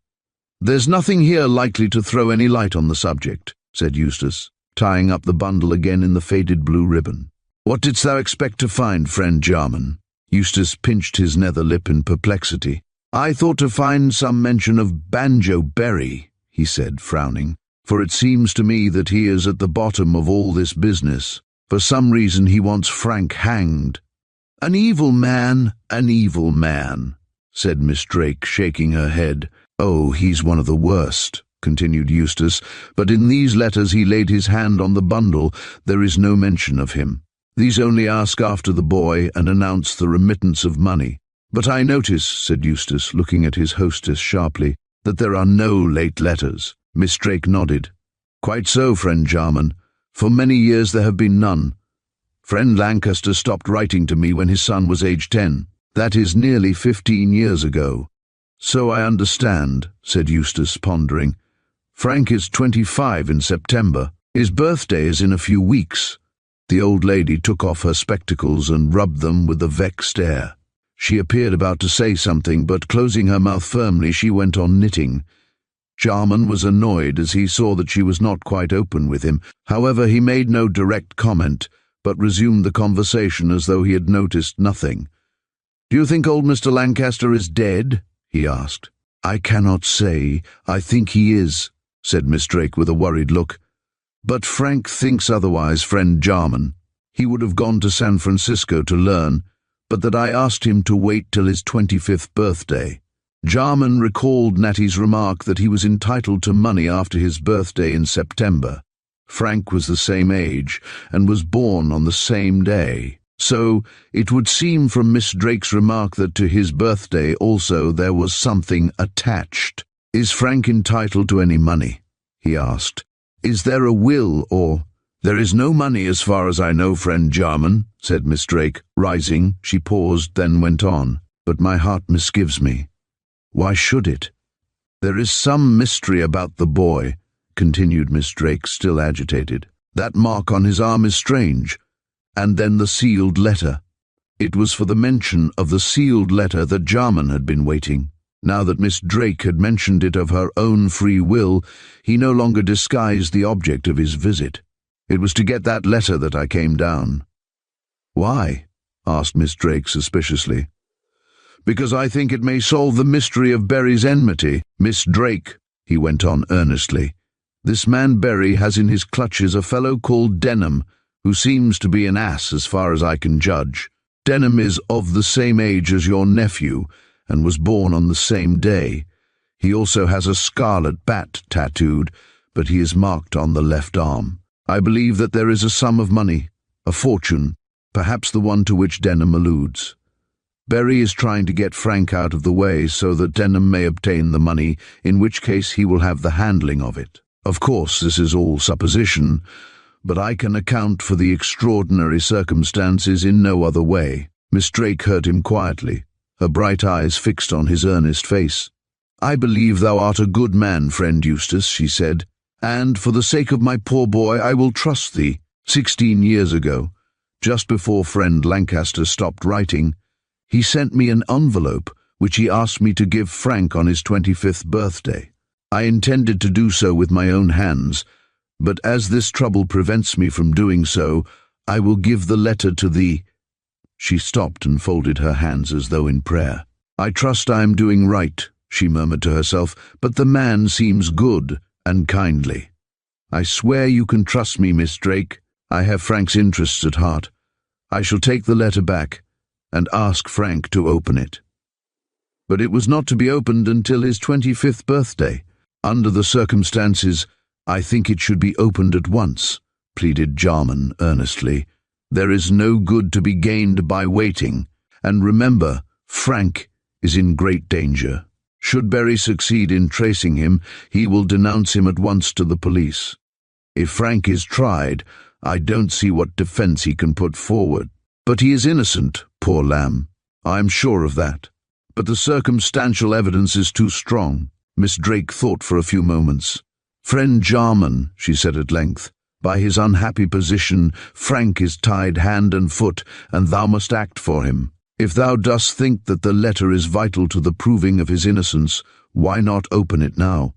Eustace shook his head. "I can't say if the letter will prove his innocence," he said doubtfully, "but it may be a clue to the mystery. I prefer that Frank should open the letter." "I will get it for thee," said Miss Drake, rising. "One moment," said Jarman as she walked to the door. "Have you ever heard the name of Tamaroo?" "No, a strange name, but I know it not." "It's not mentioned in the letters either," said Eustace to himself as the old lady left the room. "Yet it has something to do with the Scarlet Bat, and that I am certain has to do with the mystery. A queer affair." He thrust his hands into his pockets and looked out of the window. "I can't see what it all means." Miss Drake returned and placed in his hands a common-looking envelope which, from the fold, had evidently come inside another letter. It was addressed to "My son Francis," and was sealed with red wax. Jarman drew near the window and looked at the seal. Then he muttered an ejaculation. "The Scarlet Bat again." "Yes," said Miss Drake, divining his astonishment. "The seal is the same as the mark on the poor lad's arm. I am more convinced than ever that this has to do with the solution of the mystery," said Jarman, placing the letter in his pocketbook. "Wherever we look, we meet with the Scarlet Bat. I shall take this to Frank, and on my way to Wargrove I will call on White and Son. They may know something. By the way, have you a photograph of Mr. Lancaster?" "Yes. Ruth sent me a photograph taken with her husband when they were married, and Miss Drake." Taking a picture in a silver frame from a distant corner of the room, showed it to Jarman. Mrs. Lancaster was a sweet-looking, mild woman, not unlike Miss Drake, her sister, but Lancaster was a picturesque, resolute man, with a firm mouth and a pair of rather fierce eyes. Frank resembled both his parents, but favoured his mother most. Jarman examined the photograph carefully, then rose to go. "I shall tell you what this contains when Frank opens it," he said, "and if possible, I shall get Frank to come down and see you." Chapter 14. A Public Clue. Jarman did not let the grass grow under his feet. With the sealed letter in his pocketbook, he returned that same evening to London. He put up at a small hotel for a few hours, and, leaving his bag there, went to see White and Son towards midday. Had he consulted his own inclinations, he would have gone immediately to Wargrove, as he had a great curiosity to see Frank open the sealed envelope. But he thought it best to follow on the warpath as long as possible, on the chance of something new turning up. It didn't do to waste time with so active an enemy as Berry. Near the mansion house he met Dickie Baird, who was always prowling about the city in connection with mysterious stocks and shares. His friends declared that Dickie lost more money than he made, but Dickie always talked with the air of a Rothschild. He knew Jarman very well, and saluted him gaily. Eustace was not averse to talking with Baird, thinking Dickie the ubiquitous might have something to say of the captain and his niece. After the exchange of a few words, Jarman introduced the subject of the murder as speedily as he dared without attracting attention. "I say, Dickie, have you heard anything of Lancaster?" "No, poor chap, he's cleared out. I dare say he's in America. In fact, I know a fellow who thought he saw him in Liverpool." "No doubt," replied Eustace, thinking it was best to encourage this idea and put Berry on a wrong trail. The most sensible thing he could do was to cut. "But I say, Jarman, you don't believe that he's guilty, don't you?" asked Eustace alertly. "No, or if I do," added Dickie rather inconsequently, "it was an accident. I'll never believe that a good chap like Lancaster killed another in so brutal a way." "What do you mean by an accident?" "Well, you see, Frank rather admired Starth's sister." "Ha!" said Eustace with a start. "I remember she was in a box. Rather looking the beauty of the world. Ripping girl, just the sort of Diana of the chase I'd like to marry." Go on, go on." "Well, Frank thought she was a ripper and wished to know her. Of course, Starth's rowdy manners prevented a proper introduction. Frank never intended to quarrel with Starth on that night. He was all for making it up and getting to know the beauty. But Starth was so insulting that Frank had to stand up for himself. He lost his temper, did Frank, and made a lot of silly speeches which were used afterwards in evidence against him. "Hang it," added Dickie in an injured tone. "That beastly Berry hauled me into the thing, and I had to tell the rot that Frank had been talking. I said he was a silly ass at the time, but he never meant any of it. It was all sheer rage at that pig Starth, and you know he was a pig, Jarman. I wonder you made a friend of him." "He wasn't much of a friend." "You introduced Frank to him anyhow, only in a casual way. Go on, let's hear your theory." "Well, the last thing Lancaster said to me on that night was that he was sorry he had such a row and that he wished he could make it up. I guess he went to see Starth next day for that purpose. There was another row, and Frank shot him. He would carry that revolver of his, though I was always telling him what a fool he was. So if he did shoot Jarman, he shot in a rage, same as when he called the names. I hope he'll save his neck. Do you think there's any chance he won't?" "Not so far as the police are concerned. But the skipper swears he'll hunt him down. You know he offered a reward of 200. "Yes. Has anyone got it?" Dickie shook his head. "No. And Berry's offering 500 now. I can't think why he's so keen on catching Frank. He pretended to be a friend of his, and wasn't fond of Starth from all I saw, although they were as thick as thieves." "Do you think Berry really means business?" asked Eustace after a time. "All this offering a reward might be an advertisement for Fan." "It might. But if Jaw goes for anything, he's bent on collaring Frank. He swears he'll hunt him down, if it costs him 1,000. I say," he added, looking wise, "I believe Berry and Starth were in business as partners over something, and the business has gone bang. That's what made Berry mad."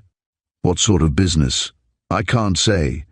But when Starth was drunk, he used to jaw about £1,000,000 he hoped to make someday. Berry shut him up once pretty sharp when he burbled like that, so I think Berry was in it. If it's anything shady, you may be sure Berry has something to do with it," said Eustace. "Goodbye, Dickie, I must be off." When on his way to Kirk Lane, Jarman mused over the information. He was sure now that the invitation of Starth had been a trap into which the man himself had somehow fallen. The amount at stake was 1,000,000, which was large enough a sum in Berry's eyes to justify even the murder of one man and the hanging of another. No wonder Berry offered a reward for the apprehension of Frank, if in the capture lay his chance of securing so large a fortune. But what puzzled Eustace, and what had puzzled him all along, was why it should be necessary to hang Frank. Had Lancaster been entitled to the money, it would have been sufficient to have killed him, and while lying drugged on the sofa he could easily have been dispatched. Indeed, the drug itself might have been administered in a sufficient quantity to polish him off. "It's an infernal mystery," said Jarman, flogging his brains to arrive at some conclusion.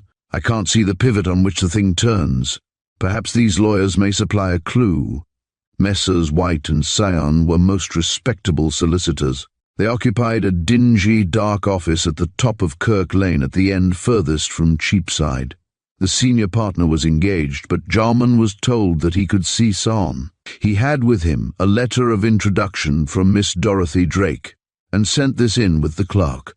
After some delay he was conducted into a kind of dust-hole with a grimy skylight, packed with books and boxes and law papers. In the centre of this sat a spick and span gentleman of over 50. with a heavy face and a smiling, easy-going mouth. He held the open letter of Miss Drake and welcomed Jarman politely. "We are very glad to see any friend of our esteemed client," said Mr. Son. "And what can I do for you, Mr. consulted the letter Mr. Jarman." "I want to know something about Mr. Lancaster," said Eustace. The smiling face grew serious. "I don't quite understand," said Mr. Son stiffly. "We have no knowledge of the whereabouts of that unfortunate young gentleman. Had he placed himself in our hands, we should have done our best at his trial. As it is, we are in darkness." "I see you are unwilling to speak openly," said Jarman. Mr. Son placed the tips of his fat fingers together. "Why," said he, "it's a delicate position, a very delicate position. You come to us armed with a letter from an esteemed client who asks us to tell you all you may ask. But the client in question, Mr. Jarman, happens to be a lady. And ladies, if you will pardon me, rarely have any idea of business." "I have, however," replied Jarman dryly, although he could not blame the lawyer for his caution. "And when I tell you that I am the most intimate friend Mr. Lancaster has, perhaps you will not object to tell me something about his father." Mr. Son sprang from his seat in sheer surprise. "His father," he repeated. "Dear me, Mr. Jarman, I understood you to inquire about the son, our unfortunate client." "Oh," Eustace passed over the point of the remark. "Then you admit that Frank Lancaster is your client?" "You allude to the son, I presume?" "Of course. I said Frank." "The father's name is also Frank," replied Son. "If you don't mind, we will talk of father and son as more explicit. May I ask why you make these inquiries?" "I wish to prove the innocence of the son." "Oh, then you believe him to be innocent?" "Certainly I do. What do you say?" Mr. Son coughed delicately. "I say nothing. The facts are not before me. I sincerely hope that the son is innocent. But if he had been well advised, he would have placed his case in our hands, and then would have been hanged for his pains," said Eustace roughly. "For he saw that this dignified gentleman was bent solely on making money, and whether Frank had been proved innocent or guilty would have been equally pleased, provided the bill of costs was discharged. As a matter of fact, I advised the son to lie low." "Ah, then I understand that you have seen him since his misfortune?" "I have. I was the first person he came to." Son's face showed great interest. "Are you aware that there is a reward offered for his apprehension by a friend of the deceased?" Eustace nodded grimly. "I know the amount of the reward and the friend also. Do you wish me to earn it?" No, certainly not. You shock me, you inexpressibly shock me, Mr. Jarman. But if you really know the whereabouts of our unfortunate client, tell him to come to us and—" "I'll do nothing of the sort," interrupted Jarman. "The evidence is too strong against him. But if he is innocent—" "Innocent men have been hanged before now, Mr. Son. No, sir, you let me manage the matter in my own way. When I have in my hands sufficient evidence to save Lancaster the son, of course, from being hanged out of hand, you will step in." Son scratched his chin. "I am not prepared to say but what that may not be the wiser course." "And you wish to get some information from us to bring about this state of things?" "I do." "You receive a sum of money monthly from Frisco." "From San Francisco," corrected the heavy man. "We do." "Does Mr. Lancaster the father send it?" "That I can't tell you. Our agents there are very respectable, as you may guess, and for many years they have sent us this sum monthly. We pay it to Miss Drake, our esteemed client, at the request of that unfortunate young gentleman. But it is understood that the money really goes to him. Is Mr. Lancaster the father alive?" "We cannot say. Have you ever asked your respectable San Francisco firm?" "No, certainly not. There is no need to. We receive the money and we pay it over. That is all that concerns us." "Do you know anything about the father?" "Nothing. Absolutely nothing. 23 years ago he sent home the son to Miss Drake, our esteemed client, and arranged with our San Francisco agents to pay a monthly sum of £20 for the child's keep. The child is now the unfortunate young man in question, but the money is still paid. I know nothing more. Would you mind making inquiries of your agents?" Son shook his stupid head. I don't think it would do, Mr. Jarman. No, I really don't think it would do. So long as the money arrives, we have no right to pry into private business. But to save Frank Lancaster? Not even for that. We have our own high position to think of. Jarman could have thrown a book at the head of this dignified ass, who would have let a man die to preserve what he called his position. But it was no use getting angry, lest the man should refuse to say more. Therefore Jarman swallowed his temper and continued his questions. Do you think the father is still alive? Son did not reply for a moment. Then he looked up. I said just now that I did not know, he said in a more reasonable tone, but the fact is I do. Do you think that such information would really be of service to the son? I am sure of it. Then I can tell you that Mr. Lancaster Sr. is dead. Dead? And when did he die? That I can't say. It was a man who told us. A man! Jarman looked astonished and wondered what was coming. You may well look surprised, Mr. Jarman. But a man came to see us, a grey-haired man, possessed of great muscular strength, although he was but small. He inquired about Mr. Lancaster the son, as he had information to impart to him about the death of Mr. Lancaster the father. He refused to tell us anything beyond what I have said. Why didn't you send him to the son? Asked Jarman testily. Because we did not know where the son was to be found. Oh, the man came after the murder of Starth. Yes, a week later. We told him that our unfortunate client had been accused of the crime and had escaped justice. The man then departed, although we offered to do all we could towards proving the will. Jarman pricked up his ears. Is there a will? I suspect there is, Mr. Jarman, and I suspect that the man is the bearer of it. Had Mr. Lancaster, the father, made his will in San Francisco, he would have executed it in the office of our esteemed agents. As it is, we have not heard from them. But strange to say, added San, the £20 has been paid this month as usual. I really don't know what to make of it. Nor I. I suppose there must be a will? I think so, since the late Mr. Lancaster is dead and was a man of means. If you can find this man— What is his name? Interrupted Eustace. We cannot tell you that. He refused to inform us. In fact, added Mr. Son, drawing himself up, for an African, he was impertinent. Why didn't you kick him? Said Eustace, rising. Is this all you can tell me? All. And if you will let us know where Mr. Lancaster the son is to be found, we shall have much pleasure in proving the will. The will has to be found first, and the man, said Eustace coolly, and also Frank Lancaster has to get his neck out of the noose before he can let himself be arrested. Quite so. I admire your caution, Mr. Jarman. Still, if Mr. Lancaster the son will only place himself in our hands— Jarman's patience with this old ass was exhausted. He would be hanged within the month. Good day.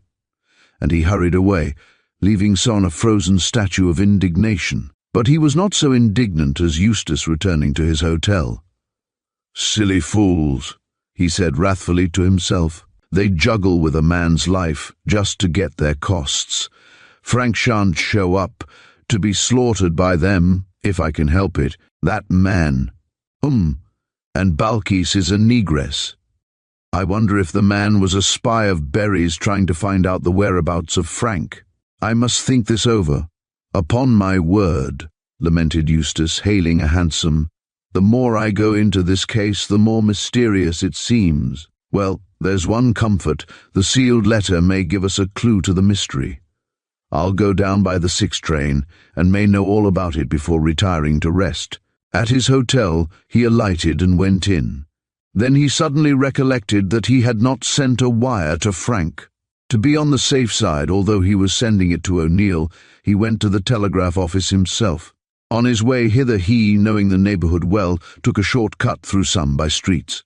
As he was turning a corner, he heard a fresh young voice singing some song, the burden of which was Tamaroo. Tamaroo! Hardly believing his ears, Eustace dashed round the corner to hear who was repeating the last word which poor murdered Anchor had uttered. He came nearly on top of a ragged urchin, a true gutter snipe, who was dancing gaily in the gutter to the music of his own minstrelsy. Oh, he gets a heavy screw, Tamaroo. Tamaroo, and his father is a Jew, Tamaroo, Tamaroo. Where did you hear that song? Interrupted Eustace, seizing the boy. Gone away with why? It's my own words and music. Ow, Tamaroo. Where did you hear the word? That's my business. Tie it up, cocky, said the brat. See here, my lad. You tell me where you got the word Tamaroo, and I'll give you a shilling. What, a whole bob? Right you are, governor. 'Twas Melia told it me. Melia kin read and she got it off a wall a hour ago. It'll be all over London soon. Out Tamaroo. Tamaroo. Ain't it a prime word? Show me where Amelia got it. Eustace saw that the melody of the word had caught the boy's ear, but he could not understand what he meant. The boy conducted him down one street and up another, till he brought him up against a huge hoarding before some houses in the course of erection. There appeared the huge placard of a scarlet bat with outspread wings, as on Frank's arm. Beneath was printed in gigantic red letters the mysterious word Tamaroo, Chapter 15, A Strange Disappearance. Jarman returned fuming to Wargrove. He was a clear-headed man who liked to foresee what was coming so that he might arrange his plans. But at the present moment he could not see an inch before his nose, and rather lost his temper in consequence. The unexpected appearance of the scarlet bat and of the mysterious word Tamaroo on London hoardings perplexed him extremely. At first he thought that this might be a new move on the part of the astute Berry, but on consideration dismissed this idea.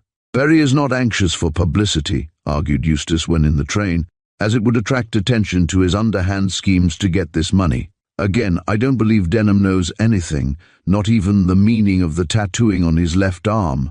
He would want to be told why the bat appeared on posters if it was Berry's work, and the captain might not be disposed to furnish an explanation. No, there is some other person taking a hand in this game, and with that person I must come into contact. If the person is an enemy of Berry's, we may work together to thwart him.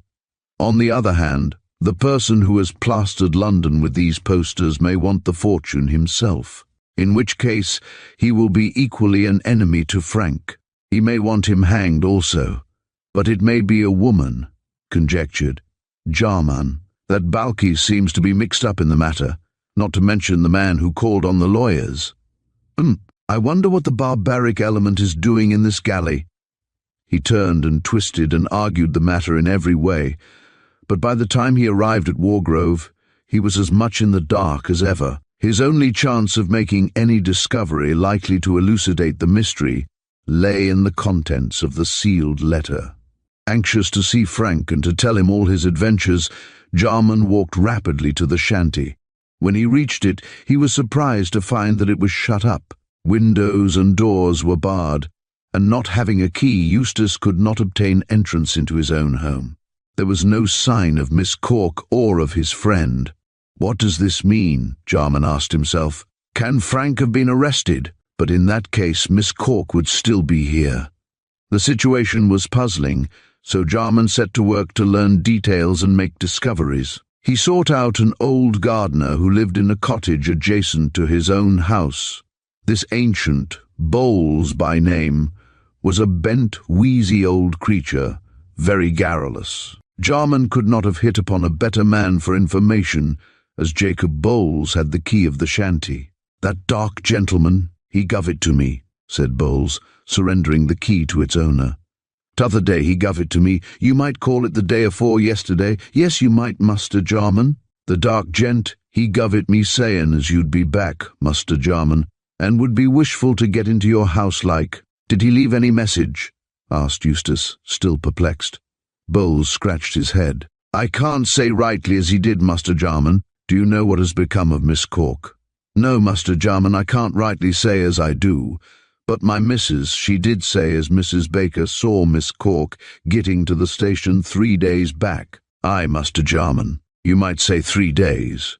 Eustace remembered that this was the day of his departure, and questioned the female Bowles, but she simply repeated the information given by her husband, adding that Miss Cork had been seen by the ubiquitous Mrs. Baker walking rapidly towards Marden railway station. Across the common, as you might say, said Mrs. Bowles cautiously.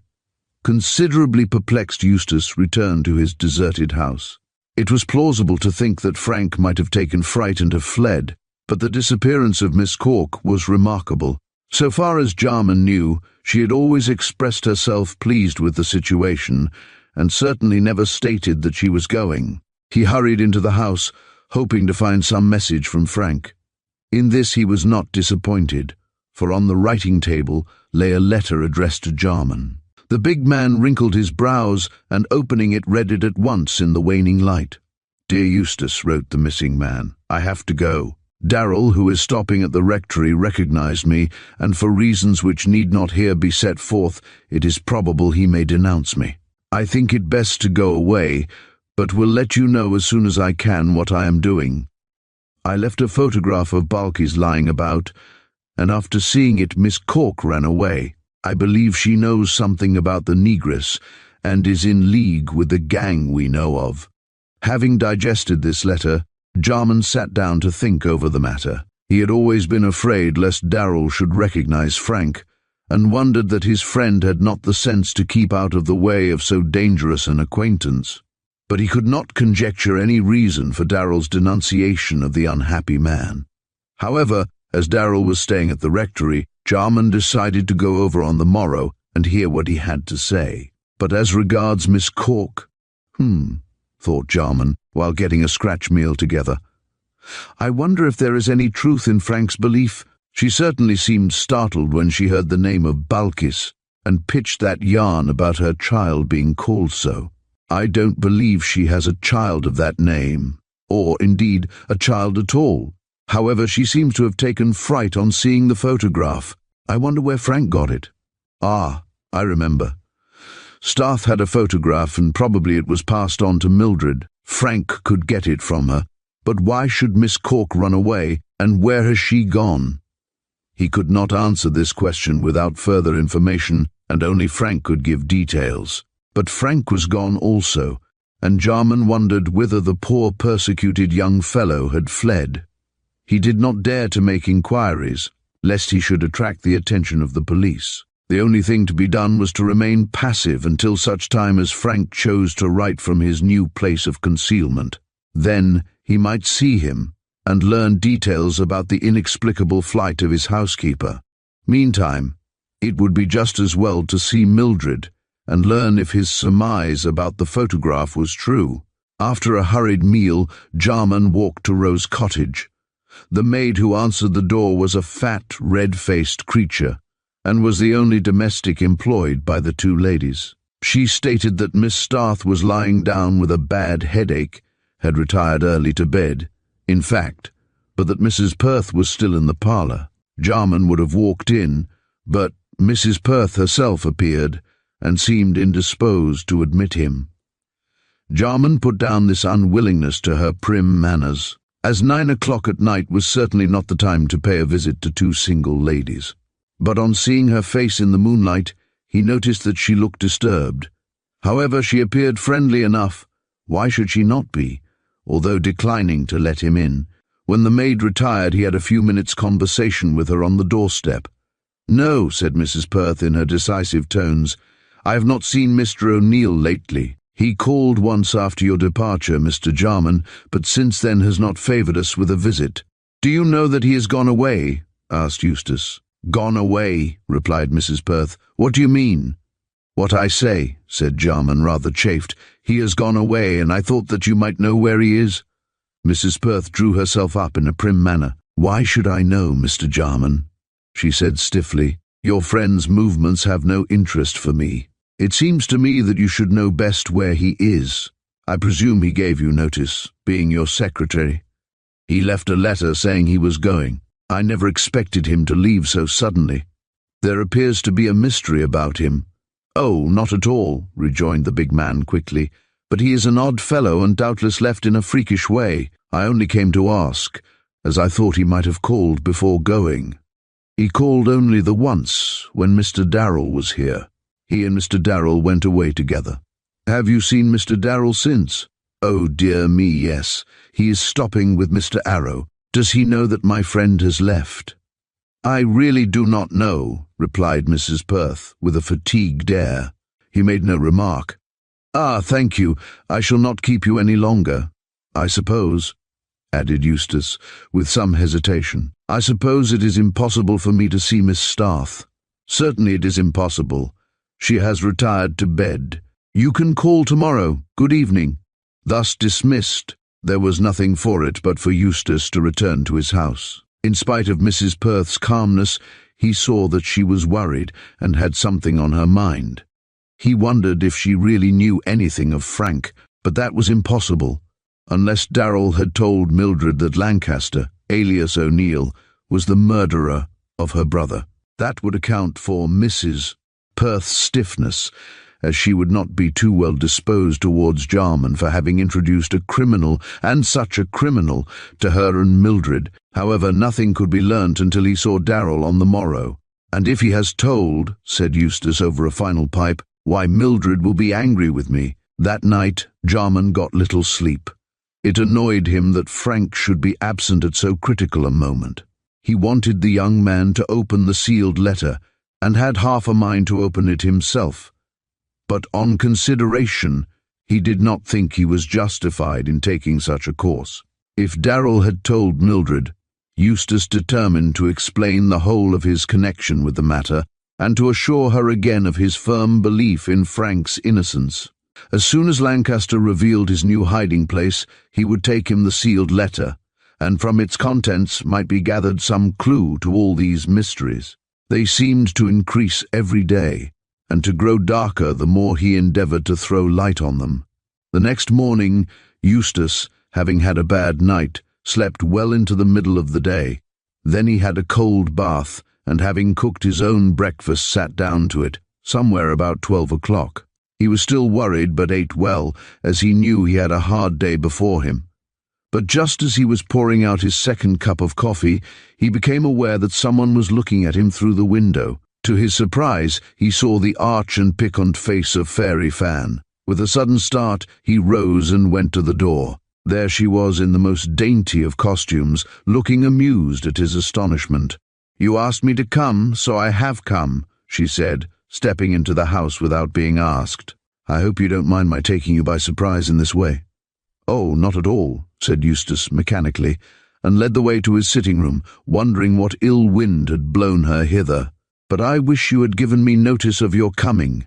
Miss Berry, as she chose to be called, plumped into a seat and cast an eye over the untidy table. "You didn't want to be found at breakfast so late," she said, smiling. "I thought you were an early riser." "I had a bad night," said Eustace shortly. Fan selected a cigarette from a box near at hand and lighted it. "I don't wonder at that," she said through a cloud of blue smoke. "If you will shelter criminals, what can you expect?" Jarman started uneasily. "What do you mean?" he demanded, frowning. "Why," said she, waving a daintily gloved hand, "it seems that Frank Lancaster's been with you." "What a cunning fellow you are, Eustace. I guess you gave Uncle Banjo and me the outside running." "I don't know why you want the inside." "No, and nobody else does," she replied smartly.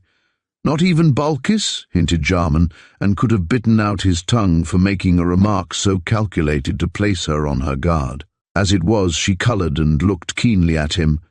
"I guess you know more about the matter than you'll give away." "Perhaps I do," he replied, determined not to let her know the extent of his knowledge. "But if you came here to see Lancaster, he's gone." "That's a lie," said Miss Berry coolly. "Search the house, then," retorted Eustace serenely, meeting her with her own weapons. "I give you full permission." She looked at him again. "No," she said, after a close scrutiny. "I guess I believe you." "I am flattered." "Not a bit. You feel angry. Where is Frank?" "I don't know."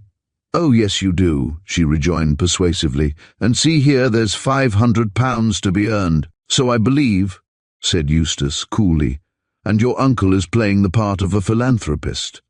"You can put it that way if you like, Eustace. Come, tell me where the boy is. I wish him well." "I doubt it, seeing that your relative offers this reward for his capture. However, I can reply with an honest heart that I don't know where he is." Fairy Fan threw away her cigarette with an important air. "I wish you did," said she. "I want to save him from being lynched." Why do you wish to save him after bringing him into this state? I didn't, she said fiercely. Yes, you did. For some reason best known to yourself, you induced Starth and Lancaster to quarrel. Having been successful up to the point of putting a rope round Frank's neck, you come to me to ask if I will help you to adjust it. The woman clasped and unclasped her hands nervously and rose to pace the room. Believe me, I come to save him, she said earnestly. He's in great danger and I alone can help him. Ah, then you know who killed Starth. I don't. I swear I don't, she cried vehemently. So far as I know, it was Frank. My uncle believes in his guilt also. I know, it is to his interest to believe, snapped Jarman. How much money is involved in this business, Miss Berry? She turned pale and looked down. There is no money, she said. Oh yes, we'll say about $1 million. Your uncle doesn't offer this reward for nothing. It's a small sprat to catch a large mackerel. Fan threw herself down and burst into tears. I wish I were dead, or you wish Frank were dead. Which? Asked Jarman mercilessly. No, I don't. Oh, do tell me where he is. I can save him. From being hanged? I think so. Where is he? She stamped her foot imperiously. Eustace smiled as he saw she was trying all her arts to make him reveal what he was determined to conceal. I tell you I don't know, he said quietly. Now that you have learnt that I sheltered the man, I don't mind admitting that he was here, but he has gone away and has left no address. What frightened him away from this hiding place? You had better ask Darrell, who told you where to find him. Darrell? Fan seemed genuinely surprised. He never told me. Then who did? Asked Eustace bluntly. Fan thought for a moment, then looked up with a winning smile. I'll tell you that if you'll answer me a question. What is the question? Why have you placarded London from end to end with those posters? Chapter 16. What Mildred knew. Eustace looked at her much surprised. If you don't know of those things, I don't, he said. Do you mean to say you didn't get them out? Certainly. I saw one and was very much surprised. Do you know what the Scarlet Bat means? She asked. Perhaps I do, he said enigmatically. And the name Tamaroo? Oh, it's a name, is it? Said Jarman. Thank you for the information, Mrs. Anchor. Don't call me by that name, said Fan, frowning. Why not? You were married to the man, and the name Tamaroo was the last word he said to me. The woman changed colour. What did he mean? She asked softly. You can explain that best, answered Eustace. See here, Mrs. Anchor, or Miss Berry, or whatever you choose to call yourself, I want to know what your game is. There is no game, she insisted. Yes, there is, else you would not have put Starth and Lancaster against one another, nor would you come down to see me and ask questions. There's some scheme in your mind, and in the mind of your so-called uncle. He is my uncle, she flashed out, tapping her foot. Bah! Do you think I believe that? Accomplice, if you like. Fan started to her feet like a small fury. You dare to insult me, do you? She said. Better take care, you low-down cad. Ah, said Eustace calmly, now the mask is being dropped. With an effort she controlled herself, seeing she had gone too far. It's enough to make a woman angry, she said, panting, to be talked to in that way. I am perfectly honest. I never called your honesty into question. Yes, you did, and I'll never forgive you for having done so. I know you are my enemy now. I thought you were a fool. So I was in San Francisco, but I have learnt sense since. And I am your enemy, Mrs. Anchor, and the enemy of that man Berry. You'd better not threaten him. Indeed, do you think I am afraid of him? Sneered Eustace. I also have been in the Wild West, and I can handle my weapon as neatly as Berry did when he shot Starth. It's a lie. It's a lie. He did not. Don't lose your temper, you'll gain nothing by it. I'm on the side of Frank Lancaster, and I intend to prove his innocence. You can't, said Mrs. Anchor with a pale face. He is guilty. It's your scheme to make him appear so, retorted Jarman. But I know better, and so do you. Who told you he was here? That's my business, she said doggedly, and a very shady business it is. Do you wish to murder Frank as you murdered your husband? With a spasm of fury, Fan snatched up a knife and flung it at him. It flew over his head.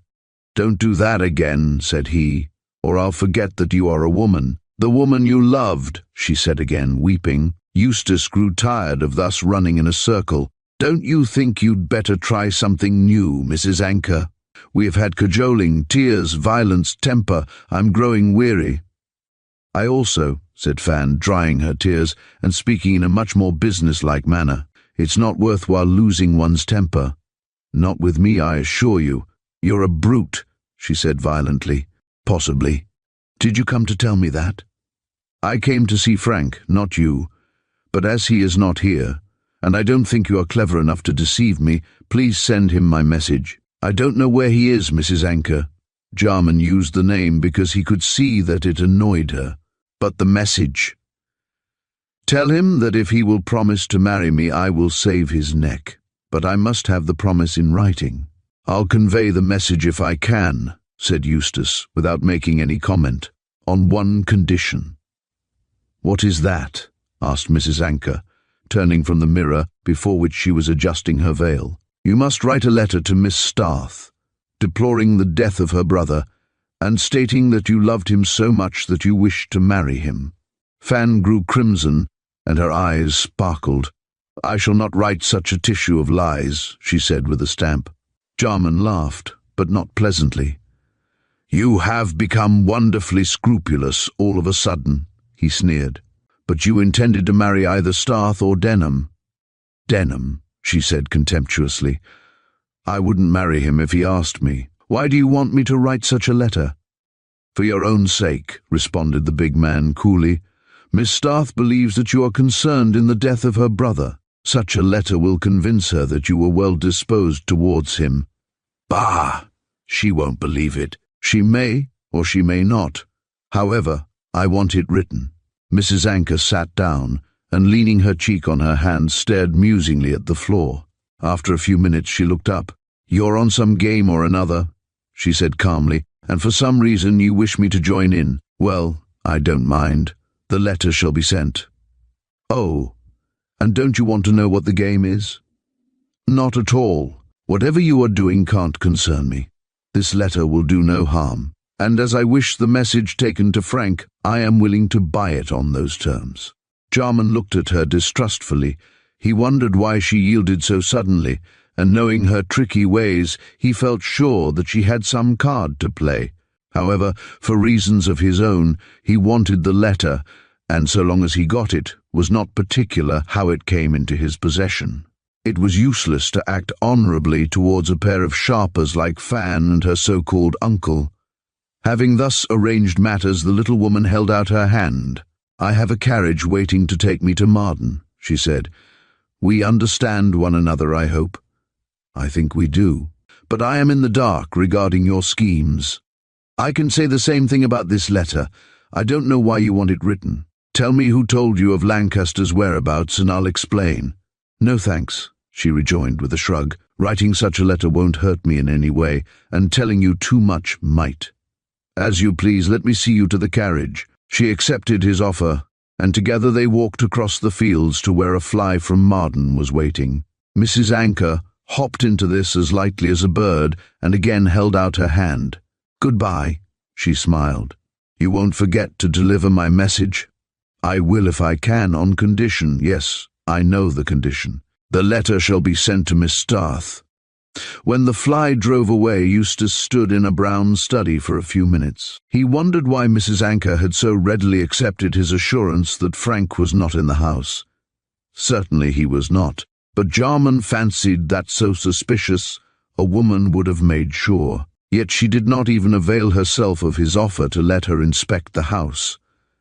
"I wonder what stake those two are playing for," mused Jarman, walking down the road. "It's that million, I suppose." But he could not be sure until he gained more explicit information.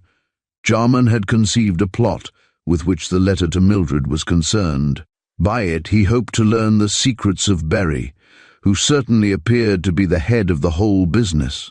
As to the Scarlet Bat, the opening of the sealed letter might reveal what that meant. But the letter could only be opened by Frank, and Frank was nowhere to be found.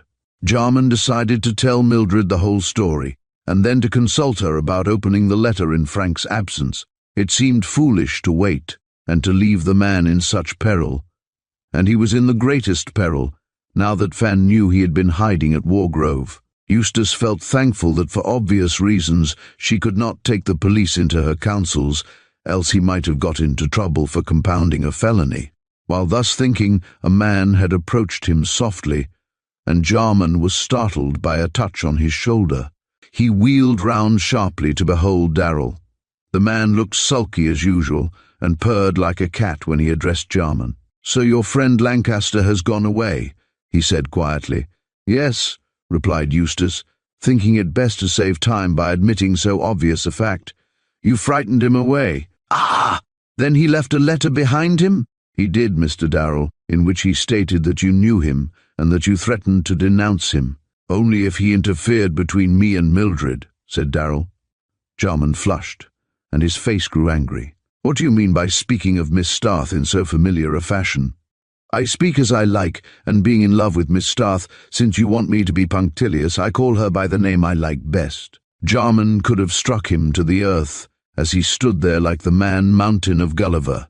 There was something insolent about Darrell, which inspired the meekest of men to kick him, and Eustace was by no means a Moses. For the moment Eustace was inclined to take him up on the question of loving Mildred, but remembering that he was not officially engaged to the girl, and that should he not discover the assassin of her brother he might never be her husband, he thought it best to pass over the matter.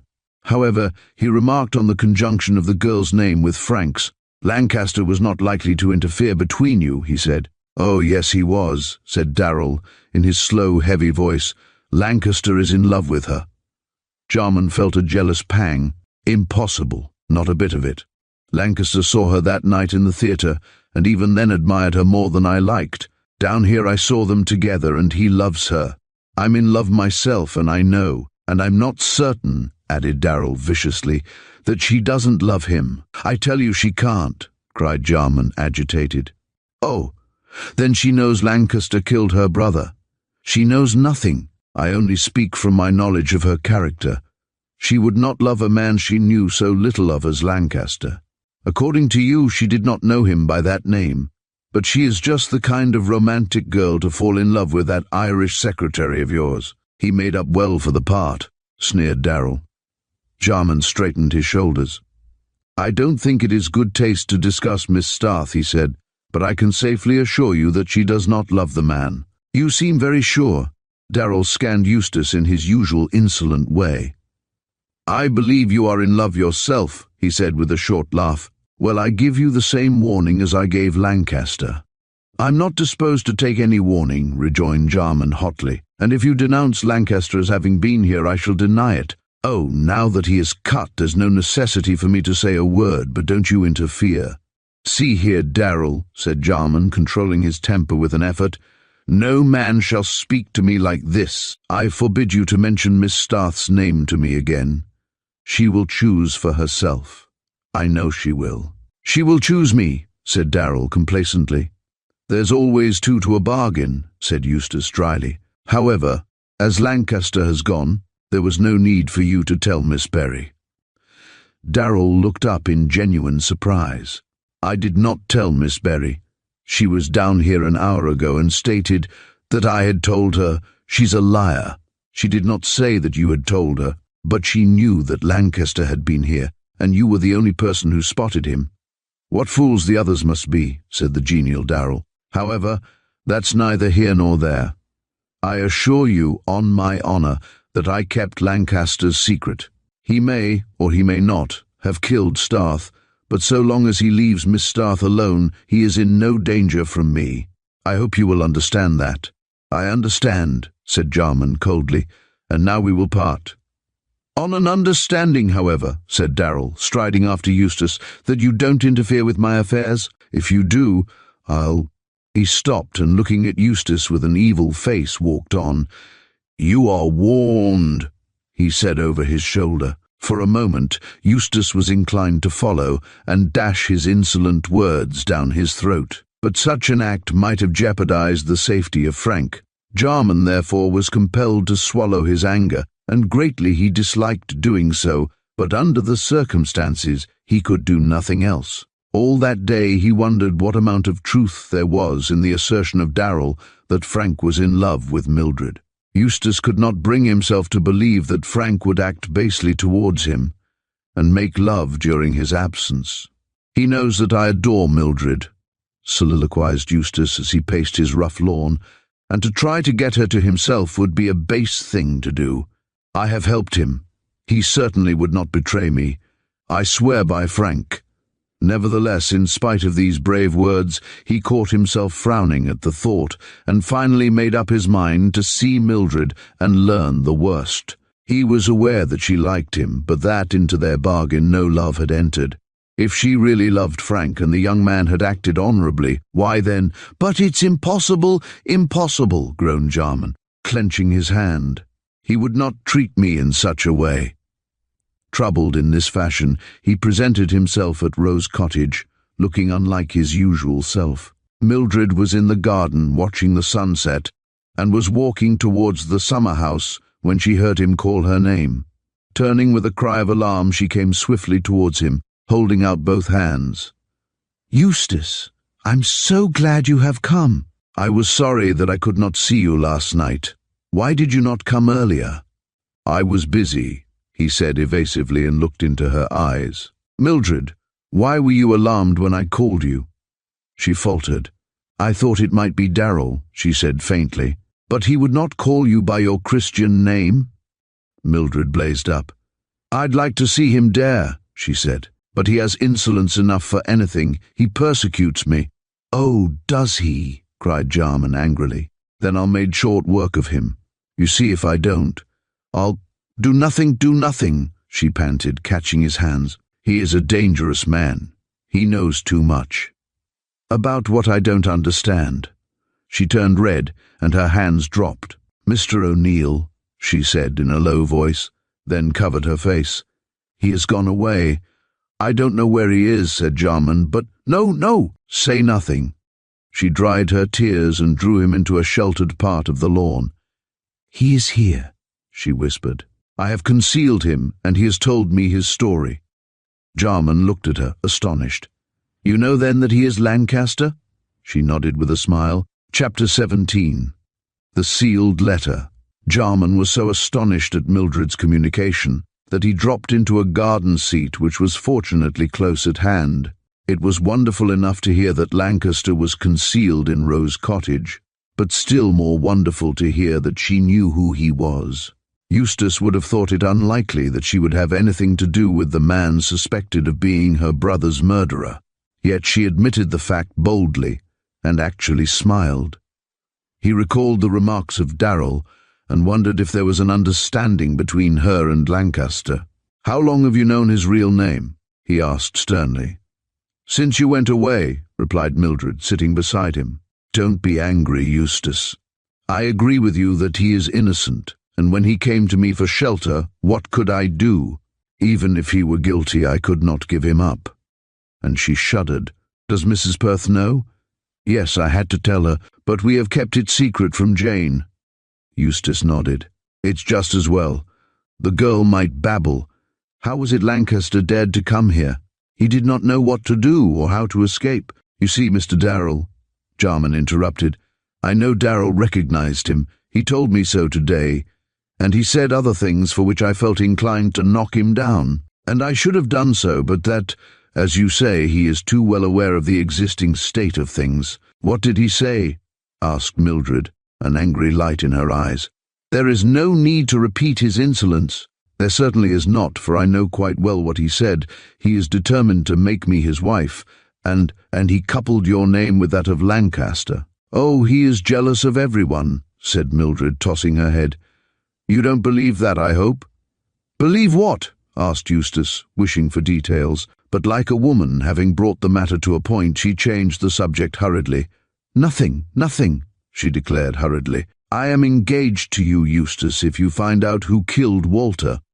"So I understand," he replied sadly. "But there is no love on your side, my dear. I told you plainly what I thought. You did, and I should not have taken advantage of your position. I think we had better—" "Stop!" she interrupted, and in the moonlight he could see her bosom heave. You had better not say too much. Let us leave the subject alone until we get out of these troubles." Eustace was quite willing to do this. He could scarcely tax her with being in love with Frank on the evidence of Darrell, but he was resolved to question Lancaster at the first opportunity. Meantime, seeing that Mildred was disposed to grow angry, he thought it best to leave the matter alone. "Where is he?" was his question. Mildred looked round as though she thought the birds of the air might overhear. "He's in the summer house," she said. "There is a small room at the back, which I fitted up as a kind of studio for painting. But is that safe, Mildred?" "Quite safe. No one ever goes there but me. The summer house, as you can see, is quite buried amongst the trees, and I have hung some Eastern stuffs round the walls to conceal the door into the studio.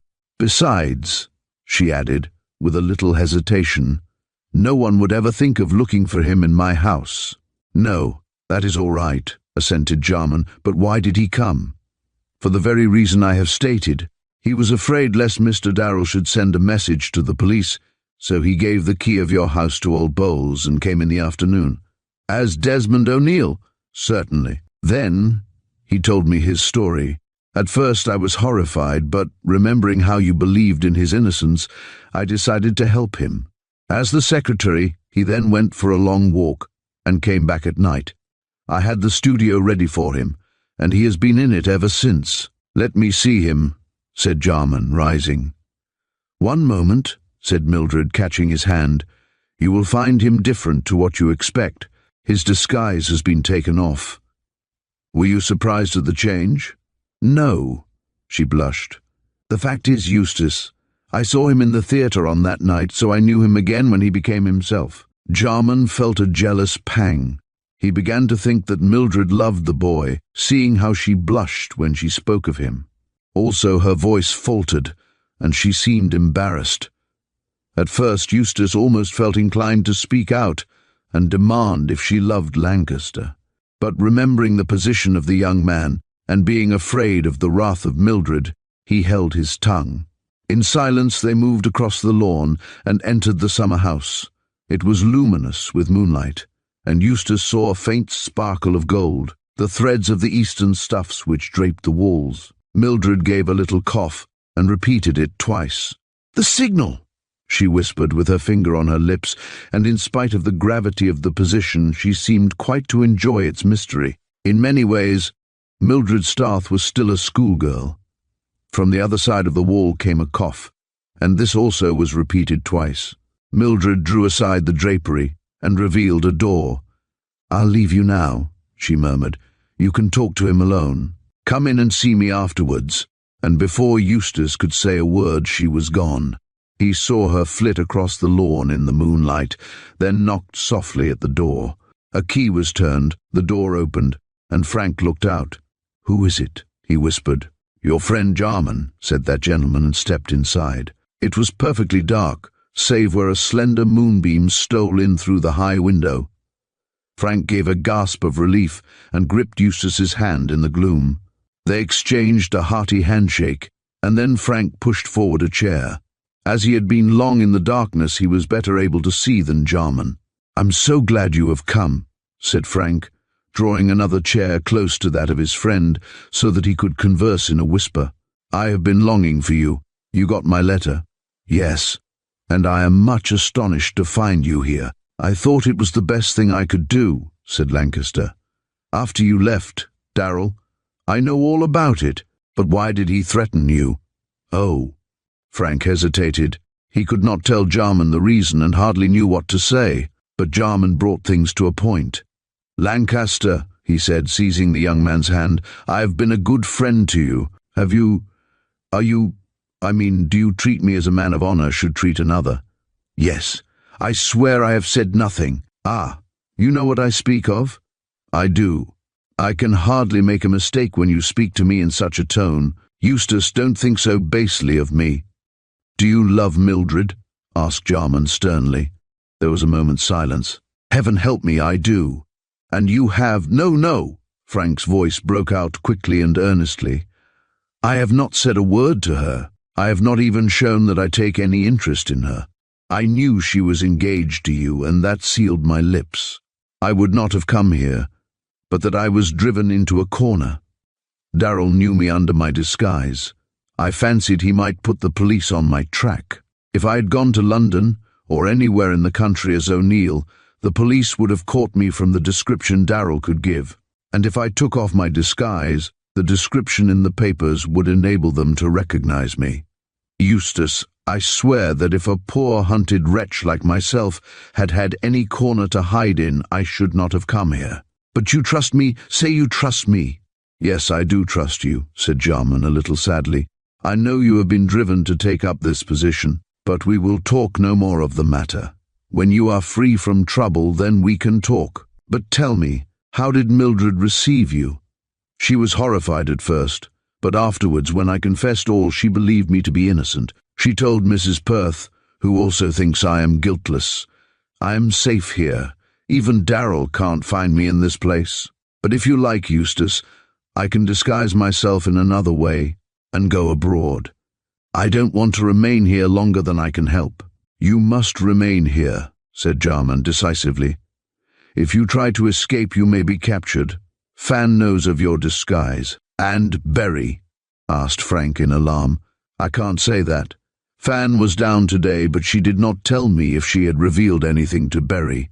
Who told her? But I needn't ask. It was Darrell. You are wrong.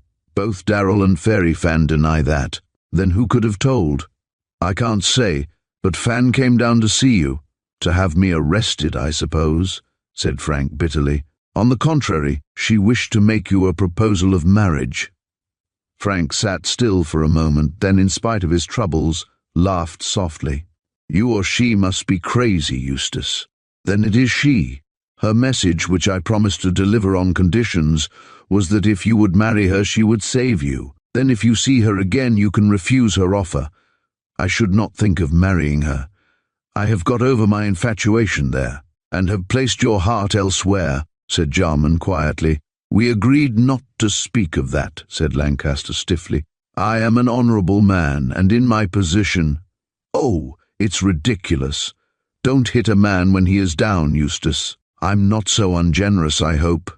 You are the best of good fellows, said Frank impetuously, but my nerves are worn rather thin with all this worry. What are the conditions on which you delivered the message? I'll tell you later. I have a scheme in my head to counterplot Fan and the man she calls her uncle. Don't you believe that he is her uncle? Asked Frank. No, replied Eustace decidedly. I don't. She met him in San Francisco, and he became her accomplice to get Anchor out of the way. I am sure that Berry, or as he was then Sakers, fired the shot that killed the man. But in some way, the two were done, out of this fortune connected with Denham and with you. They brought the boy to England to plot against you, and then intended, when you were put out of the way, to get the money from Natty. That poor lad doesn't know it, but I believe his life is not safe. You don't think they would murder him? They murdered Starth. Oh, yes, I am certain on that point. If Berry didn't fire the shot himself, he got someone else to do it. But the object was to throw the blame on you, so that you might be hanged. I can't think why it should be necessary. However, we may find out from the sealed letter. Ah, Frank started, and spoke in a rather agitated tone. I forgot that in my troubles. Have you got it? Yes, it's in my pocket. I'll show it to you immediately. Have you a candle here? Yes, but I'm afraid to use it. The light might be seen from the road, and if Mrs. Baker saw it, she would certainly make inquiries. We'll wait for a bit. I'll show you the letter before I go, and then I must talk to Mildred and Mrs. Perth. But about Berry, I wonder if anyone knows details of his past life. Darrell does, said Lancaster promptly. He saw him in Los Angeles. Ah, I wonder if he would tell me anything. He was most insolent to me today, but in your interests I don't mind putting up with that if there's anything to be learnt. Jarman paused for a moment and then went on. Frank, do you think there is African ancestry in Darrell? It's curious you should say that, Jarman. Jenny Arrow saw that portrait of Balkis, and she thought it resembled Darrell. I haven't seen that portrait. Miss Cork took it away, you said. Yes. And Frank described how he had obtained the photograph from Mildred, And for what purpose? I'm sure Miss Cork knows Balkis. She might, mused Jarman. Well, I'll soon know her also, for I am going to look her up at the docks. For what purpose? Can't you guess? That woman is mixed up in this thing. Her photograph was in Starth's possession, and Berry visits her. Now you tell me that there is a resemblance between her and Darrell. I shouldn't be at all surprised to find that this negress is some relative. Oh, but that's absurd, Eustace. Darrell comes from Africa. Jarman laughed. He went out there in the first instance. He talked of being in Los Angeles. That is in Mexico, and Mexico is in the same latitude as the West Indies. Then you think he may come from the islands? It's not improbable. Where does Balkis come from? Zanzibar, according to Starth, who was a born liar, said Eustace cynically. I shouldn't be surprised to find she came from the West Indies also. And remember, Frank, that Denham was born in Zacatecas, that's in Mexico. Your father travelled in those parts. Yes, but what's all this to do with me? A great deal, I fancy.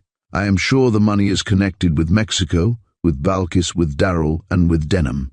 Fan and Berry know about it, and the Scarlet Bat. I shouldn't be surprised to learn that it was a kind of sign connected with the affair. I can't say in what way, but we'll know soon. What I can't make out, said Jarman, nursing his chin, is why London should be plastered with posters of the Scarlet Bat and Tamaroo. You don't mean to say— Yes, I do. And Eustace told Frank of the poster and how Fan had denied having anything to do with it. And I'm sure she spoke the truth, he said decisively, for she asked me if I had posted the bat. Of course she must guess that you have it tattooed on your arm and thought that I made use of it. But for what purpose? You and I are not supposed to know anything about the fortune if there is one. Oh, there is one, sure enough, and the Berry lot think I know much more about it than I do. And there's another man mixed up in the matter besides Balkis. The lawyers I called on told me that one came to ask after you. And Jarman gave details. Well, said Frank, more and more puzzled, there's only one thing to be done. We must open the sealed letter. All right, here you are. And in the darkness Jarman passed it along. Frank opened it, but it was impossible to see. Therefore Eustace lighted a match, which was not likely to be seen from the road, and held it while Frank read the letter. The paper had a scarlet bat drawn in one corner with red ink, and the writing consisted of only a few words. My son, ran the writing. When you are 25, send your address to Tamaroo, the General Post Office, London, to be called for. Then wait events. And Tamaroo is the name on the bills, said Eustace under his breath. Chapter 18. A Queer Visitor. Well, I guess this is a surprise, said Natty. And a very pleasant one, rejoined Miss Arrow. The two were standing on number 9 platform of Liverpool Street Station waiting for the Wargrove train, and the meeting was accidental. Natty did not look so well as usual, as his face was somewhat haggard. Jenny noticed this, and thought he had been sitting up all night. With considerable coolness she made the remark which Natty contradicted. It isn't that, said Mr. Denham gloomily. I've been square enough, but I've been having trouble. Oh, dear me, cried Miss Arrow sympathetically. Not bad, I hope. Sufficiently bad to make me leave for the States next week. Jenny looked rather dismayed. She fancied herself in love with Mr. Denham, as by this time she'd quite got over her romantic affection for the Irish secretary. I'm sorry, she said pensively, and you will regret leaving Mildred. She looked at him sharply. I'll regret leaving all my friends. Those at Wargrove are the best I've struck in the old country. I don't know that Miss Starth's any great sorrow to me, though. She don't care a red cent for me. Her affections are otherwhere, said Jenny sentimentally. That's so, and I don't see much good my hovering round. I should like to marry a real sweet English girl. Jenny blushed, but she was not vain enough to take the compliment to herself. Yet she could have done so, for Denham was thinking of her when he paid it. Jenny was not pretty, but she had the freshness of youth and a sweet, frank face of her own which appealed to the man. Denham had been so accustomed to women of the world like Miss Berry that he longed for something fresh and unsophisticated. He had been thinking a great deal about Jenny lately, and now that he saw Mildred was a star far above his reach, thought he might do worse than take the rector's daughter. The transfer of affections from Miss Starth to Jenny was a considerable effort of mental gymnastics, but Natty had achieved it. By the time the train started, he had laid in a large quantity of magazines and newspapers for the girl and took his seat in a first-class carriage along with her. There was an old gentleman in the compartment, but they did not pay much attention to him, nor did they read the magazines. In each other's conversation they found quite enough pleasure. After discussing Billy and the Arrow family and the departure of Natty for the States, Natty announced that he was going down to Wargrove to see Jarman. "I want to say goodbye," said he, "and there are other things I have to do. Deliver a letter, for one thing. To Mr. Jarman? To Miss Starth, and it's from Miss Berry. You've heard me speak of my friends, I guess?" "Oh, yes, your most intimate friends. Well," drawled Natty, flushing, "they were, but they ain't now. I've had a row. Berry hasn't been acting square by me, and I don't cotton to his goings-on nohow. I'll give them a wide berth for the future." Jenny observed a discreet silence, as she did not want to ask questions about business which did not concern her. Natty was offended. "Guess you don't care much for me," said he with a shrug. "Oh, but I—" Jenny was about to say that she did, and only changed the sentence in time. "But I like you, really." "I'm going to stop for a few days, and we can talk of that," said Natty, looking peculiarly at her. "I suppose Jarman will put me up." "Oh, I'm sure he will," said Jenny. "Mr. Jarman likes you. He's rather troubled now on account of Mr. O'Neill leaving him." "What's he gone for?" "I don't know. I think he left without giving notice," said Jenny. "I don't know that he ain't wise, that young man," said Natty, in a dry tone. "The billet didn't suit him. He seemed very comfortable." "What folks seem ain't often what they feel," rejoined the American, and again fixed Jenny with his eyes. "Now, you'd never think that in your company I feel different to what I say." "Really?" Jenny did not know where to look, and was thankful that the old gentleman was in the carriage. She felt that Natty was in measurable distance of a proposal, and the timidity of maidenhood seized upon her. Consequently, she became voluble, and drew Denham's attention to the scenery, to the pictures in the magazines, and to the news of the day. Natty, not accustomed to this innocence, was delighted, and thought Jenny just charming. He made up his mind to propose within the week, being used to carry through business smartly. When the train arrived at Marden, Jenny bundled herself into a governess cart drawn by a fat and elderly pony and driven by one of her brothers. She offered Natty a seat, but he refused, as he caught sight of Eustace coming out of the station.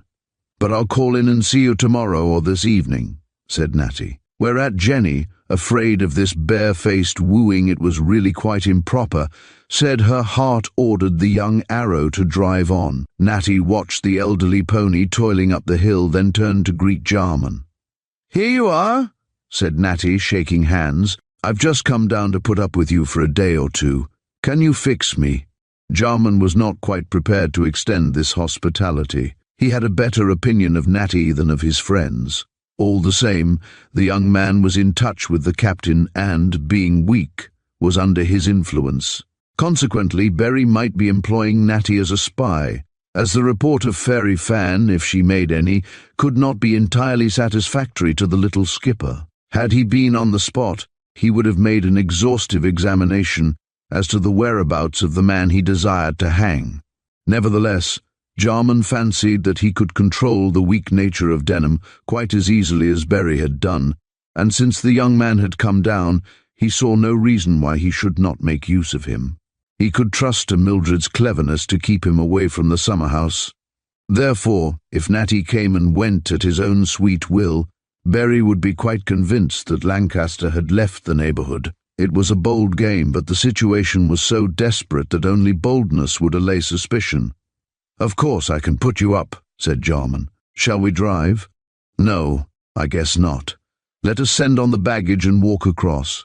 I have something important to say." Wondering what this could be, Jarman saw that Natty's trunk was put on a fly and, after directing the man to take it to the shanty, walked on with his unexpected guest.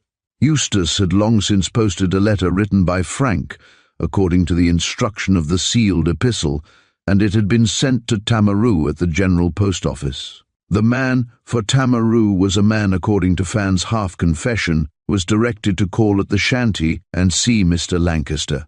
But, needless to say, it was Jarman's intention to interview the visitor in place of Frank. Thus, if it was a plot in any way, but that was unlikely. Seeing that the sealed letter came from Frank's father, the young fellow would not run the risk of being arrested.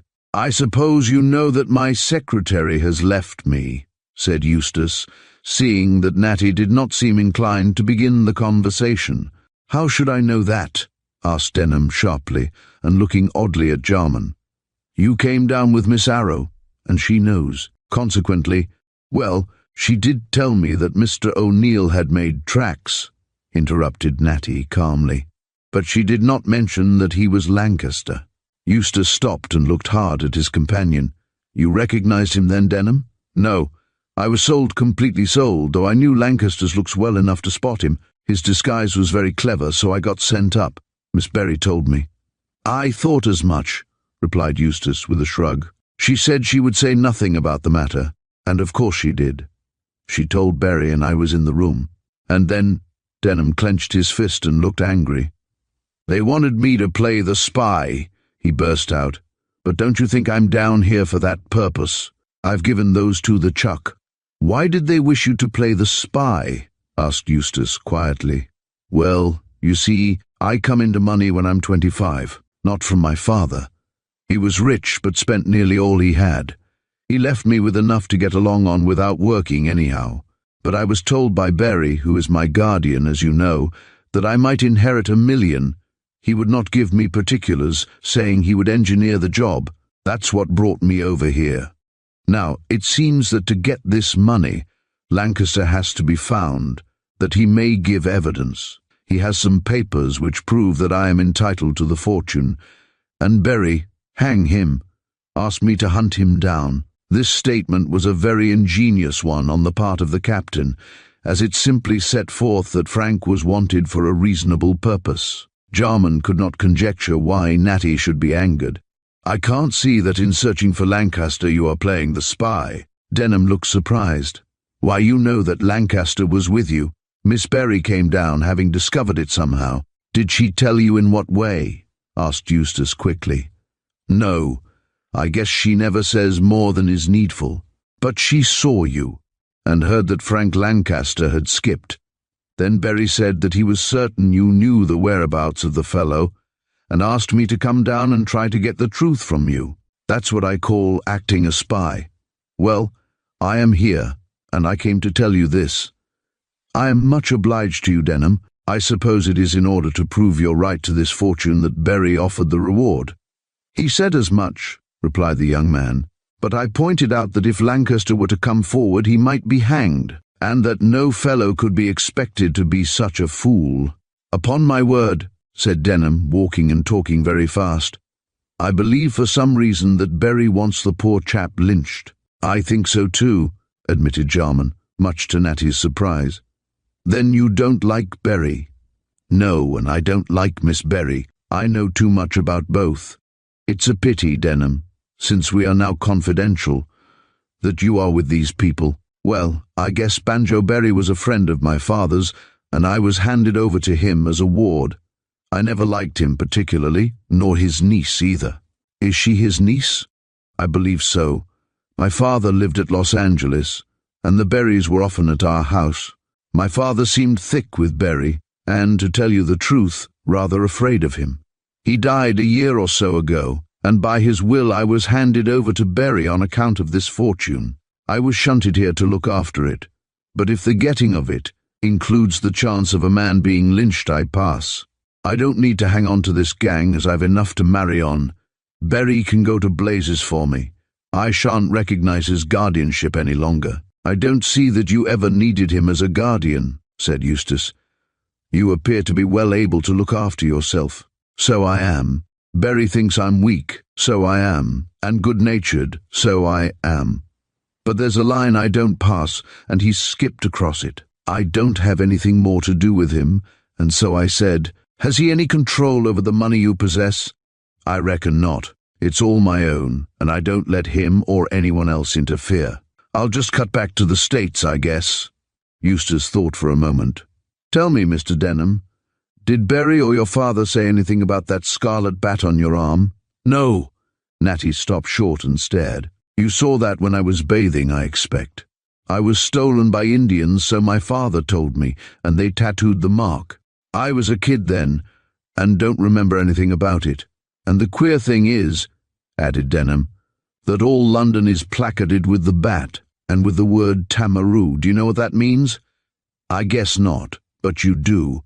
See here, Jarman, you're up to some game? Eustace nodded. On behalf of Lancaster, he said, and on your behalf also. You are in danger. Natty stared. Danger? What do you mean? I'll tell you that later. We must have a talk when we get in. All right, agreed the American with a keen glance. I'm glad I dropped across you, as I don't trust the Berries' scent now. I always thought there was something queer about the fortune business. But before I enter your house, I have to deliver a letter to Miss Starth. Ah, said Eustace quickly, from Miss Berry. Yes, how the deuce did you know? I know a great deal, replied Eustace dryly, and I hope to know more. I'm glad you have been frank with me, Denham. I may be able to help you a lot.